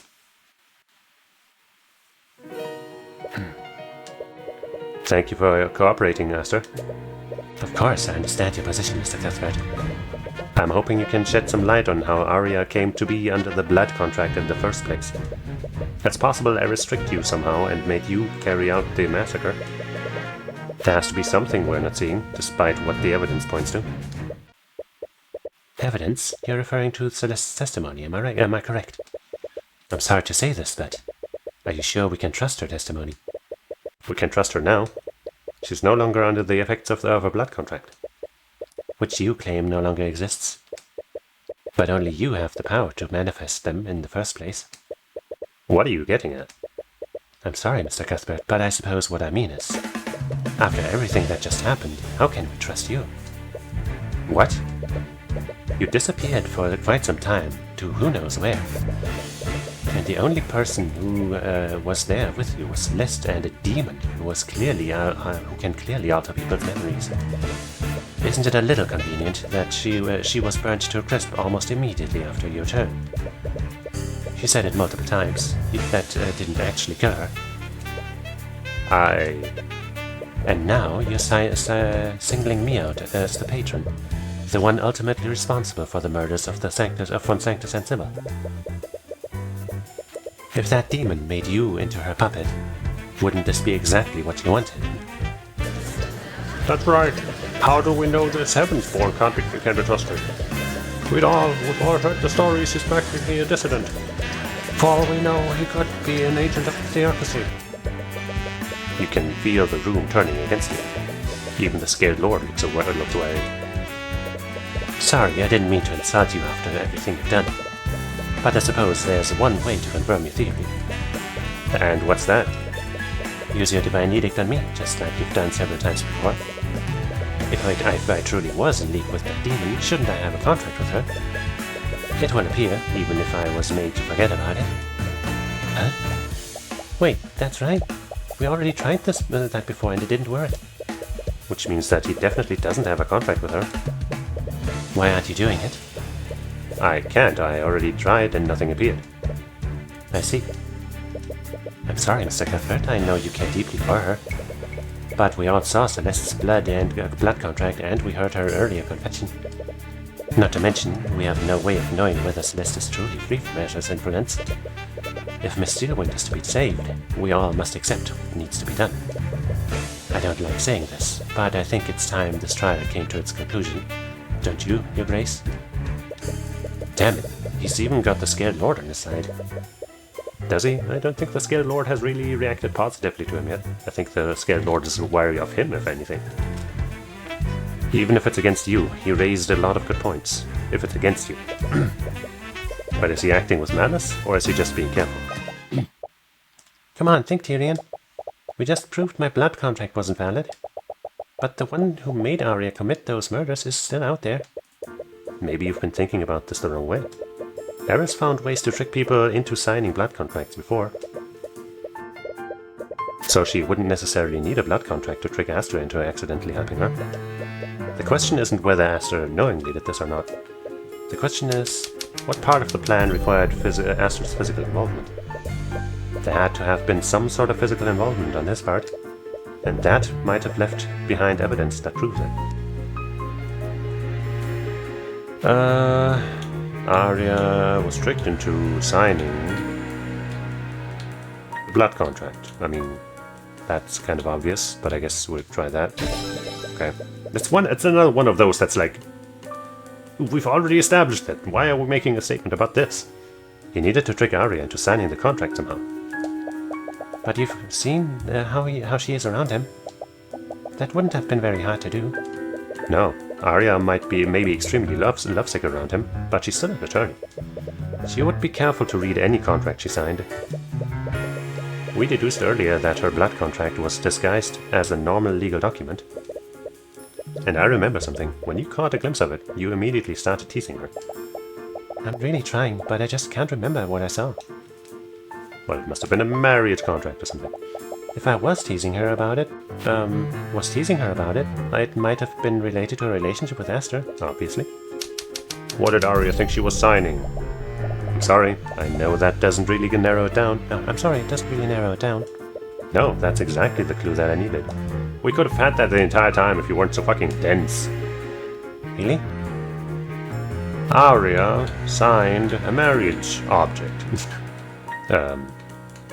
License? Marriage license? Is that a word? Astra, there's one piece of physical evidence that proves you were involved in this. Really? Patron controlled Arya and committed each of the murders without having to do anything personally. But this was all contingent on tricking her into signing that contract in the first place. I recall you went to a meeting with the High Speaker right before the massacre started. It was to discuss your marriage to Arya, wasn't it? Yes, that's correct. Astra, the blood contract that Arya signed needed to look like a normal legal document. But I just realized something while reading it. The language used would have made sense under a different context. In that contract, Arya gave you her mind, body, and soul. It would bind her to you so long as you both live. I think that phrasing would be extremely weird for a marriage license. I guess maybe that's the distinction. Like a marriage license sounds really weird, and that's the trick behind it. I don't know. What are you saying? No. In other words, till death do you part. Yeah, that phrasing is really... sure. You know, yeah, sure. Objection! That's a big leap in logic even for you. Whoever tricked my daughter would have surely destroyed the evidence by now. That demon went out of her way to destroy her memories of signing it. I doubt they would have left any copies of the marriage license to be found. Indeed, bringing such heavy accusations against the High Speaker or the King, will require more than just speculation. First he dares call the king to testify, and now he's trying to indict the High Speaker. He's a traitor to the nation. I have more than just speculation, Your Grace. I have a copy of it. But your divine edict only recreates the terms of the blood contract, not the material that it was written on. The original document wouldn't be visible on your copy. That wasn't the copy I was talking about, Astra. What? Oh, he's not looking too happy about that. Don't you wonder how I knew about the blood contract? Every attorney has a magical rune stone. They let us take pictures of crime scenes and write down notes magically. Yes, I'm well aware of that. And did you know Arya took a picture of the marriage license she signed? What? She was so happy to finally have your union codified that she took a picture of your marriage license. Even though it was technically illegal to do so. Why would she? The moment she regained consciousness, she thought she was a danger to others. She had no memories of what she did that day, but she knew something was wrong. That's why she locked herself in a cell within an anti-magic field. She was being rightfully cautious. But had she simply left any of those anti-magic fields and checked her runestone, she would have found a picture of a marriage license with the exact same words as her blood contract. Rise. So I'll ask you this, Aster. Who gave that marriage license to her? Was it you or the High Speaker? If you don't want to answer it, can drag the truth out of both of you. Don't bother. No, so it really was you. Tell me, Mr. Cuthbert, do you know what the best kind of lie is? The kind that's hardest to disprove? No, not quite. It's the kind where you won't even try. The best kind of lie is the one where you want to believe in. The truth can be right in front of you, but it will make you look away. If I recall correctly, McCoy made you experience that firsthand today. Your Majesty, what are you? I'm done with this farce. I'm sure if we brought the High Speaker to the stand, Cuthbert would just deduce what happened anyways. It was always going to end this way, I suppose. Perhaps I was just lying to myself. You're high. No. Aster, you whelp. Are you saying that it was you? That it was you? You used my daughter to commit mass murder? I did, Lucio. What of it? Damn. How could you? And what right do you have to judge my actions, O great-scaled lord? I was only cleaning up the mess you created. And if it weren't for Eris's little games, I would have done it in a much cleaner manner. Pardon me? No, I think I'll be pardoning myself. You can't be serious. I am the king of Warengard, am I not? Is that not my right? You're insane. Tell me, does this terrify you at all? To know that I can do whatever I please with no one who can stop me? Well, the dragon right behind you has the rights of a ruler, doesn't he? Is this not what you've all been doing to the rest of this country? Do you seriously expect to get away with this? I do. Who has the power to stop me? The dragon right behind you? The Scaled Lord? Yes, exactly him. That's why he hosted this trial in the first place. His authority is above yours. I didn't ask who could stop me, Tyrion. I asked who was going to. Huh? What? Why aren't either of you saying anything? Yes, Rathalion, have me arrested. Put my 7-year-old brother on the throne. I'm sure history will tell you exactly how a kingdom fares when a child sits on the throne. Well, the Scaled Lord could take responsibility by, being the ruler at least until the 7-year-old is at least, 18. Probably older than that, honestly, but, that's not how it works, is it? In times like these. Or would you take the throne for yourself? Yes. You spent all those centuries huddled away in this ruined city. I am certain you knew exactly what problems this nation was facing and what it needs to right itself. Rathalion? I'm sorry, Mr. Cuthbert. I came here to do what was best for my people. I may not know the best course before me, but I know with painful certainty that it is not to seize control of this nation. I will not take that responsibility again, nor will I trust that responsibility up to those who would not have it. Not really surprising. From everything I've seen, negligence has been your one consistent trait. Damn. And what about you, Lucio? Are you going to try to depose me? The beloved prince, now king of Vervangard. Or did you forget the people of this nation love me and hate you? I hear you're very skilled at arguing, Tyrion, but I doubt even you could make the public see that as anything more than a military coup. Can you imagine? Grand General Lucio deposing the new king of Vervangard before the previous king's body is even interred. I wonder just how bloody of a civil war that would plunge this nation into. Sheesh. And even if Lucio doesn't have much difficulty crushing the commoners, I'm sure you can imagine just how tempting a weakened Wyvern would look to the other nations. Damn it, by killing Sybil and Von Sanctus, he left the power vacuum that only he could fill. Master, you're holding the entire kingdom hostage. I'm merely consolidating power where it belongs, in the hands of a kind and benevolent ruler who's finally going to fix this nation. You murdered several people, consorted with demons, and enslaved your own fiancé. I'm sure that to you, my actions may seem evil and unforgivable. But to those in the Vervangard nobility, I doubt that I'm even the first to do such a thing. This is just politics. You're just as bad as the people you're trying to condemn or / did condemn and killed. And I think that makes checkmate, Cuthbert. I can't believe it. I've always wanted to say that. What are you all doing? Are you just going to let him get away? Hey, we have probably somebody who can rule this country in Celeste. I don't know if she would be very qualified, but sure. Lucio, she's your daughter. Right, yeah, that's why we turn it around. We're like, okay, wait, why did you need Pierce dead? Boom! Celeste! Are you just going to let him keep control over her? My daughter would not sacrifice the stability of Vervangard for her freedom. You know that to be true. He killed so many people and he enslaved Arya. He almost killed you and he tried to kill me. Wait a minute. That's right. Why did he try to kill you? What do you mean? If Asta is the patron, that means that Pierce originally sent that letter to him. Mm-hmm. King de Vervangard just recently died. If Asta thought she was a threat, could that mean that Celeste has royal blood?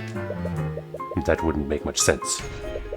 Even if McCoy was of royal blood, Asta is the king's eldest child and he's of pure royal blood. McCoy would have no claim to that throne under these circumstances. If you were his half-sister, you wouldn't have a claim to the throne. So why would he go to so much trouble to kill Pierce and you? Maybe he just wanted to make sure. But you wouldn't have to had Eris kill Pierce personally if it wasn't important. He needed both you and Pierce to die during the massacre. Which means you two were just as important targets as Von Sanctus and Sybil. Okay, but my political claim to the throne would be the only reason why he'd be scared of me. If that wasn't a problem, why would he be so scared of Pierce's blackmail? Would the line of succession be the only reason why he'd be scared of Celeste's parentage? Recall what you remember about Vervangard's laws regarding the royal throne. Wasn't there something someone mentioned about that? Church of Bahamut, Theocracy, Scaled Lord, Pact with Demons. The Layered Scourge! No? You recall a conversation you had with Eris Ilmata? Despite everything, our kingdom's constitution still includes the Scaled Lord in our government. Wait, really? As the savior of our kingdom, he and his kin were given an honorary position on our political hierarchy. The ancient dragon's authority technically rivals that of the king. Wow, I had no idea. How have I never heard of this before? To be honest, that law is just a way to revere him and appease the church. Wait, the Scaled Lord and his kin can override the king's rule? Okay, so it was right, it just didn't play that sound. Sometimes that happens. Wait. Who is Celeste's father? This guy, maybe this guy, but this guy. A flood of memories comes back to you. Celeste McCoy, by the authority of Warringard Crown, you're under arrest. Noticing the commotion, 3 other knights rush to grab her and begin dragging her away. She kicks and screams against them, desperately trying to break free.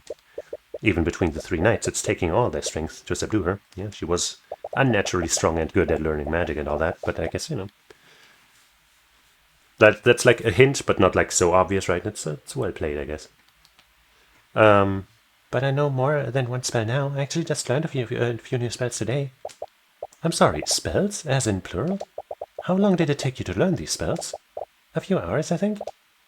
She learned multiple spell formulas within a few hours. Ah, so you came from the same humble beginnings that I do. Which spells have you mastered? I haven't really mastered any of them. I know about 7 spells, though. 7? That's almost 4 times the amount that I know. She's learned even more spells. She's been picking them up rather quickly. Make no mistake, even in my human form, I have always had the strength of an ancient dragon. This can't be real. What is it, Tyrion? That's why her hands were always so warm. Because she's a dragon, and dragons are fire. Yeah, that's the... No, just kidding. It's absolutely crazy, but it also makes a lot of sense. Her ridiculous strength, her natural talent for learning magic, she inherited all of it from him. Are you okay? You got really pale all of a sudden. Once you do this, there's no going back to her for her. Do you even have any right to do this to her? I mean, what's the other choice? No, Arya's freedom rides on this. And as much as it pains you, this is the only way to save her and Warringard. I'm sorry, Celeste. What? Why are you apologizing? What I'm about to do could change your entire life, possibly in a way you don't want it to. It will place an unimaginable responsibility on your shoulders, but it's the only way to save Arya and stop him. So I'm sorry, please forgive me for doing this. Do you think one little life-changing event could ever change how I feel about you? Are you sure? I owe you and Arya for what I did. But this is... We need to do this and save Arya, right? It's partly my fault she's in this situation. But if my life is really going to change because of this, just promise me something. What is it? Take responsibility for what you're about to do. Oh. Of course, I was always going to do that, regardless of what happened. You don't understand what you just said. Good. Are you two done flirting with each other? If you have nothing else to say, stop wasting all of our time. Aster? I know who Celeste's father is. Wait, really? What? No, you're bluffing. You have to be. Why don't we test that theory then? You said that no one could contest your rule of Warringard aside from the Scared Lord. But there's one more person, isn't there? What are you talking about? I think with what we just implied, everybody should be like, oh. Only the Scaled Lord has the political power to override the will of the king. And his kin, Lucio? Yes, I suppose that's... As to the Warringard, you needed Celeste to die during the massacre. It's because her existence would always pose a threat to your rule. Are you serious? People of the Warringard nobility, your current king was fearful of my bodyguard's parentage, and now we know why. Celeste McCoy is the daughter of the Scaled Lord Rathalion, ancient dragon and creator of all arcane magic.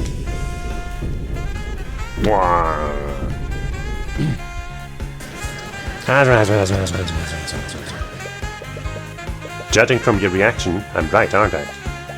I'm half dragon, but how do we prove it?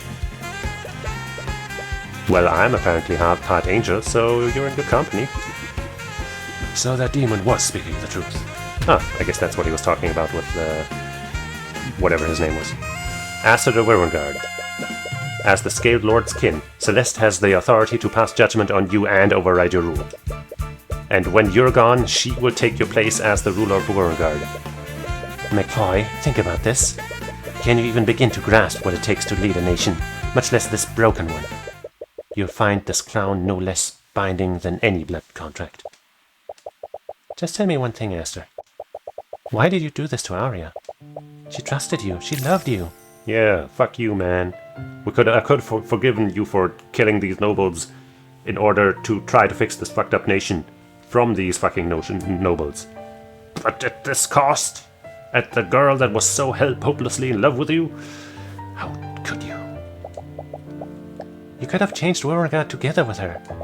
And you could have done it all without having to do any of this. Is that what you really think? I suppose you would. You probably also think Tyrion is the first person to try to change this nation while still working within its laws. There's nothing wrong with having ideals and working within the law. My father was like that too.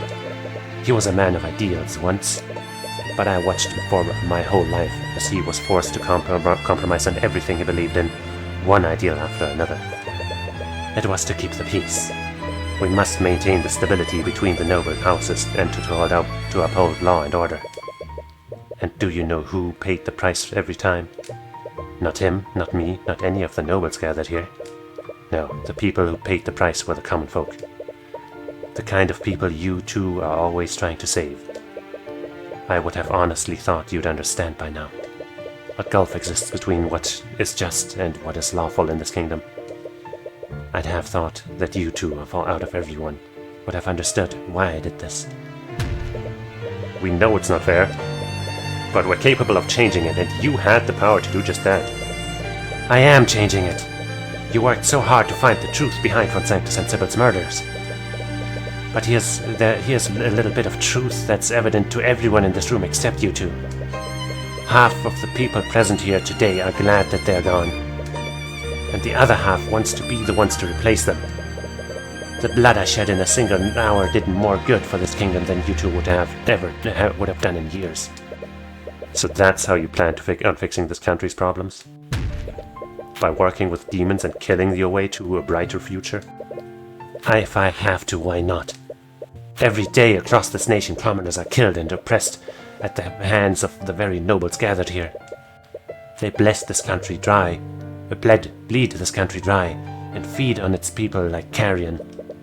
I am merely returning a much-needed sense of equality. Do you really think any of you are in a position to judge me? All of you who came running at the news of my father's death. Also, you could be the first to fill my ears with your sycophantic phrases. Do you know what the difference between the Empress of Discord and all of you is? That demon was just a bit more honest. Arya wanted to change that. She would have helped you. Arya is too stupid and too naive to do anything. Okay, fuck you, Aster. I always knew you weren't good enough for her. But now... That's me firing my gun at you. It's gonna... You're dead. You're dead now. She loved you. How could you? She loved her idea of me. She loved a weak and ineffectual prince who would have borne watching this kingdom rot with a damned smile. She loved your kindness, Aster. This is kindness.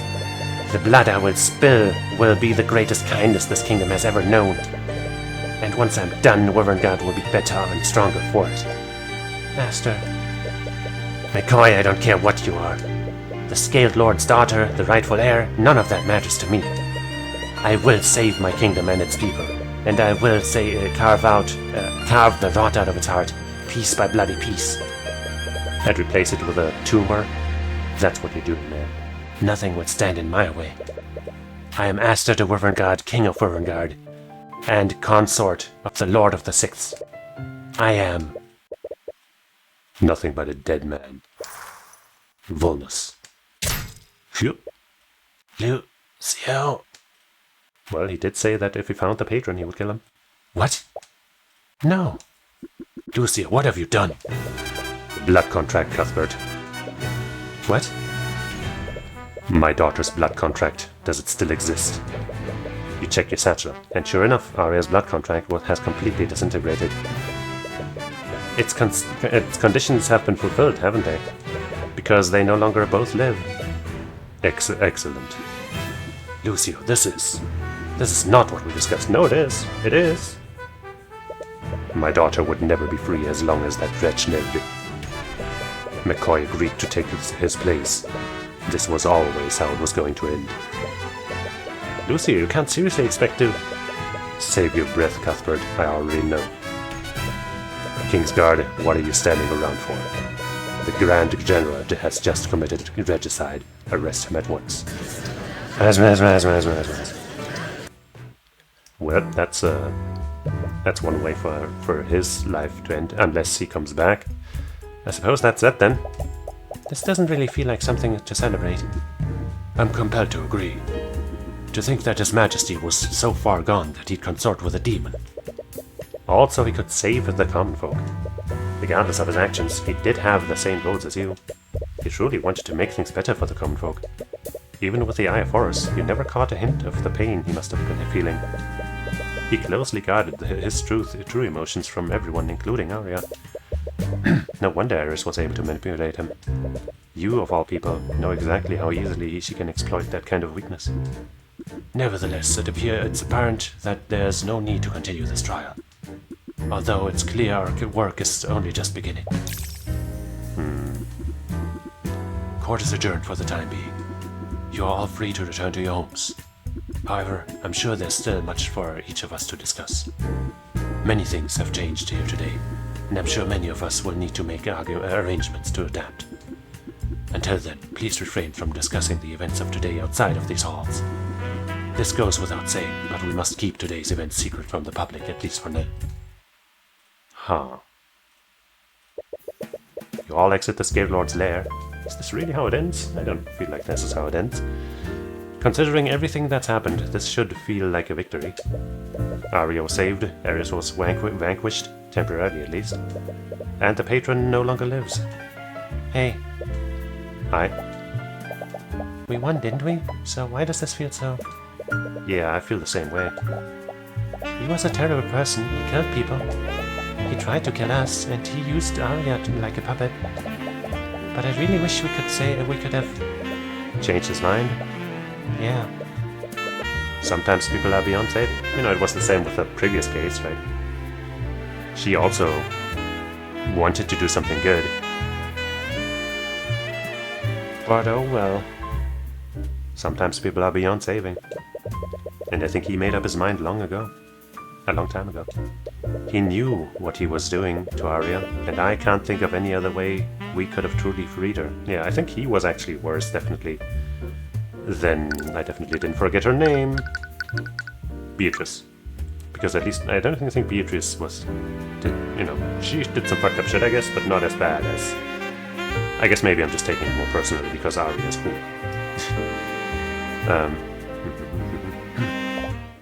I know, I just hope she's... Hello, I'm glad I found you before you left. You freeze up when you look at her. More specifically, you're a little disturbed by what the Eye of Horus is showing you. Oh, Arya. I'm so sorry Why are you apologizing? What? If it's about your testimony, I'm afraid I will need to charge you with perjury. Oh, right. Wait, seriously? Come on, I'm basically your boss now. No one is above the law. That was made apparent when... She suddenly stops talking before she mentions his name. She doesn't trail off, her voice doesn't even break. She simply stops, as if she were a machine that ceased functioning. Arya? Anyways, I'm sure it's nothing to worry about. You do have a talented defense counsel after all. Right. You really want to say something back, but you're too off-put to say anything. What is the Eye of Horus showing us? Anyways, I wanted to thank you for the work you've done, Mr. Cuthbert. I truly mean it when I say you have my gratitude. Yeah, of course. Anyways, I have much work to get done now that the Grand General is in custody. I'll be taking my leave. Yeah. What was that all about? Why didn't you say anything to her? I didn't see anything through the eye. She must be subconsciously guarding her emotions. I guess I don't really blame her. No, Celeste, I didn't see anything. What? I looked at her with the eye. She wasn't holding anything back. And even with that, I saw nothing. There was no anger, no sadness, no fear, no joy. I've used the eye to see the emotions of a countless amount of people. But I've never seen that before. It was like I was looking at a machine. But you're right, I should have said something. I'm going to...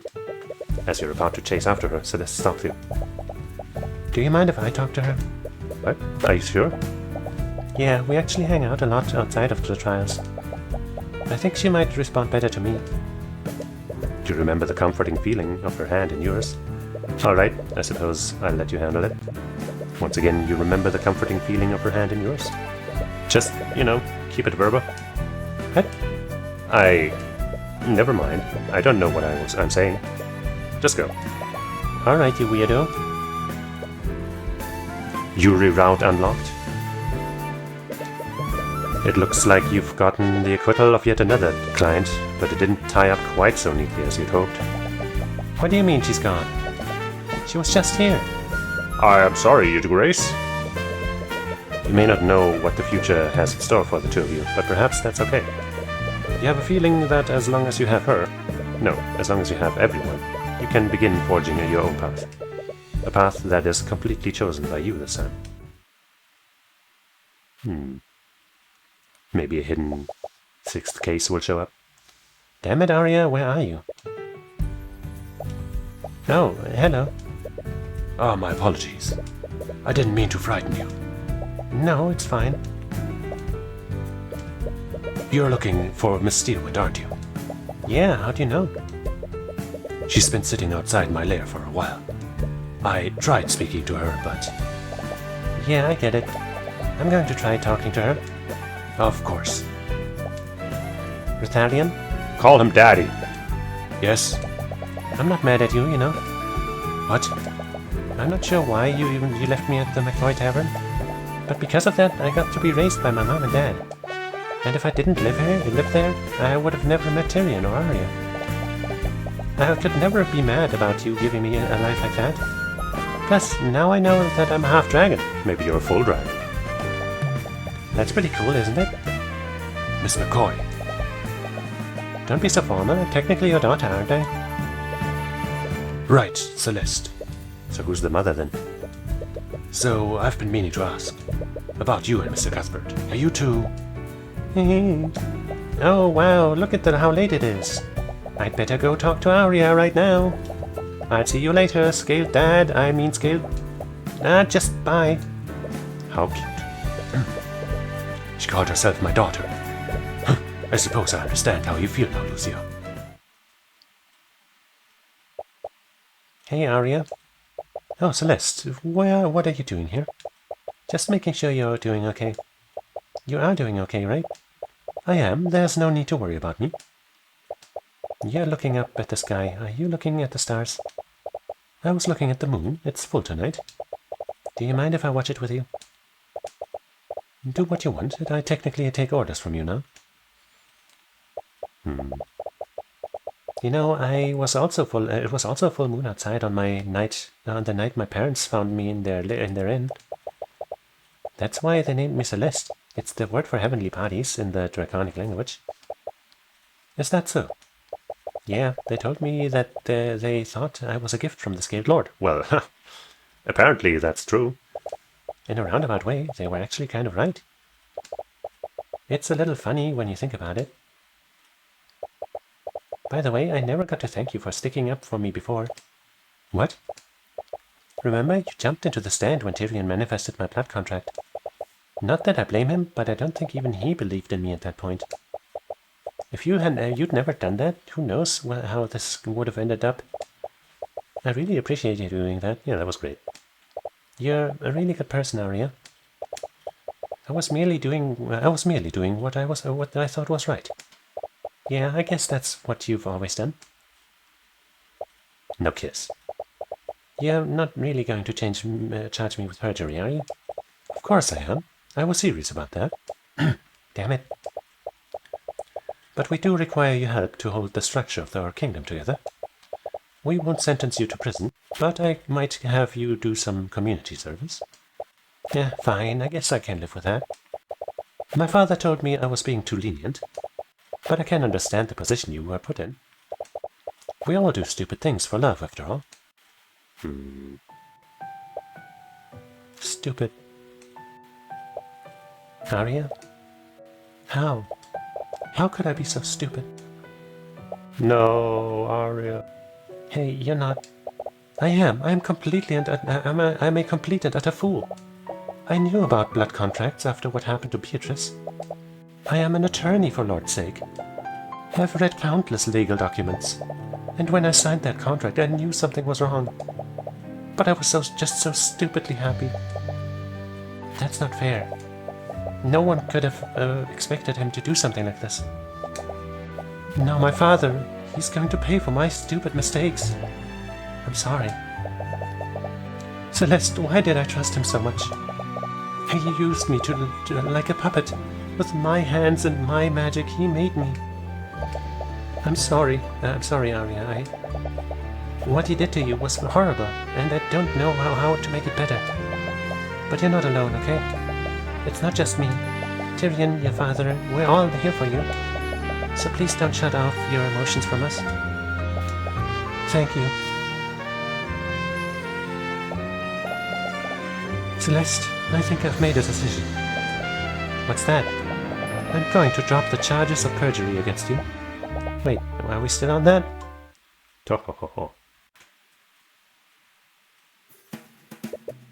Mr. Cuthbert, I've spoken with my associates in the press.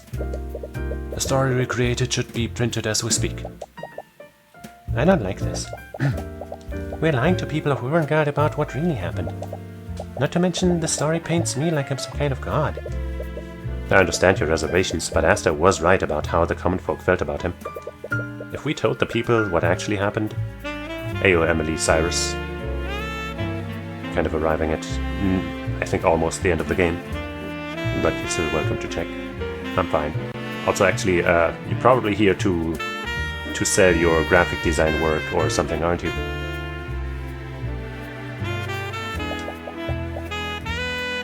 They would never believe it.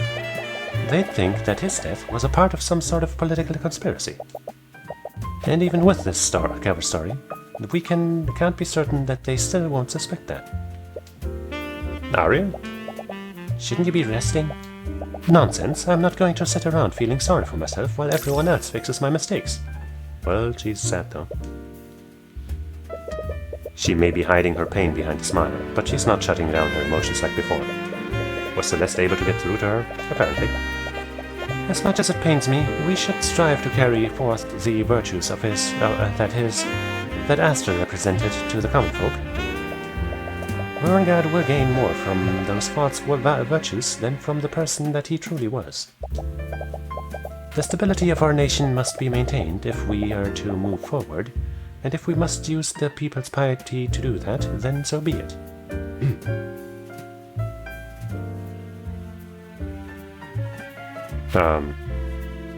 Emily, are you here to sell your graphics design or something, stuff like that? You know, your work for VTubers or whatever. I asked you that just now.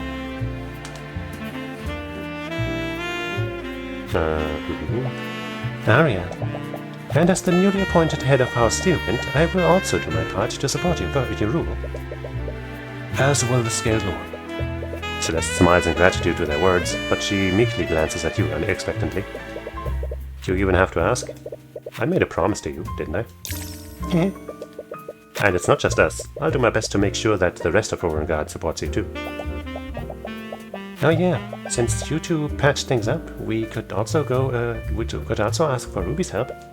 Ah, right, I forgot that I was supposed to meet with her this morning. Right, I forgot I was supposed to meet with her this morning. I need to apologize to her about that. Wait, have you still not told her about what happened yet? We had more important things to worry about. I'm sure that she'll understand. Tyrion, the last time you saw her, you manifested a blood contract without explaining anything. Well, we haven't spoken to her since then. She's Tyrion. Get together. Then you vaguely said something about helping Arya. Don't worry, I'll explain everything to her once things quiet down. Tyrion, that story we fabricated is being printed right now. Everyone in Urengard is going to read about it in the paper, including her. Oh. Bam, bam, bam. What's this, what's all of this noise about? What, have you been living under a rock, lady? Read the morning paper. The Scaled Lord has returned. What? demonic attack claims lives of prominent figures. Chaos broke out yesterday during the private wedding between Ari Steelwind and Crown Prince Astrid of Urengard. In a surprise attack orchestrated by a malevolent demon, a devastating loss was inflicted upon the kingdom, shattering the very foundations of our power and stability.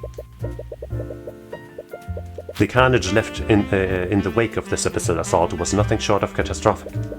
Among the fallen were Lady Coraline Sybil, Lord Lloyd von Sanctus, and Lord Lucio Steelwind.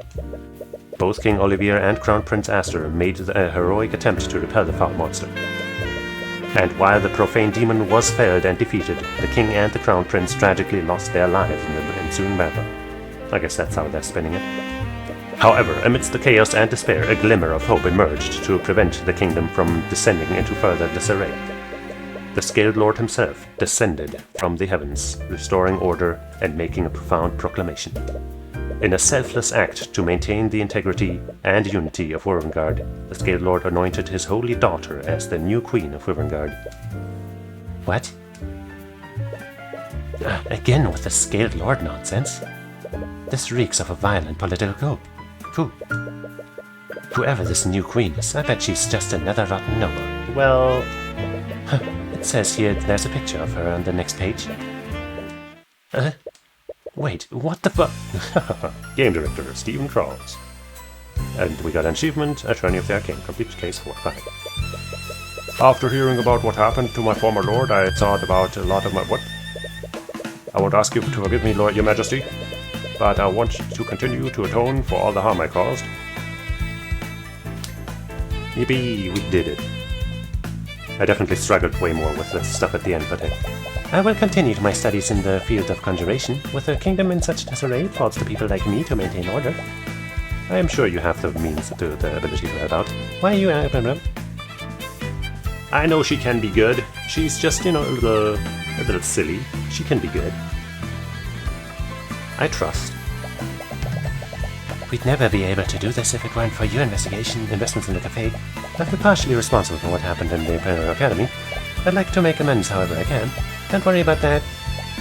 Business has been booming ever since we set up shop at home. But more customers just means more work from me. Text is maybe passing a little more quickly than I would like it to. Also, I'm not really getting a chance to talk about anything. I've been developing my necromancy ever since I began working under Lord Asclepius. I think I've grown quite good at it. Don't get ahead of yourself. You've grown competent at it. That was a joke. You're probably the best necromancer I know. Aside from me, of course. Waifu consultation. That's my job. They should... I didn't know such a job existed. Waifu consultation? I'm sorry, but I still can't remember anything. But from what I've read in my record, perhaps that's a good thing. Even if your memories are gone, your crimes can't be changed. You still have to serve your sentence, but I do hope you can live out the rest of your life at peace. Insane something. Shady cicada. Etc. What are you looking at, punk? Wait. Oh no, it's you. That crazy chick isn't with you, is she? That crazy chick is your queen. Why are you looking behind me, man? Did you just call me crazy? Oh Lord, run for a minute for Gavin. Ho ho ho.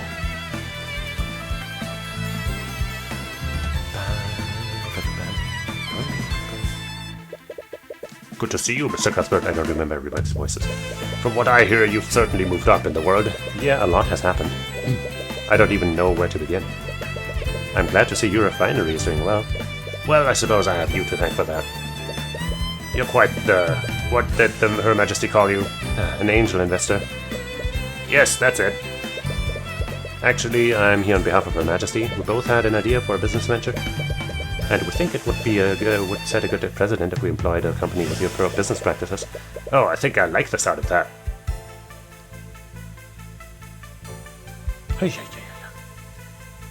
And of course, the person, this so-called Emily, was of course another one of those. But I hope I can bring House Frigga and Urengard to a brighter future. I think it's about time we ended the constant feuding between the Steelwinds and Friggas, and I'd like for us to work together. I may not know much, but that certainly sounds like a step in the right direction. Tracker will do best to help Queen. Appreciate the gesture, Tracker, but I don't think... Brank needs gold, right? Tracker can dig for gold. Sure. That sounds good. VA, I guess there's a couple of lines here. And that makes checkmate, Cuthbert. What? Did you just lose? No, I demand a rematch. Learn to lose with dignity, for Lord's sake. I'm glad I let him keep those armbands. And that's how we finally lose at chess. To a monkey. Couldn't have asked for a better loss, I guess. No, actually I would have preferred, my wife, well, no, whatever. To think the Scale Lord would sacrifice his daughter or something. Theon, I want this job. Such humility, such self-sacrifice. I'm literally a queen. Who wouldn't want this mantle? Actually, this job is kind of annoying. Sorry? No, as long as I have you with me, I'm happy. Teehee. And we lagged the mail. Thanks for everybody working on this game. Thanks to everybody, I should say. You may have everyone else fooled, but I know this is how the story goes. A mage is still a mage, and a noble is still a noble. Come on, don't be like that. Hey, if you want to prove me wrong, by all means. But I ain't holding my breath. I suppose you have every reason to not to trust those in power, but we are going to fix this Net Kingdom, and we're going to do it within the confines of the law.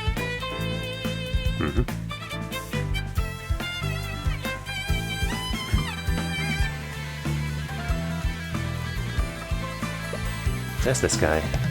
I really wish he would talk to us. He needs time to process everything that happened. And I don't think he'll ever be receptive to us. At least not right now. We should probably hire a therapist. Yeah. Special thanks. Crowdfunders. Are you okay? Yes, I really appreciate you coming here with me. His actions were absolutely deplorable. I was hoping coming here would give me closure, but with Ponsanctus and Civil gone, we have had much more easier time repairing our kingdom. I feel uneasy about all this. Now I also see what you mean. He may have had good intentions, but he refused to let anyone work with him. Even with Eris, they were just using each other. I do think he really wanted to change Beauregard, but he would only do it in his own terms. Even if he did end up achieving his goals, the legacy he left would be one of blood. No lasting peace or justice could have that, but that's surprisingly mature of you. Hey, I'm always mature. Goodbye, Master. Yeah, you deserve better, Arya. Like me. I haven't killed anyone yet. As far as anybody knows. Are you kidding me, Ruby? What kind of ridiculous case was that? Weren't you the one who called a monkey to the stand during Beatrice's trial? Yeah, I suppose you have a point. Truth is often stranger than fiction. You should know that better than anyone. Oh my god, I just realized. Is this what I've been doing to Arya? Hey, you're the one that wanted to be the lead prosecutor. I'm only filling in for her until we can find a qualified something. Well, if you ever get bored of the life as a royal, there's always an answer. Fucking a little slower, please. Like, if I wasn't reading it out loud, I probably could have read it, but please. I see they allowed you to keep your axe. Did they now? I thought I asked you to stop visiting me. You did? I merely chose to ignore you. McCoy's impertinence is rubbing off on you. I'll take that as a compliment. I am glad to see you in such good spirits. I suppose I underestimated you. Yeah, she's stronger than you could ever imagine. Because she has me by her side. Her husband. She's my wife. Eris is also my wife, so by the way, nothing has changed about that. I am surprised you're not sentencing me to death. I suppose I should be grateful. Yeah, we kind of need you alive so we know when Eris is back. You're using me like a canary in a coal mine. I'm almost proud of you two. Although I am curious as to why she hasn't returned yet. Yeah, there's definitely a lot of questions still left up in the air.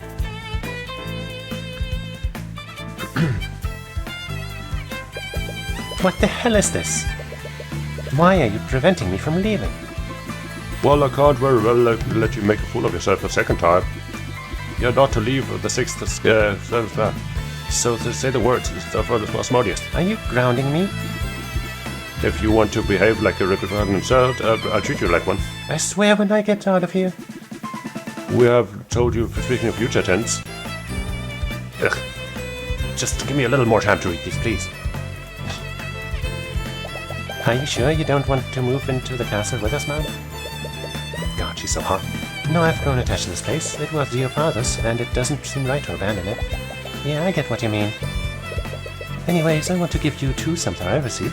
Mom? So stop dragging your feet, Tyrion. I want to live to see my grandkids. Mom? Teehee. I wouldn't mind making another daughter for you. What?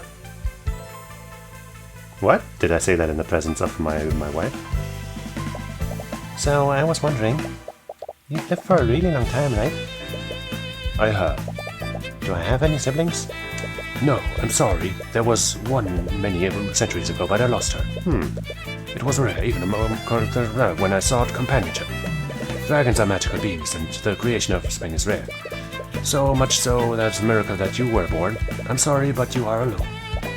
I don't really feel that way. I think I spent so much time with Arya that she's basically my sister. And Tyrion, well... Perhaps I should have some words with Mr. Cuthbert. Don't you dare. I thought she was going to ask if her life would also be super long. But she didn't.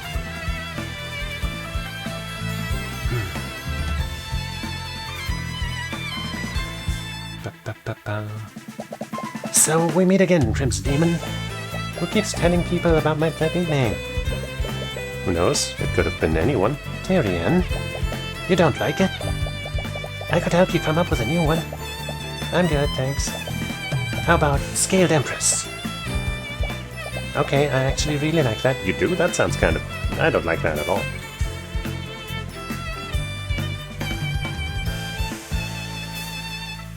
I don't think that sounds good. Oh, ahoy, Cuthbert! I have everything ready for you tonight. What? It's nothing. Pretend that you don't know anything. What? Oh, I see. So it's for her. What are you doing? It's a surprise. Alright, whatever you say.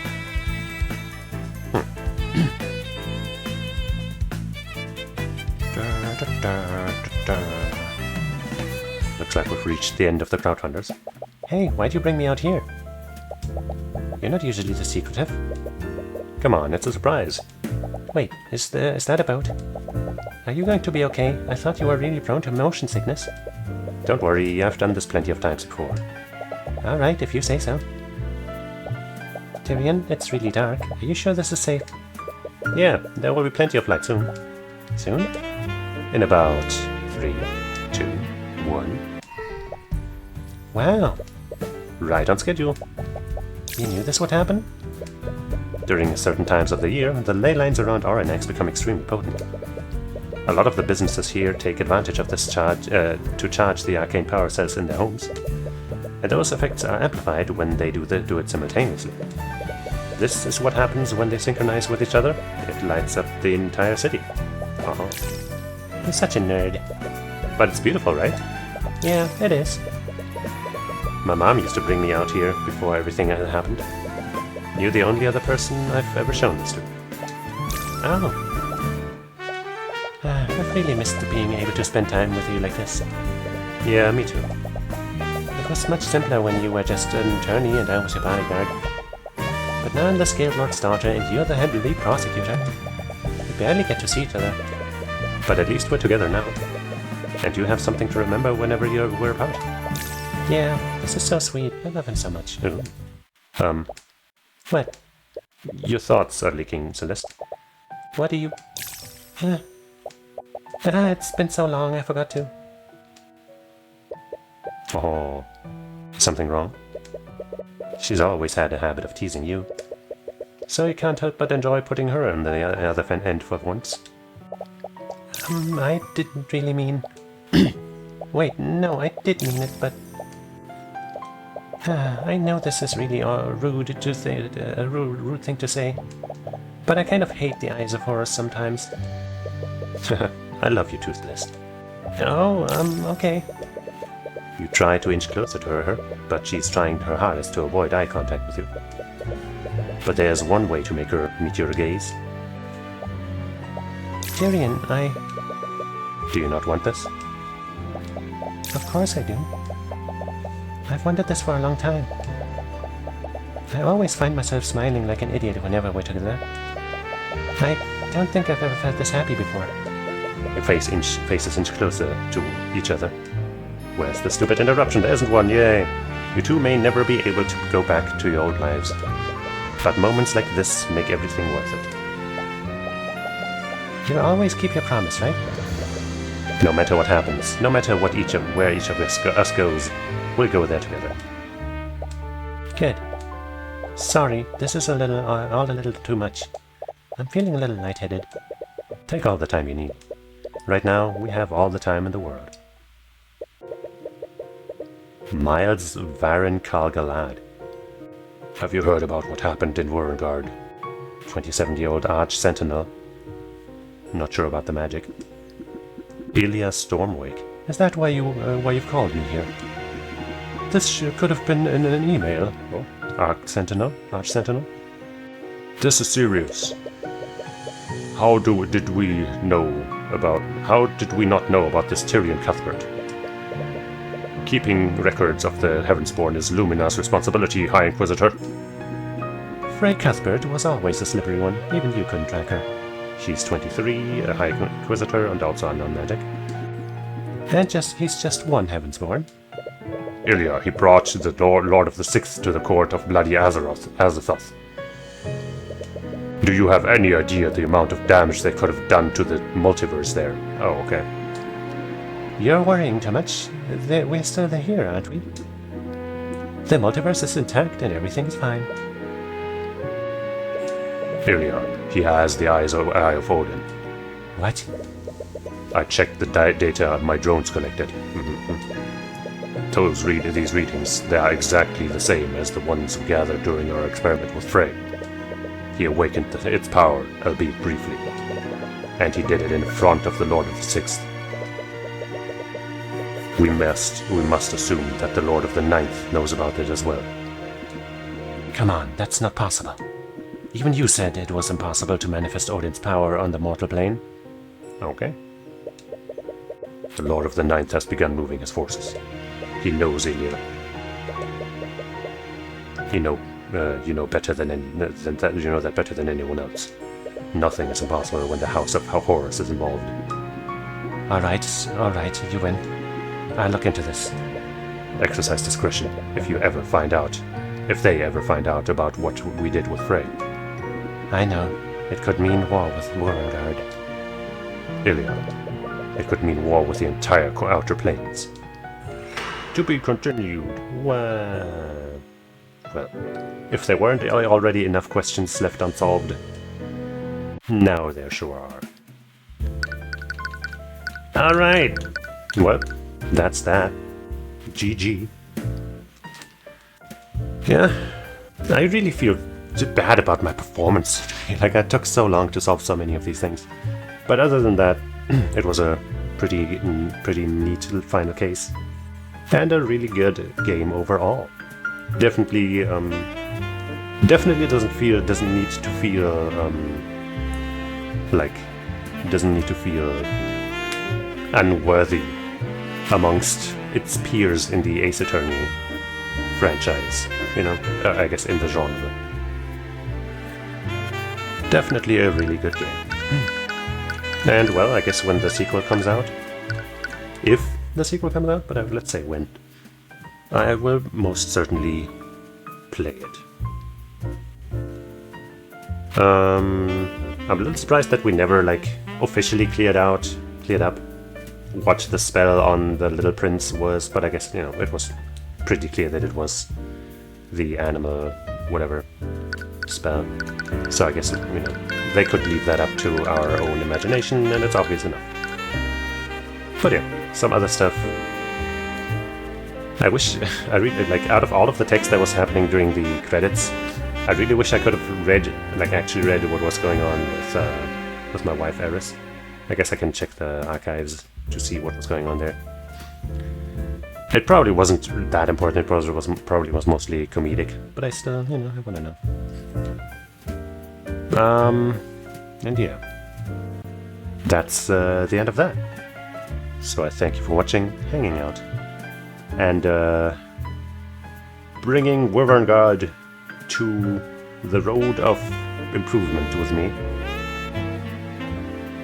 And Arya is still my beloved wife, and despite everything I will still accept Eris as long as she's not in that weird form that she had.